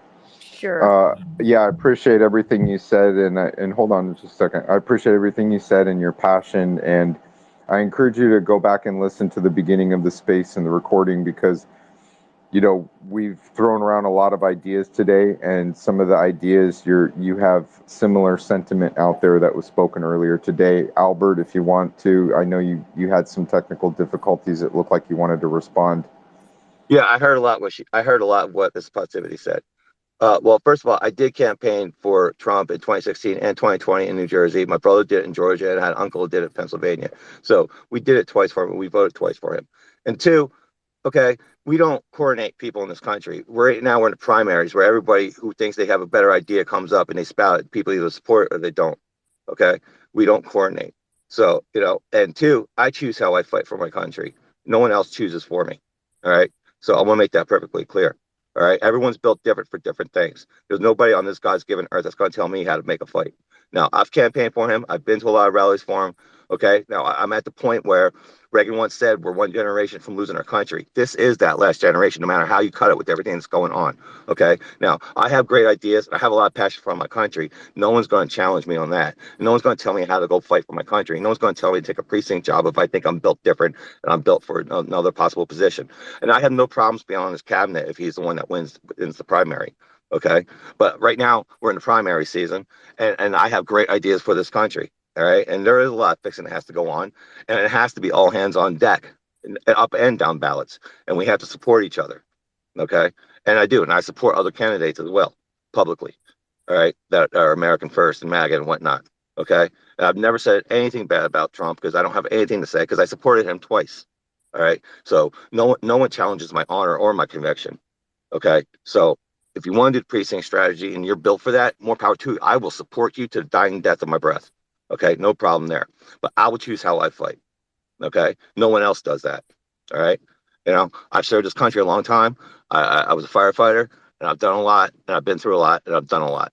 So no one's more qualified than me to make that decision for me. So that's where I'll make I'm playing not there. questioning that. Here's the problem.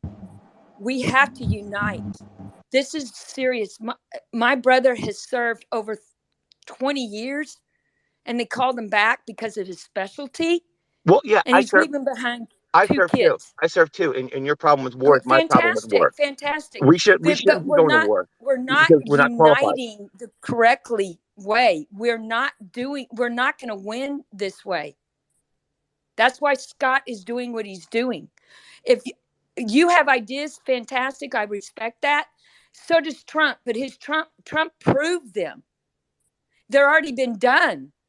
And it was stolen from him. He didn't lose it. It was stolen. This was freaking rigged. Now we're facing it again. And our strategy needs to be fixing it.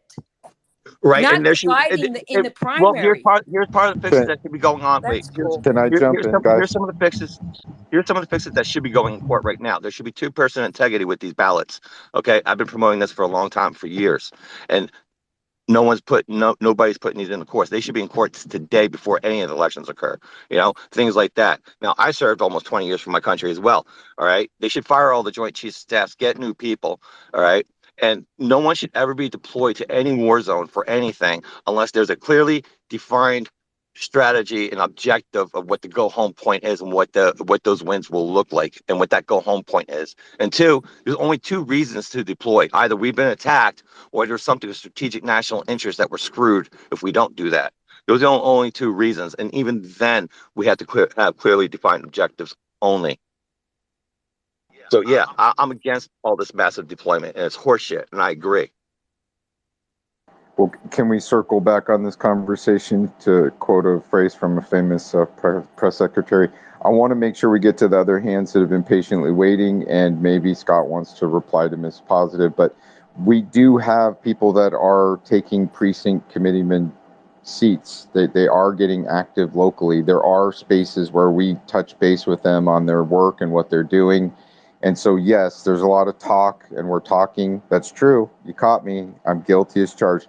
But there are a lot of people that are doing grassroots work in our group and in our spaces, and they share that work with us. So I get your frustration. I get what you're saying. And I've said in the past that when you talk about grassroots, you got to start the roots, right? Because there's not going to be any grass without the roots. So you got to get to the base of the problem so that you can actually grow some grass to stand on. Anyways, Angry Pop, jump in, and then we're going to go to Skip and Janine. Angry, please.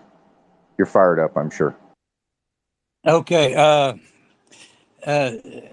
Albert, or anybody else that's running for public office, might I suggest that you consider, should you get in office, to put a staunch constitutionalist in charge of the education and and return the education back to its original charter as it was established across this nation, state by state, on the curriculum to educate the furtherance of good government was the purpose of it, and those subject matters to stick strictly for that purpose as it was designed: manufacturing, the sciences, the languages, and so on, back to the original standard, and institute by executive order, if necessary, the demand that the constitutions be taught in their entirety, not just a segmented lesson plan that discussed merely the rights, but the limitations of government and the authority of the people. And that way, our students are learning how to become better citizens for the unified purpose of a more perfect union of the people and for the people and by the people. And I just have one more thing that I will give you as a quote from Abraham Lincoln: "We, the people, are the rightful masters of both Congress and the courts, not to overthrow the Constitution, but to overthrow the men who would pervert the Constitution."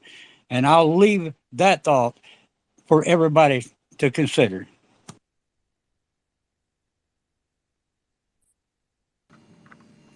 100% angry.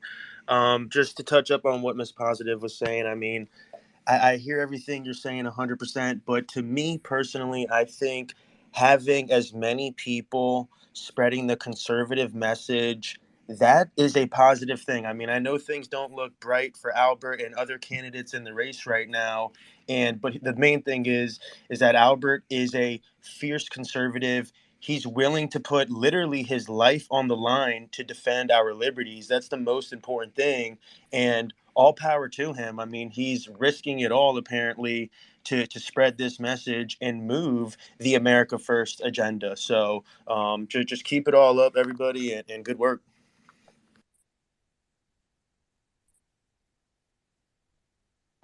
Thank you. Thank you.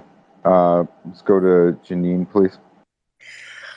Yeah, I sort of touched on this earlier, and I just miss positive. I've been hearing precinct strategy for. I don't know if you were here when I said I spoke with Dan Schultz on a space yesterday, but California is really a tough area. I did go to the person Dan Schultz put me in contact with, and she basically told me in San Diego, where I live, there are no seats available with the precinct. And then I did speak with the lady Bree yesterday. She's up in LA in the Beverly Hills area, and she has investigated up there. So there are some areas that are completely saturated. I am going to go to the San Diego GOP meeting on Monday, and I'm going to try and help this lady who is a precinct person. They call it Central Committee out here. So I just want you to know there's a lot of brick walls, especially in California, and that people are trying, but it's not as easy. I know where Dan is from, Arizona has a lot of empty seats. Florida seems like they have seats available, but it's pretty saturated out here in California. But I am making every effort to get involved, and I'm learning along the way.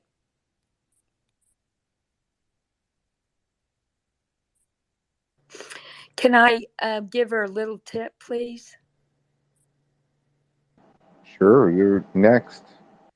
Okay. I hear that a lot. Well, we have brick walls. Well, I took the sports booster club, and we have in our counties are split by one stoplight. So we have 6 counties put together. We all have a town square. We all have a city office, city building, separate fire department, separate police department. But we have 6 to 7 different school districts. Okay, very high end. So what we did, Mama Bears did, screw you. We went into the Chamber of Commerce. We all went together, went to the city meetings, Chamber of Commerce luncheons. Then we went to the sports club, booster clubs, And we went all together. And we said, if you don't stop grooming our children and you don't stop this curriculum, it only takes 20 kids. Now we've got, I can tell you, one elementary school, 65 parents said, screw you. We're not coming back. School starts next week, and they're scrambling for the federal dollars. What I'm shocked about is where are the parents who say, I'm not coming back. I'm not having Johnny play football, basketball, baseball, wrestling, tennis. You need my really talented kid, don't you? Not coming back. Well, why is that? Because the superintendent's woke, because the school board is woke. We're not coming back. So we went around to the Chamber of Commerce, said, you know what? We're not spending money here, here, here, and here, because it's small businesses. They don't like that. Why is that? Because they go to the city meetings and the city mayor and the city department needs everybody going to the chamber meetings, and then our businesses show up, and our membership are from 500 to 2,800 individuals. So we go, what can we do? Well, we go back to the parents, we educate them. If you don't like this curriculum, then gather parents. Gather them from your church organization, gather them from a hobby, whatever you do, gather them from next door. Go on next door, form precinct strategy under the category of politics. Call it no censorship here. Post these Twitter spaces there. Post your meetings. Post that we're not going to do wokeness, and they'll come together because that neighborhood is your voting block. That neighborhood is your precinct. That's how you do it. And then the mayor starts waking up. He said, hey, I don't like this. I'm hearing from the Chamber of Commerce, you're not going to start buying from that toy store. You're right. Because Toys R Us is gone. But we've got other toy stores. He said, screw you. We're not doing this anymore. You're going to either support us. Are you a precinct chairperson or Yes. chairman? Yeah. Okay, well you are, but I'm saying, and there's other ways to go about it, but we do not have any seats in San Diego or in LA County, and you know how big those cities are. So, but it doesn't matter because we can do our own thing. Dan said we can get our own groups together, Yeah, but you can. And you can do it privately on the private chat on precinct strategy. Yes. Right. So And then anyway, you I can, just wait a want you minute. to know that We did this. Okay, what's hold that? on. Yeah. There's 3,700 in one chairman. That was a lot. So what we did was because I'm not going to tell you the school district. It's huge. Okay. I'll tell you how big it is. That just the middle school cost us $65 million to build. A lot of freaking tax money. So what we did was we went in and we divided it because we went after the booster club, and those parents want money, and we said, we're not donating money, we're not going to buy equipment, we're not going to buy t-shirts, we're not going to help the coach, we're not going to do anything. They go, what can we do? Change the wokeness and change how you vote. And they stopped. But now that precinct strategy has that private chat line where GOP rhinos don't know what you're doing, you bring more into that fold for that precinct, and you outnumber them because they're not bad people. They're just delusional. They're lazy. They've been that's what there this a lady's long time. the lady in San Diego. Her name is Cheryl Perez. She is the precinct chairperson, the head of all the precincts in that county. Now, I'm going to be going to meet with her. I mean, I can't go over her head. I'm going to try. I can, but I'm going to try to work with her. And she's also going to. She was the national delegate for the Republican Party the last convention, but unfortunately, that convention never happened because of COVID. So I just want you to know that there are people out there that are. Oh, she also did tell me a lot of these people go to a lot of other precinct people or central committee in California. They go to the meetings twice a month and they don't do a damn thing. That's So right. if people go and they show an interest, you can replace these people. But out here, it's one step at a time. So I'm glad that you Well, you got can yours. do it more than that. If you don't know a younger family, if you don't have if you don't know a mom or dad that's in the school, at elementary school, middle school, get in that group, volunteer at the school or volunteer at your library, because we started holding it at the libraries because my taxes pay for that. So Right. we formed that group. I had 100 families there.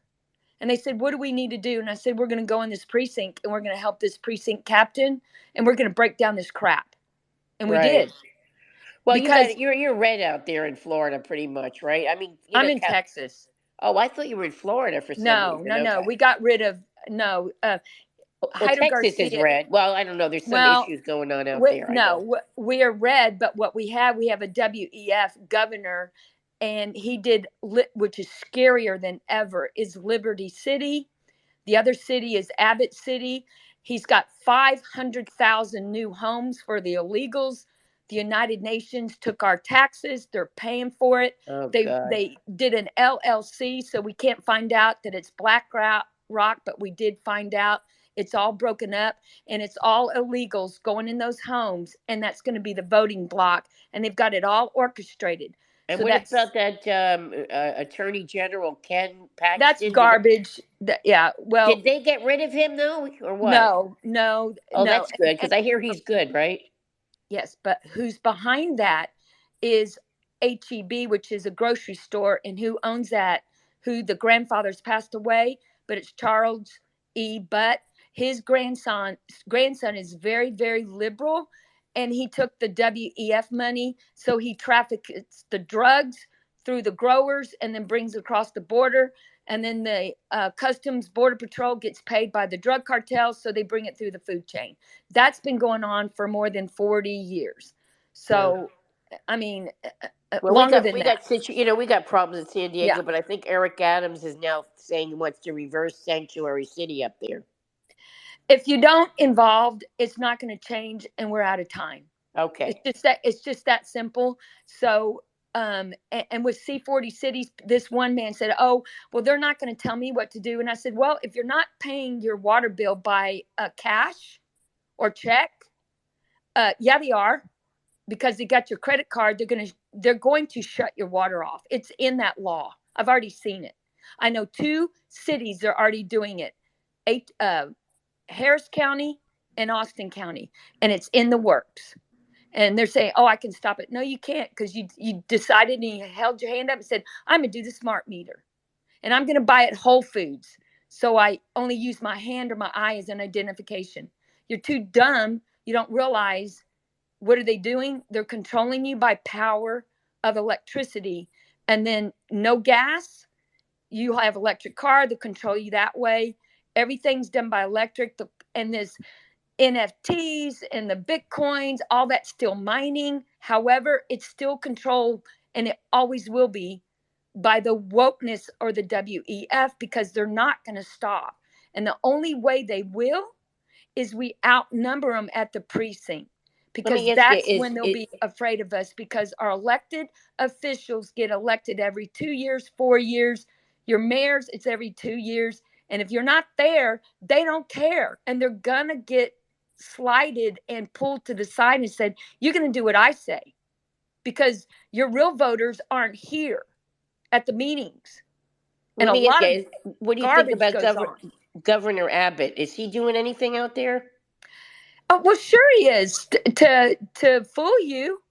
But when you put in Liberty City, and he didn't do a damn thing to stop it, and they didn't pull any permits.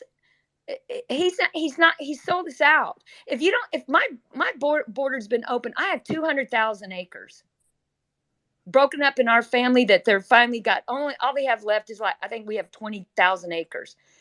He's been trampling on it for decades. It's over 200 years he's been trampling on it. Tells me to shut up, give me money, shut up, give me money. The Border Patrol are in on it. It's a well-organized cartel, and the one that broke it to the forefront is Sounds of Freedom, but it's not enough. And until that gets stopped, until you start opening up, until your sheriff is your best friend, because your sheriff is the one who's going to knock on your door beside the FBI. And they will implement you getting out of your house, and they'll force you through that C40s.com. They will force you out of your house. This is real. And this is why I don't want these primaries. Nobody's going to catch up to President Trump. Nobody's leaving Trump. He's already proved himself. All this other stuff is talk. This is real serious. We already know it. Mafia government. Yeah, it's serious, It's but we don't know serious. what's going to happen Yes. with him with these And you know what? convictions either. We don't know what's going to Why happen. should my brother who's older have to go back because his specialty over this bullshit?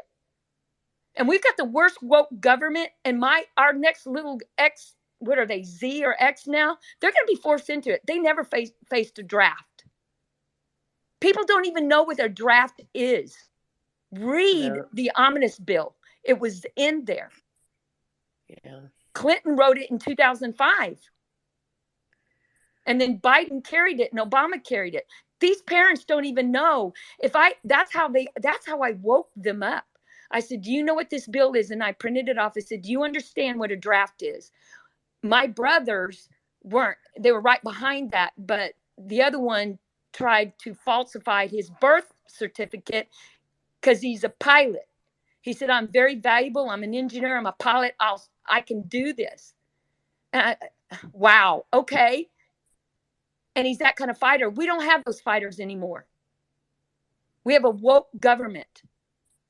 Yeah, and but what this is happens if scary. Trump gets convicted and some states turn It's against him? nonsense because we're not at the precinct. Everybody's making this so complicated. Our civics duty 101 was removed in 1954, and y'all making this complicated. It's not. It's called laziness. It's I called don't think not it's getting in. laziness. And I also want to say to Albert, if he wants to run for president, he has the right, and people shouldn't be telling him not to run. Absolutely. But prove to me what you do in your own precinct, your own county, and take over your own state, and prove to me that you're a fighter. Because it's Well, I'm sure bad Trump. there. I'm 100% behind Trump, but he is not doing any precinct work, right? I can Yes, guarantee. yes, he is. What is he doing? He's behind Scott Presler. He's behind Mike Lindell. He's been Right, but saying, all right, I see what you're saying, but I'm no, just saying if no. You cannot say he doesn't, because he says it in every one of his rallies, and he's been saying it more. well, that's good. I'm glad he's Savvy, promoting it, but he's yeah, not spending his personal time inside the precinct. I'm sure he's got bigger fish to fry. But I understand your point, and I'm behind Trump 100% too. So I'll let you go there. Well, if you don't have a young group, please find them at your libraries and form that group, because they allow it, and go to your weekly and monthly meetings at your libraries, because their taxes are you're paying for it. They cannot say, hey, you can't use one of these rooms to share what precinct strategy or whatever Scott is doing.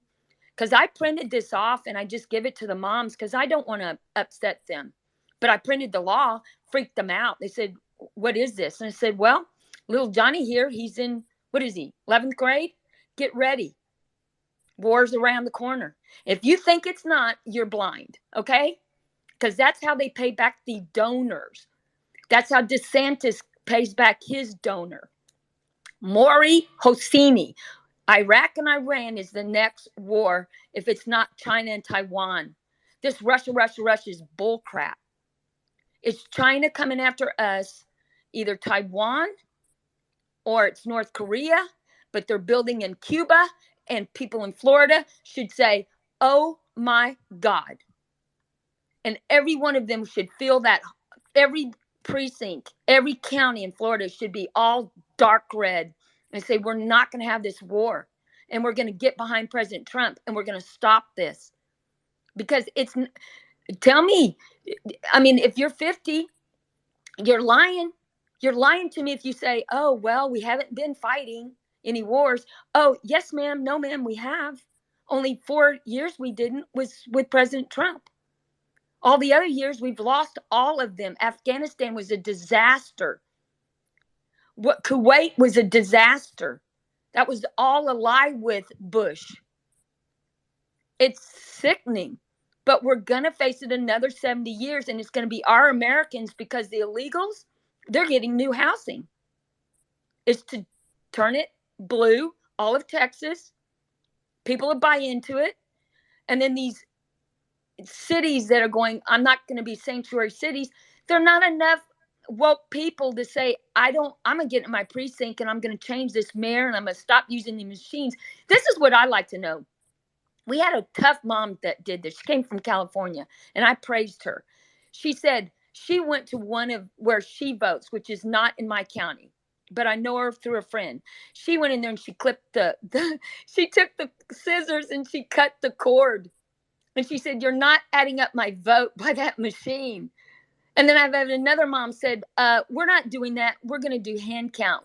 We're going to do this ourselves, and we're not using the machine. She organized it in her precinct where she's hand counting, and they're going to do it right there with the chain of custody right there in her county. I thank God, step up, do it. Our Constitution does not say you have to use a machine. And if enough of us stop telling me I'm going to march, great, go to a rally, go back to your precinct and say, we've got 100 people here, or even 50, and said, excuse me, raise your hand and say, this is what we're going to do. We're not using mail-in. We're going to use real people. We're not going to use AI. And 50 of us are going to organize, and we're going to hand count, and we're going to change the narrative, because you can do that. You don't have to use the machines at all. But unless you don't take your church group, your hobby group, your fishing group, your hunting group, for my group, skeet shooting. That's what we do. Organize twice a month, do a skeet shoot contest. They love to hunt and fish, so that's their hobby. Is to come to the precinct. Let's get this organized.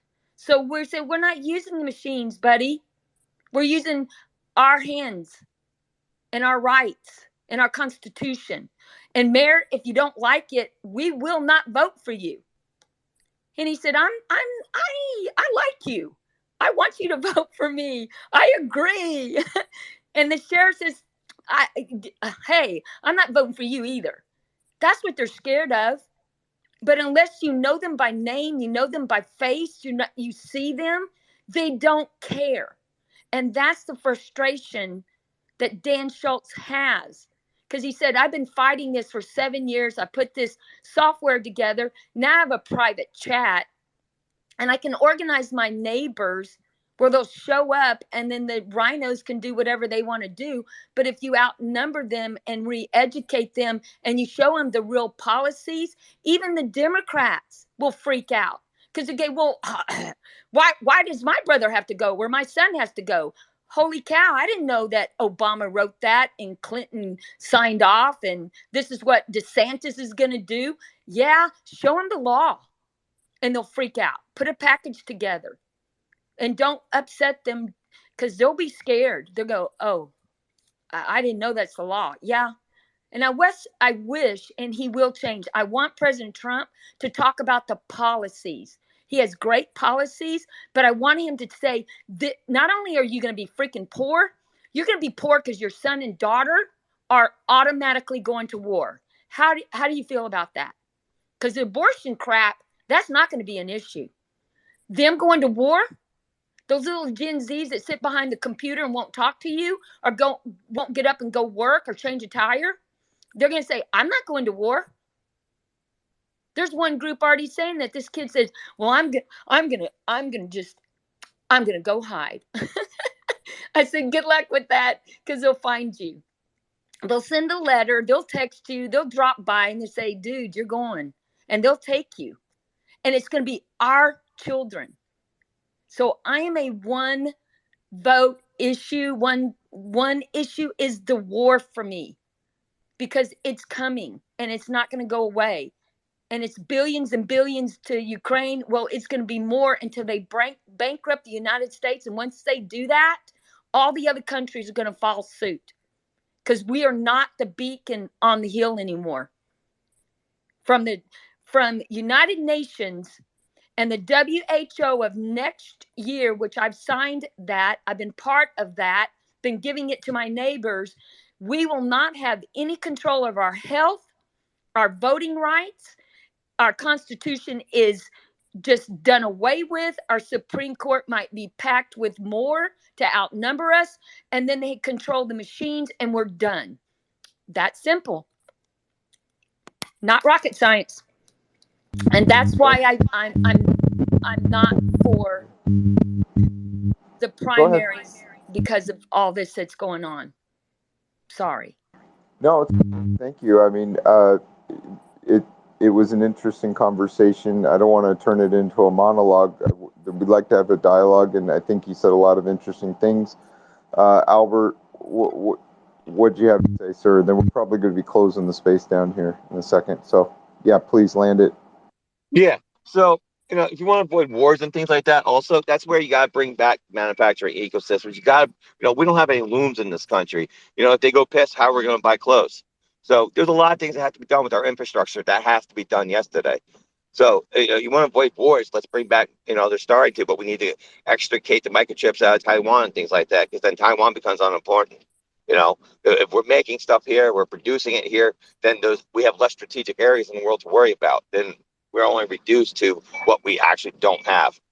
These are things that has to happen. We used to have that stuff, but so you want to avoid wars. Let's concentrate on getting those items taken care of as well at the same time. It can't just be focused on precinct strategy. It has to be focused on economics. It has to be focused on manufacturing, education. It has to be focused on the global divorce and extricating it and telling the world to go fuck off, right? And that's what it's going to take. It's going to take all of the above. It's not just one thing that's going to save us. It has to be all of us doing different things at different places at different times, but on the same mission.